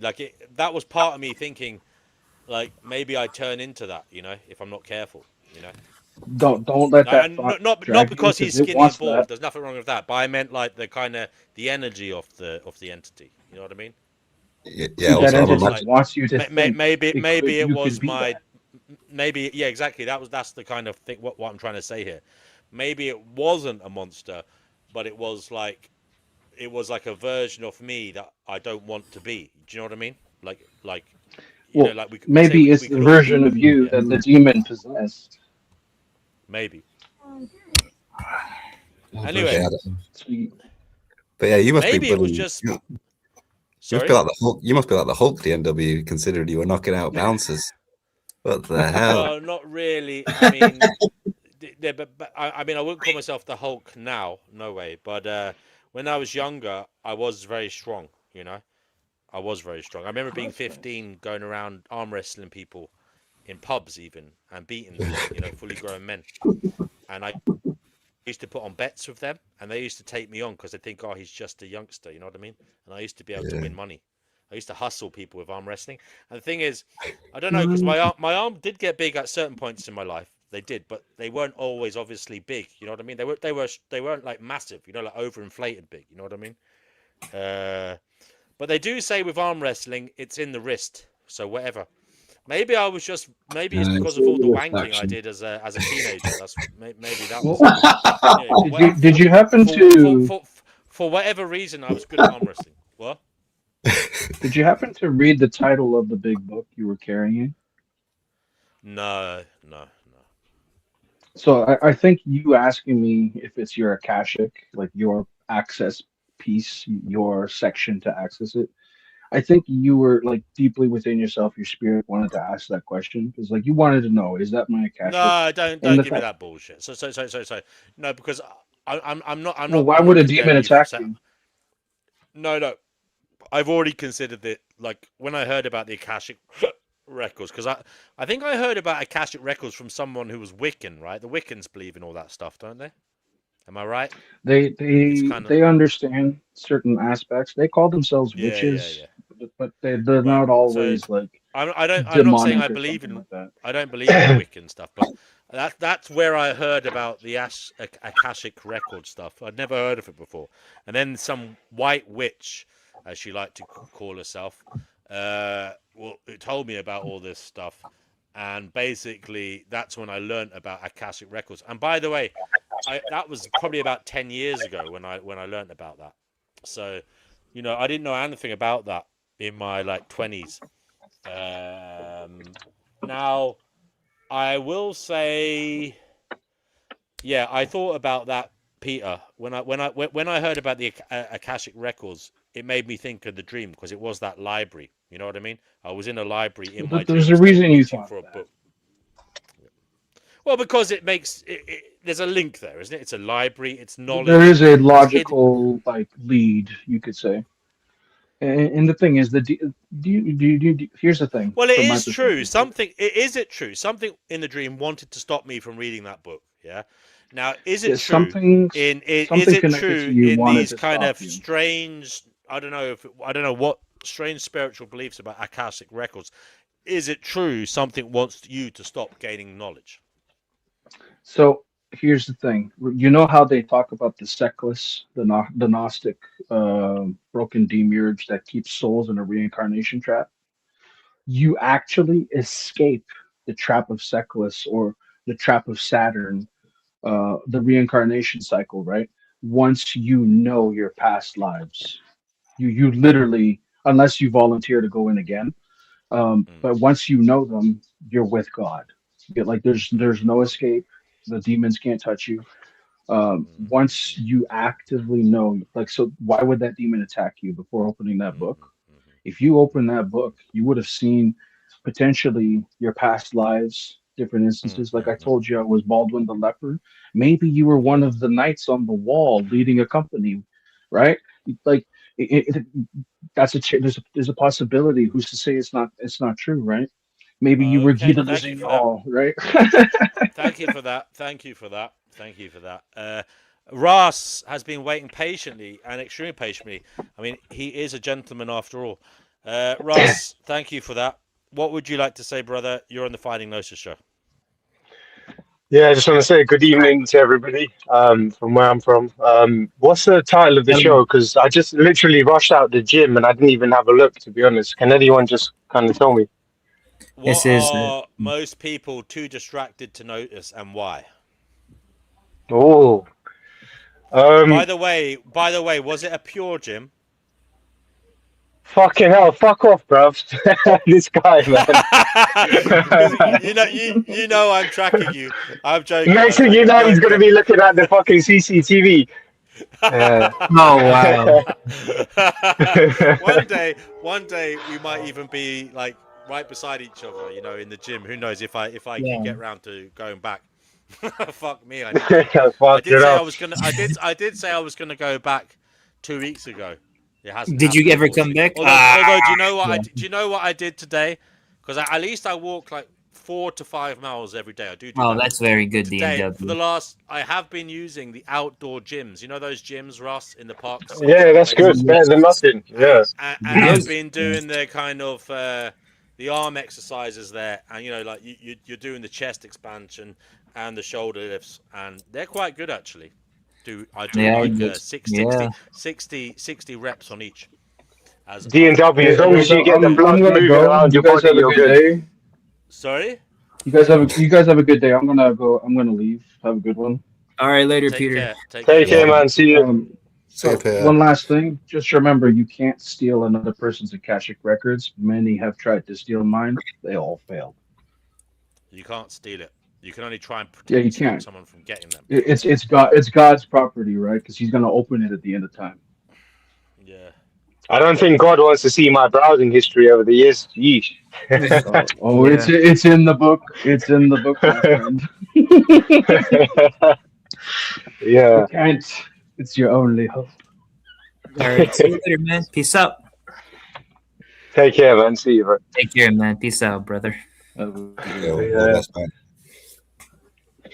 So, Ross, the topic of the show is, what are most people too distracted to notice, and why? I would literally say that. By the way, Ross, may I add, we also go on X now. So if you ever want to hop on, you know, you might find that the show is going there and not here. So basically, it does seem like it's been like the last few days. It ran for like 12 hours. I wasn't really on it that much, but the others were. So it ran for literally 12 hours solid on X on both days. So it's just the more people know about that, the more of you can just hop on there as and when you want. And if someone's there, you can have a conversation. I'm just letting you guys know that. So if you go on X, I know people don't like X, but you know, I don't like X. I was about to say that. Yeah, I was about to say that. I know that. But again, at least it's a place people can convene. So it is what it is. If you want to go there, Finding Gnosis on X. It's just so you know. Yeah. Go ahead, Ross. Sorry. Yeah. So my whole take on this is what is everybody too distracted to notice is that we're all being exploited. Doesn't really matter what description fits you in this kind of world that we're living in now. Everybody's fucking being exploited. All political spheres, wings, ideologies, lack of an ideology, gender, no fucking gender, heterosexual, homosexual, rich, poor, black, white, you know, whatever your fucking ism is, or whichever bracket you think you fit into, we're all literally being exploited, man. That's like a simple way of putting it, and everybody is too fucking distracted to notice that. Everybody's kind of too much buried in the bullshit of the world, including myself. I'm not going to sit here and act like I'm the only one who's not. I think I heard yesterday when Fatima was talking about the shooting and the Trump situation. Yeah. And I don't believe a fucking thing. I'm with Fatima on this one. I think. Yeah, exactly. Thank you. I Finally, think with someone with all due respect, guys, whoever believes that, with all due respect, you need to get your fucking head checked, because first of all, that is the epitome of a red herring done in real life. Like with this whole Iran war and the economy going to shit, and then Trump being in the Epstein files, obviously he's gonna fucking have something like that. And listen, I've been in the military before. The United States president is probably one of the most guarded human beings on the fucking planet. Jesus Christ ain't got shit on this guy, and I fucking mean that. No disrespect to the Christians, yeah. The fucking Buddha, all the religious figures, they ain't got shit on this guy. Like when it comes to protection, trust me. He's got Secret Service. They've got satellites. They've got so many things going on. I refuse to believe that just some fucking loose cannon was able to get in there and fire off shots. Yeah. So Because I honestly see things like this. Yeah, obviously I can't say it for sure because people will say, "Well, where's your evidence?" But come on, guys, just fucking come on, man. Like after all the shit. After all the shit we've been through with COVID and all that, the fake fucking vaccines and all this other bullshit, do people really still eat this up and believe this shit? Like, fuck me, bro. Are we that fucked as humanity? Like, we can no longer like decipher like reality from fucking falsehood or truth from falsehood. absolutely. Yeah, sorry, I got a bit passionate there, but I just can't believe people are soaking that up, man. It's just fucking crazy. It's so stupid because like if you haven't learned from like COVID and all of the other ones, you haven't learned from like any of these things. You haven't learned from the Charlie Kirk shooting, which was revealed to be just like another, inside job. Then no, there's not much you can be helped with because you refuse to see the obvious to me, which is just patterns and constructive situations from above, from like a top down. Like if you refuse to see that obvious link, there's really no hope for you at all. In my opinion, it's not even it's a fact. There is no hope for you. Yeah, because even that previous shooting where he apparently got clipped in the air, like that's bullshit again. Because like if anybody knows, the president of the United States he's fucking got more protection than the Pope, and even the fucking Pope sits in that bulletproof glass. Yeah. Oh, BBC. This is one day guys. I don't know how good it is. Let's be quiet. BBC is fake news, man.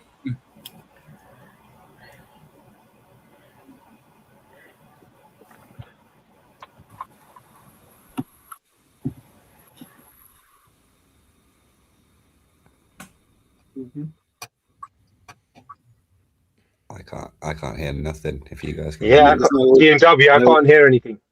Audio. I don't know what's happening there. Sorry. BBC, mate. BBC. Yeah, I don't know why I can't share audio today. I have no idea why that is happening.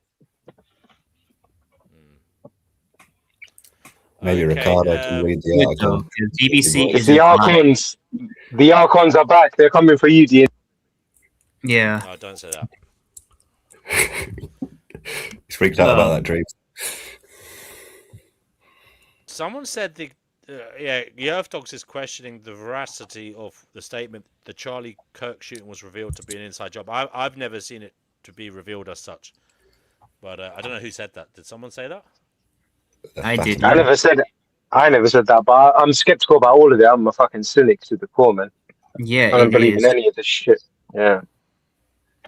Ragnarok said that he read Donald's Akashic record. He is much worse than people know. Skeptical about that. Yeah. What I want to know, I'm sad that Peter's gone because one thing. Again, Peter, I'm not talking shit behind your back because you can fucking hear me, and it's probably written in my Akashic record as well. Just make sure you don't look at my browsing history because, man, you might become a Satanist after. You might lose your faith. Yeah. But Wow. fucking, What are we talking I'm very open. I'm open about my shit. I'm not ashamed, bro. Fuck it. But what was I saying? Peter, how do you reconcile like your Christian faith and then you kind of merge polytheistic and pagan sort of belief systems into that monotheistic Christianity? Aren't they like diametrically opposed? Like, because I always They thought kind of are, yeah. Like yeah, because I always thought like something in the Bible said the Lord thy Father says you shall not take false idols besides me and da da da da. So how are you mix and matching all these fucking Hindu pagan Brahmin pagan fucking beliefs into your quote unquote monotheistic Christianity? It's kind of interesting. Yeah. Yeah. We are in Brahma's dream. What? I said we're in Brahma's dream. Oh, okay. Oh, yes. Fucking hell, you sound like you're in a dream. I was making a joke for Brahmin's No, but dream. you sound so drab, Christy. You're like, we're in Brahmin's dream.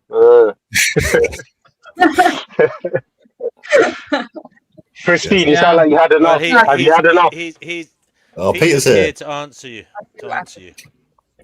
Oh, fucking hell, bro. Don't give me a full lecture on what I did in my past life, please. DNW, can you put up the comment I placed on the YouTube? It's about only certain ranks can access the Akashics. So I don't repeat myself. Okay, so you can read it out there. Go ahead. It's on there. Only few people can actually access the Akashics. Some white witches claim they can, they can't. It takes the rank of a Christ, as an anointed, or a seraphim, or an archangel to see the Akashics. Clearance levels exist. What did you see in Trump's Akashic record? He won't say. I'm not at liberty. I'm not at liberty to say. That's one of the rules. You can't exactly just say. You can say that he's lying. I'm allowed to say when somebody is lying. When he told you he's not. If you've seen the 60 Minutes interview recently, he's lying. He lied to your faces. That's all I can say. Peter, did you hear my question by any chance when you went off? Yeah, you asked if it contradicts. Yeah, like how do you reconcile both of those things? Who said I'm a conventional denominational? That's not a response. That's more of an obfuscation. No, I'm just asking how do you... No. It's an answer with some vagueness, but you're wondering why it seems contradictory.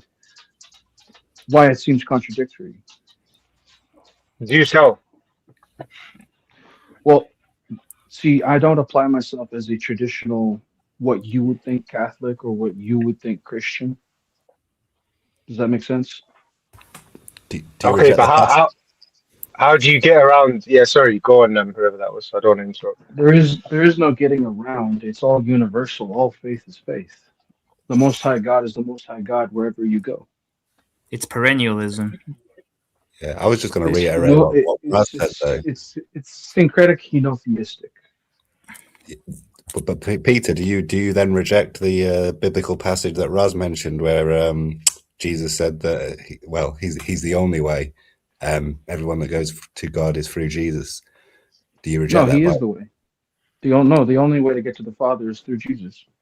But in other religions,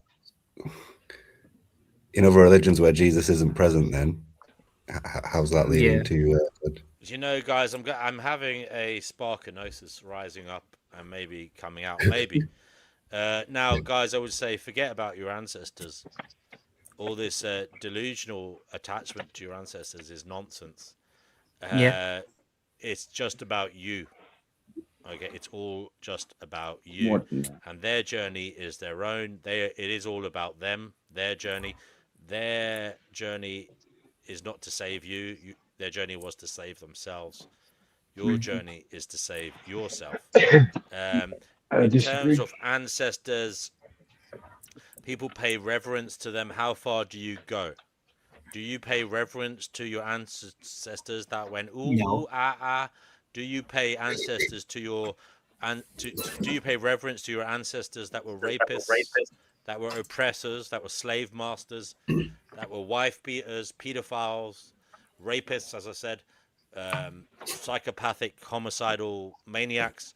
The only thing that matters in this existence is you, in terms of your journey now and how you carry yourself on this godforsaken planet. How you carry yourself. Don't look Yeah. back to those that are not here.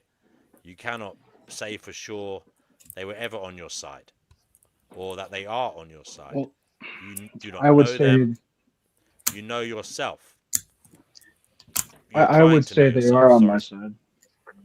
You don't Oh, know I that would for say they sure. are on my You don't know side, that for but you sure. have You don't know no. that I for sure. actually By do. the way, I actually Peter, do. we're all related. We're all related. So don't Yeah. have this egotistical attachment to someone just because a few generations ago they were your great great great great great great grandfather or whatever it was. Not Um, egotistical. yeah, it kind Ricardo. of is. You have no Yeah. No, idea it's not. Well, what they No, were no. on You about. you assume Hello, I have kitty. no idea when I do. thanks, Chickpea. Ricardo, Sister. look who's here. Oh, he gave us a kiss. Who saw that kiss? Oh, he gave us a wink. A one-eye wink is a kiss from a cat. Thank you. I'm Thank winking Hello, you. back at what's it. this? A stroke right now. What's their name? What's the name? This is Madam Poppy. Madam Poppy. Madam Poppy. Oh my Madam God, Poppy. that's a name and a half. Yay. I want to interview Madam Poppy. Madam Poppy, Madam Poppy, were you ever a human? She growled. She's like, fuck off. Let go of me. Madam Yeah. Poppy, were you ever a human being? She growled. Madam Poppy, would you she- like to Madam Poppy, would you like to reincarnate as a human being? No. No, she likes the easy life as a cat, man. Who the fuck wants to be? Yeah. I'll be a That's what domestic the house fuck cat with is chick. human. I wouldn't mind being reincarnated as Chickpea's cat. She'll fucking worship me as a god like the Egyptians, the way she look on Yeah, Instagram. that's so spoiled. Yeah, I wouldn't mind that. Yeah, you were growling. Yeah. Oh, I had to show Right. she was sitting on my lap. Nice. But she's gone. The mockery is noted.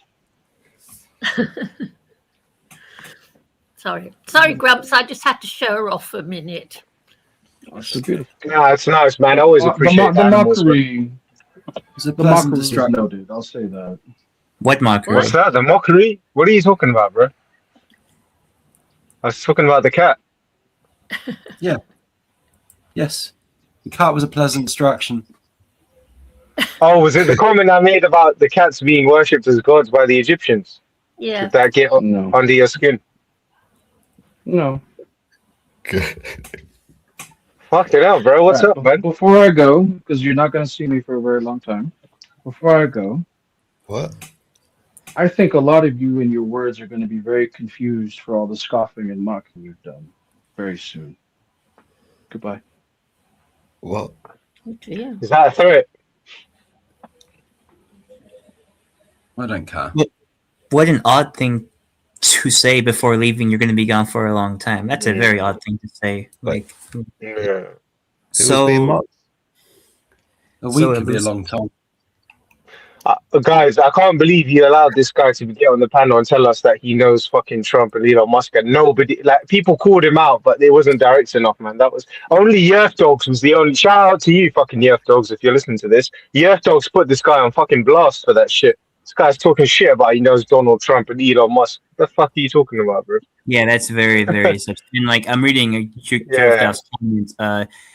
Like I get like all my stuff from like regarding the Charlie Kirk. I get like from like Tucker Carlson, Candace Owens, and Jimmy Dore and Glenn Greenwald. I would totally recommend like their like audio recordings about this. Yeah.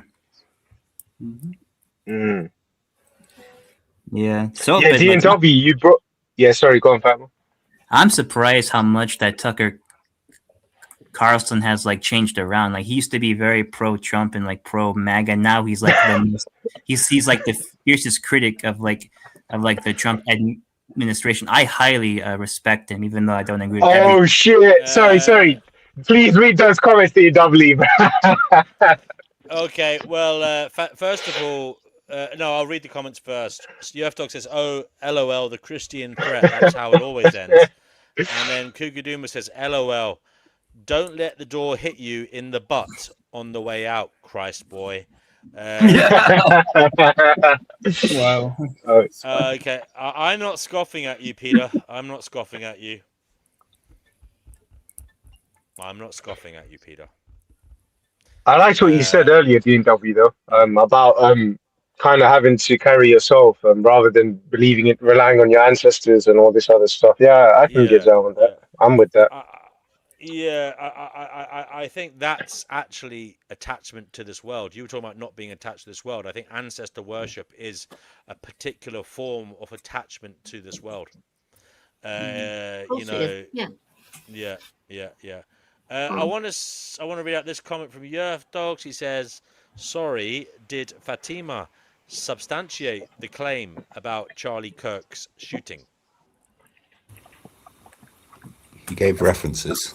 I gave references. I believe Fatima, you said it was staged. You said it was a fake stage. No, it wasn't staged. It was an inside job. By inside job, I mean that he died. He's dead, but like, it was orchestrated from third parties. It wasn't a lone wolf, and there is evidence in the prior 30 hours before he died. Charlie Kirk was having doubts about the state of Israel, and like he was doubting his hardcore support for it. And isn't it weird that he died soon right after? And if you look at like his death footage, there are people who jumped on him and they grabbed something from him and they were smiling at it. Yeah, they were like standing behind him. People thought they were the bodyguards, but like, why would they be jumping on him as soon after he was obviously bleeding to death, and they removed something from him? Okay. Yeah. Peter says, "They know and see the light, yet they mock and belittle. Now they shall be mocked and belittled." Can I take the mantle on this one? Sorry. Let me just respond to this guy. No, I know he's listening. Peter, forgive them, for they know not what they do. At the end of the day, what I don't understand about all these fucking religious god types, the Muslims, the Jews, and the Christians, especially these lot, yeah, is if your God is all-knowing, all-powerful, all-seeing, and he knows what's yet to come, and he knows everything that's in the past with perfect knowledge, why the fuck does anything piss him off that we're doing? Why? It doesn't make sense. Even if he knows that we mock him, why would that piss him off? Because he created all this shit and he knows the propensities of his creation, right? So that's why I don't take anything these fucking guys say seriously. Because if there is an uber galactic being that spans everything and is omnipresent and omniscient and all that other stuff, he doesn't fucking care. Just like you don't care about ants killing each other in millions of anthills around this planet because it's so fucking insignificant to you. Imagine if you knew that one of those ants would scoff at you every second of the day. Why the fuck would you give a fuck? Like, I just don't understand why is their God such an uptight asshole? Like, why does he get so, like, I just don't get it, man. Like, what the fuck, bro? Kugaduma says he fears no gods. He fears no gods. Yeah, like, here's the thing. I also fear no gods. Peter says that I don't fear God because I'm a universalist.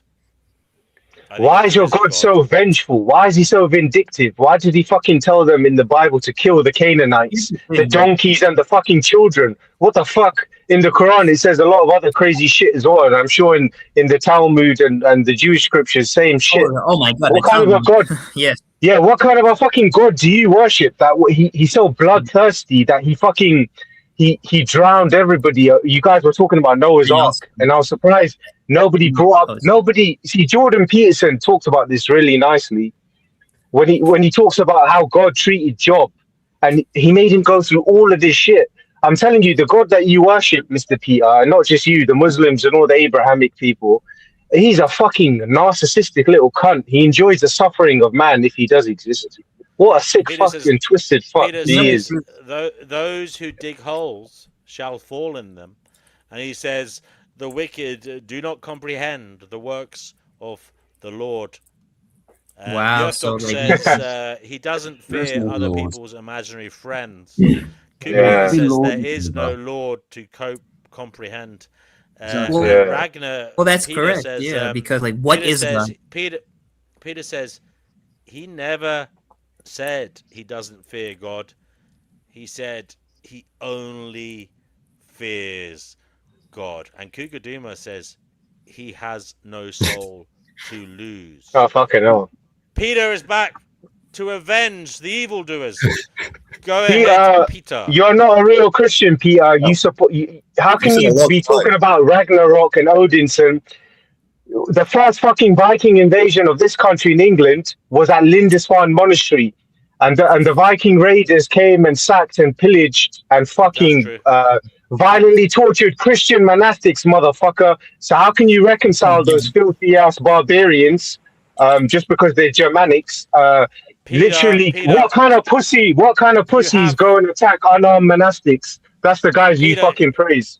Peter, he brings up a fantastic point. Why do you look with reverence at your supposed Viking ancestry when the Vikings were barbarian forces Pagan. that fought peaceful men of God, that killed them in Exactly. cold blood, Yeah. that would take a life Defenseless. for a portion of silver? Defenseless monastics who were just practicing their faith. What kind of fucking warriors do that? That's what pussies do, bro. They pick on the weak. But yeah, go on, respond. He has a point there, Peter. Go ahead, Peter. A fantastic point, might I add. But Peter, you And by are the way, muted. I'm not talking about the Norse civilization. I'm talking about the Viking raiders. So yeah, don't get me in there. Let Peter take center stage. Peter, feel free to turn on your camera and give your sermon. He is currently muted, though.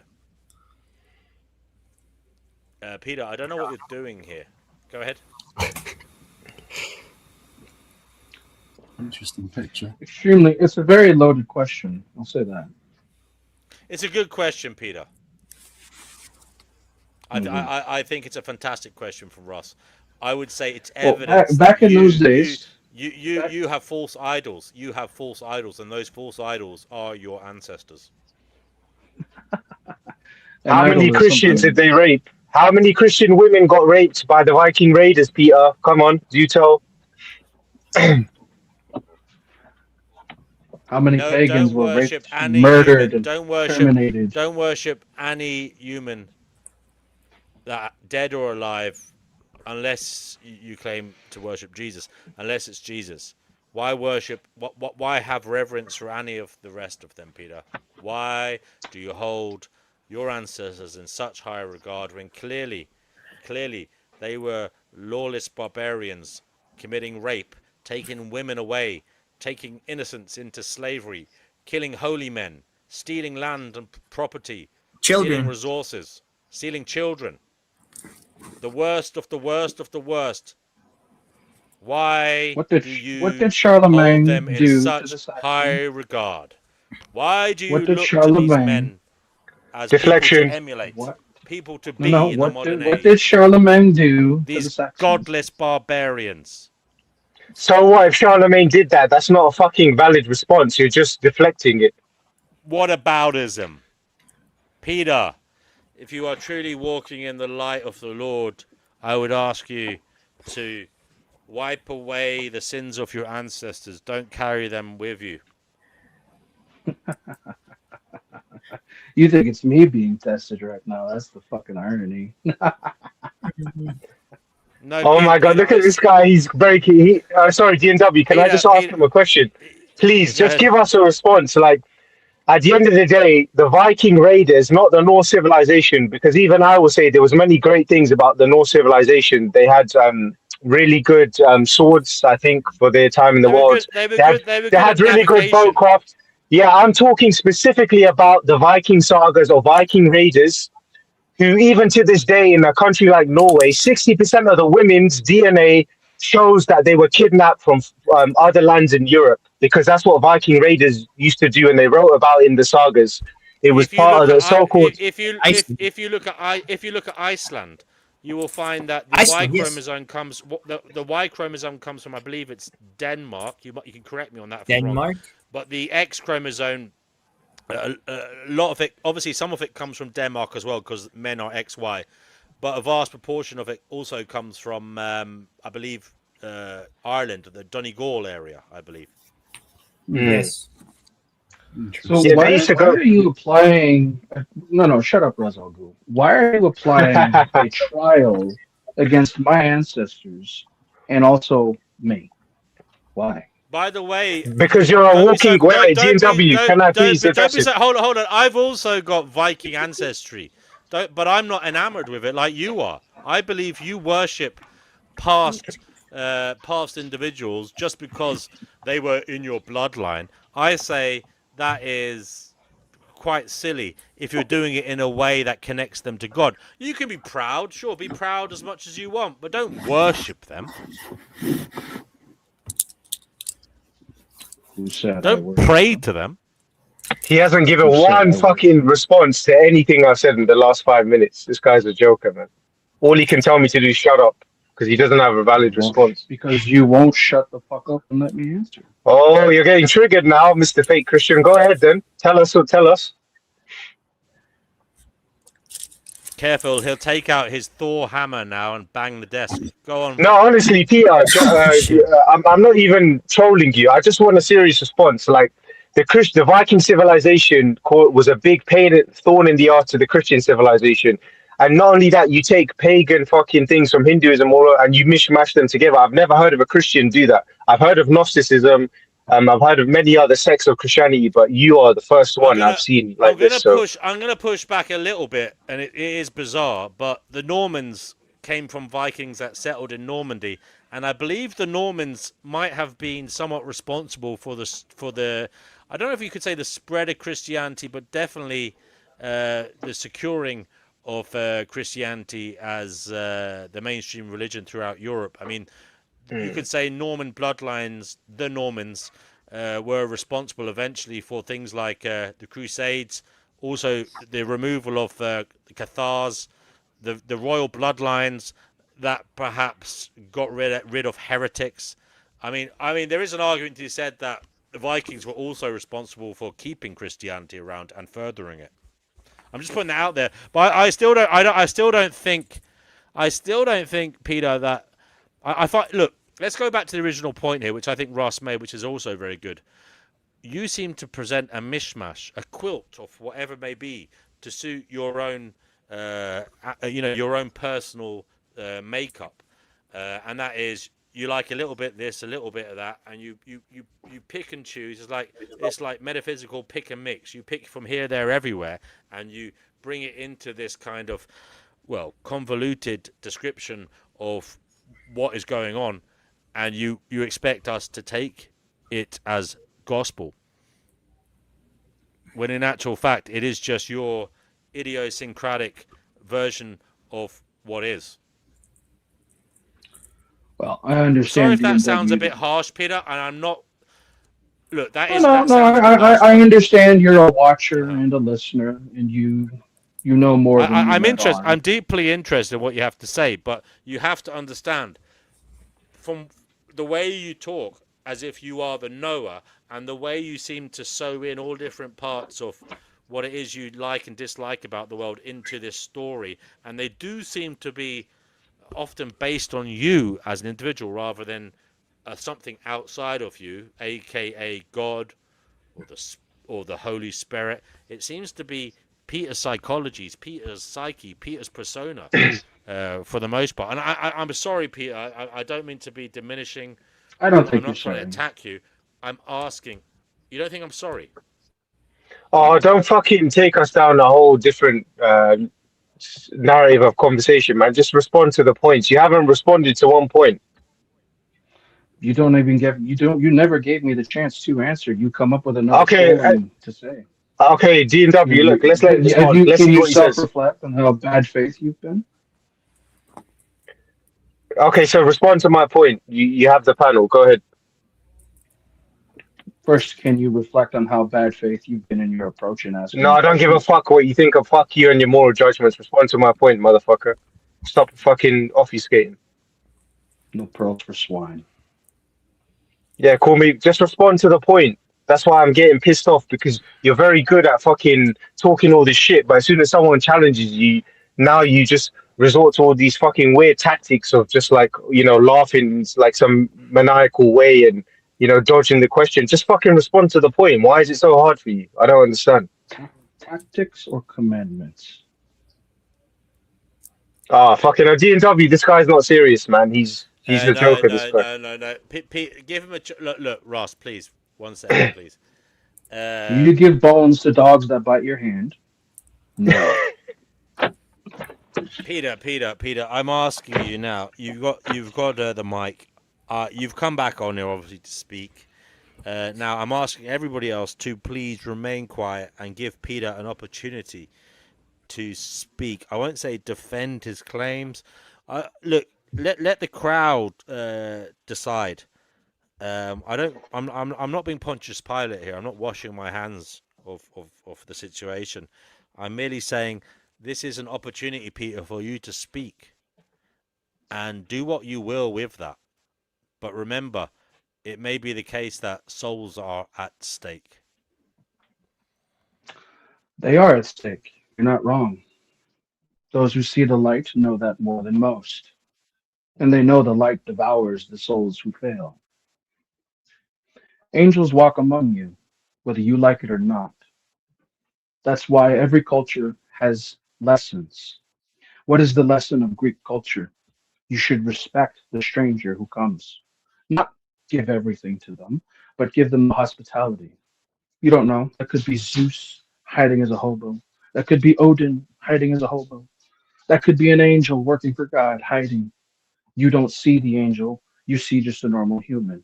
You would not know the difference. But the watchers who hear the voice and see the light, they know better. And when they disrespect, their souls are at extreme stake because they are watchers. Now, those who mock and scoff and do not hear the voice and do not see the light, they have a bit of a chance. Blessed are those who believe yet have not seen. Cursed are those who have seen and do not believe. That's what I would add to that. Now, my point here, you're demanding pearls from me. You're demanding knowledge. You're demanding from my story. And maybe that sounds a little egotistical, but it is my story. You want to know why it sounds contradictory. It's like asking the sun, Apollo, why you burn as much as you bring light to the darkness. It's ignorant. And mocking and scoffing and being bad faith to people as if you're Herod laughing in somebody's face, calling him a fool, talking down on him. You don't know who's among you. You don't, and also in other traditions, you know why Native Americans respect people extremely so, even if they're not Native? That could be an ancestor that's reincarnated. You don't know that. So you people who walk around in this modern world like little buffoons, okay, like baboons, you don't know shit. You think your sciences, you think your concept of religion is everything. But then something comes along, a bright light, and proves all you wrong. I don't let the crowd decide. I never did. Fuck democracy. When you let the crowd decide, they will hurt you. That's a fact. Every time. What happened when the crowd was allowed to decide the fate of an individual? We all know they chose Barabbas. We all know that. Why do you ask why? Why you cannot comprehend the works of the Lord? You're wicked. How can you see the works of the Lord when all you do is be wicked? You mock people. You mock other individuals. You scoff and scoff and scoff. It's all you do. All you do is bark like a dog demanding food, but you also bite the hand of he who would give you that food to sustain you. For my people suffer for lack of knowledge. And every single watcher who thinks the light does not know that they're watching the light, be warned. The light knows. And that's my point. All of you who hear the voice, all of you who see the light, all of you who mock about how Peter has a gigantic gavel known as Thor's hammer. Maybe people shouldn't mock too much. Because at the end, there will be 12 thrones and a 13th throne, and you have no fucking escape. That's the problem with a lot of you humans. And I say this in respect. A lot of you were made ignorant so that you could learn. Demons don't get that fucking privilege. Well, okay, that Peter, was very thank you for that. poetic, but it wasn't. You didn't. Sorry, go ahead, Dindo. No, I mean, I'm quite, I'm lost for words, Peter. You didn't answer like the Yeah, exactly. About the Nordic invasions of like England and shit.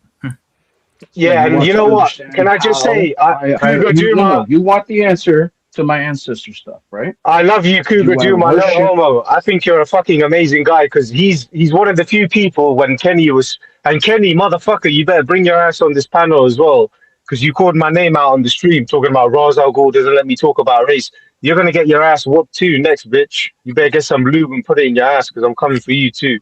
But shout out to Cougar Duma. Shout out to Cougar Duma. Oh my god, the NW. Kenny got called out. Kenny got called out. Yeah, no, because he called my name out and he thinks I don't remember that shit. Kenny got called out. Because Cougar Duma, I love you as a human being. Because Cougar Duma, let me finish, Peter. Hold on.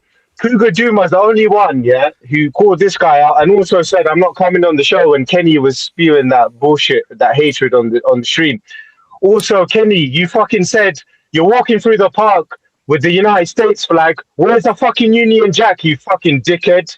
What the fuck is? How can you fly another country's flag in your own country? You're a cuck for the Trump. You support a pedophile, you little bitch. But anyway, yeah, back to Peter. You didn't answer the fucking question, so I'm sorry. You're very poetic and you choose your words carefully, but they're without substance. So I don't even know if, with all due respect, I don't even know if there's any point in engaging with you. Why am I wicked? One second. Gnosis. Mate, you just will threatened to continue on sodomize another man. X.com. Check out the Finding Gnosis X space where you can listen to further finding of Gnosis after the show. See you there! Finding Gnosis. Now on X spaces at x.com. Can I just speak to Ra for a second, please? Go ahead, Chick-fil-A. Thank you for that, because you know what, I've been confused about this whole American flag thing, because old Trump was a friend of what's his name, wasn't he? What's his name now? I've had a very, very difficult evening today. Are you talking about Jeffrey Epstein? Yes. Not to be accused for what's his name? Palm Side Pete or something? You know that guy that looks like him? Did you see that bloke that looks like Jeffrey Epstein? It's actually Epstein. Have you ever? That is actually Epstein. Oh, you think it's Epstein? No, I don't think I know. Oh, right. Okay. Anyway, Chickpea, it's Epstein. Yes, thank you. So I've had a really horrible day today. God. Right, so you can carry on now. Yeah, sorry, disclaimer. I love the United States of America, its constitution and its people. I've met quite a few of the guys that served in the military, fucking great guys, lovely guys. So this is not an anti-American rant. It wasn't an anti-American rant. I'm just talking about a certain leader of the United States who's fucking been colluding with pedophiles. I agree with you. Yeah. So I don't want any of my American friends here on the panel and any that may be watching, even though you don't know who I am. I don't want you to think I'm anti-American. I'm absolutely not. I have a lot of appreciation for the country. But I will say the current administration and its leader. Yeah, go on. So you're wondering if I literally worship my Viking ancestors? No. I never asked that. I just said, how do you reconcile the fact that the Vikings caused so much damage to Christian civilization? Like you can't skip around that. It's almost like saying like you believe in the Crusades, but then you support Salahuddin al-Ayyubi, who was fighting against them. You know what I mean? But yeah. Here's one thing I'll say, right? So that church was a part of Rome, right? You're asking why a church that is lying about being for God is getting persecuted by hunters who were prophesied to come. Right? So you're saying it You was know what part of God's happened? plan?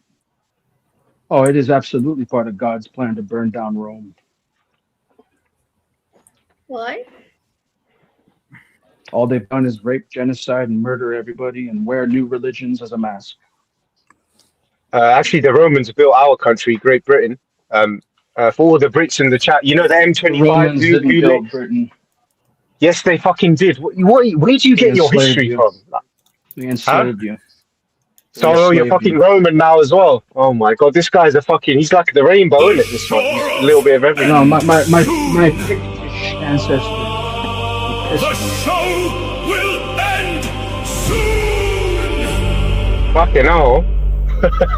Mate, my Pictish ancestors would piss on you if you say Rome built Britain.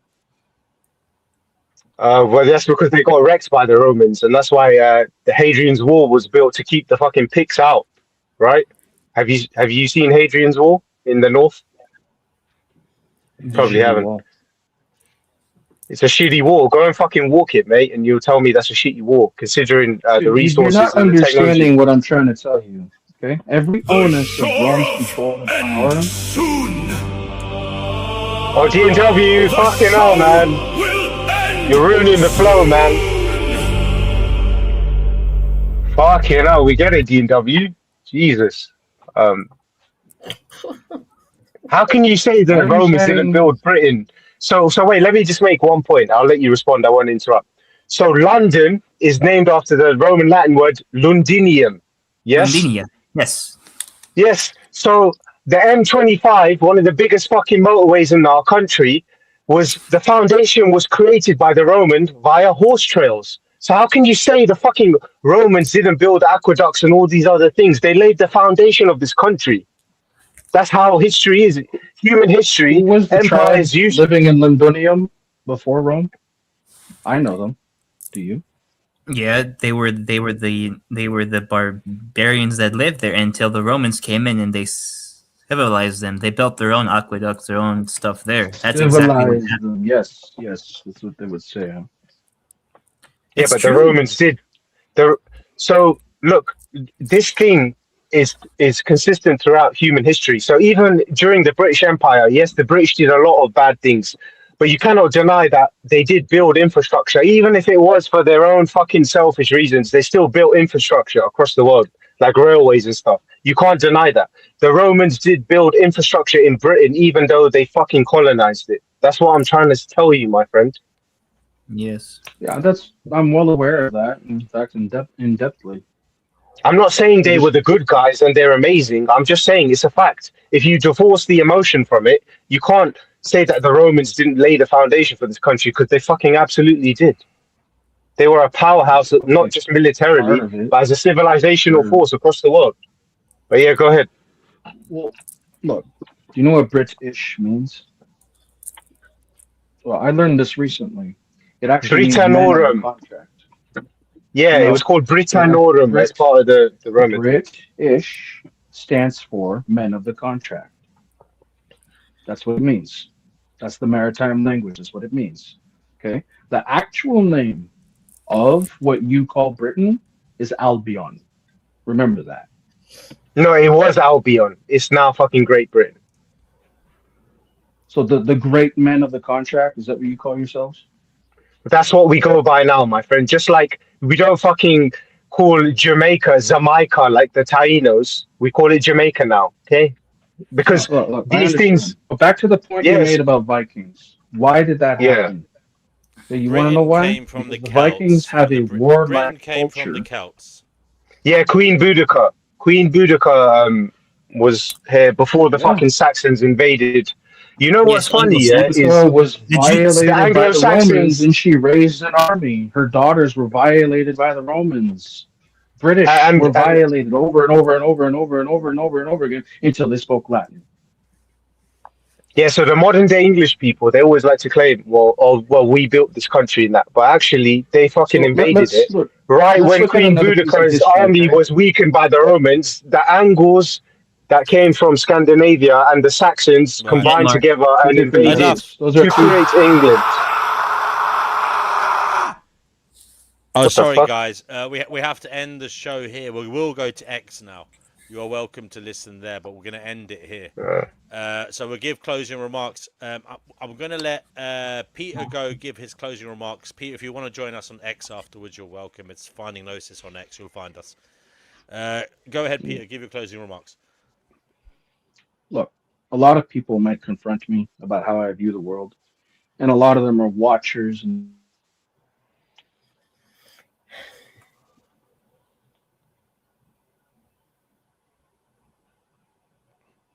Rome was constantly attacked by barbarians over and over and over and over again until my ancestors, the Germanic Goths, burned them to the fucking ground after hundreds of years of conquest, rape, and slavery by the Romans.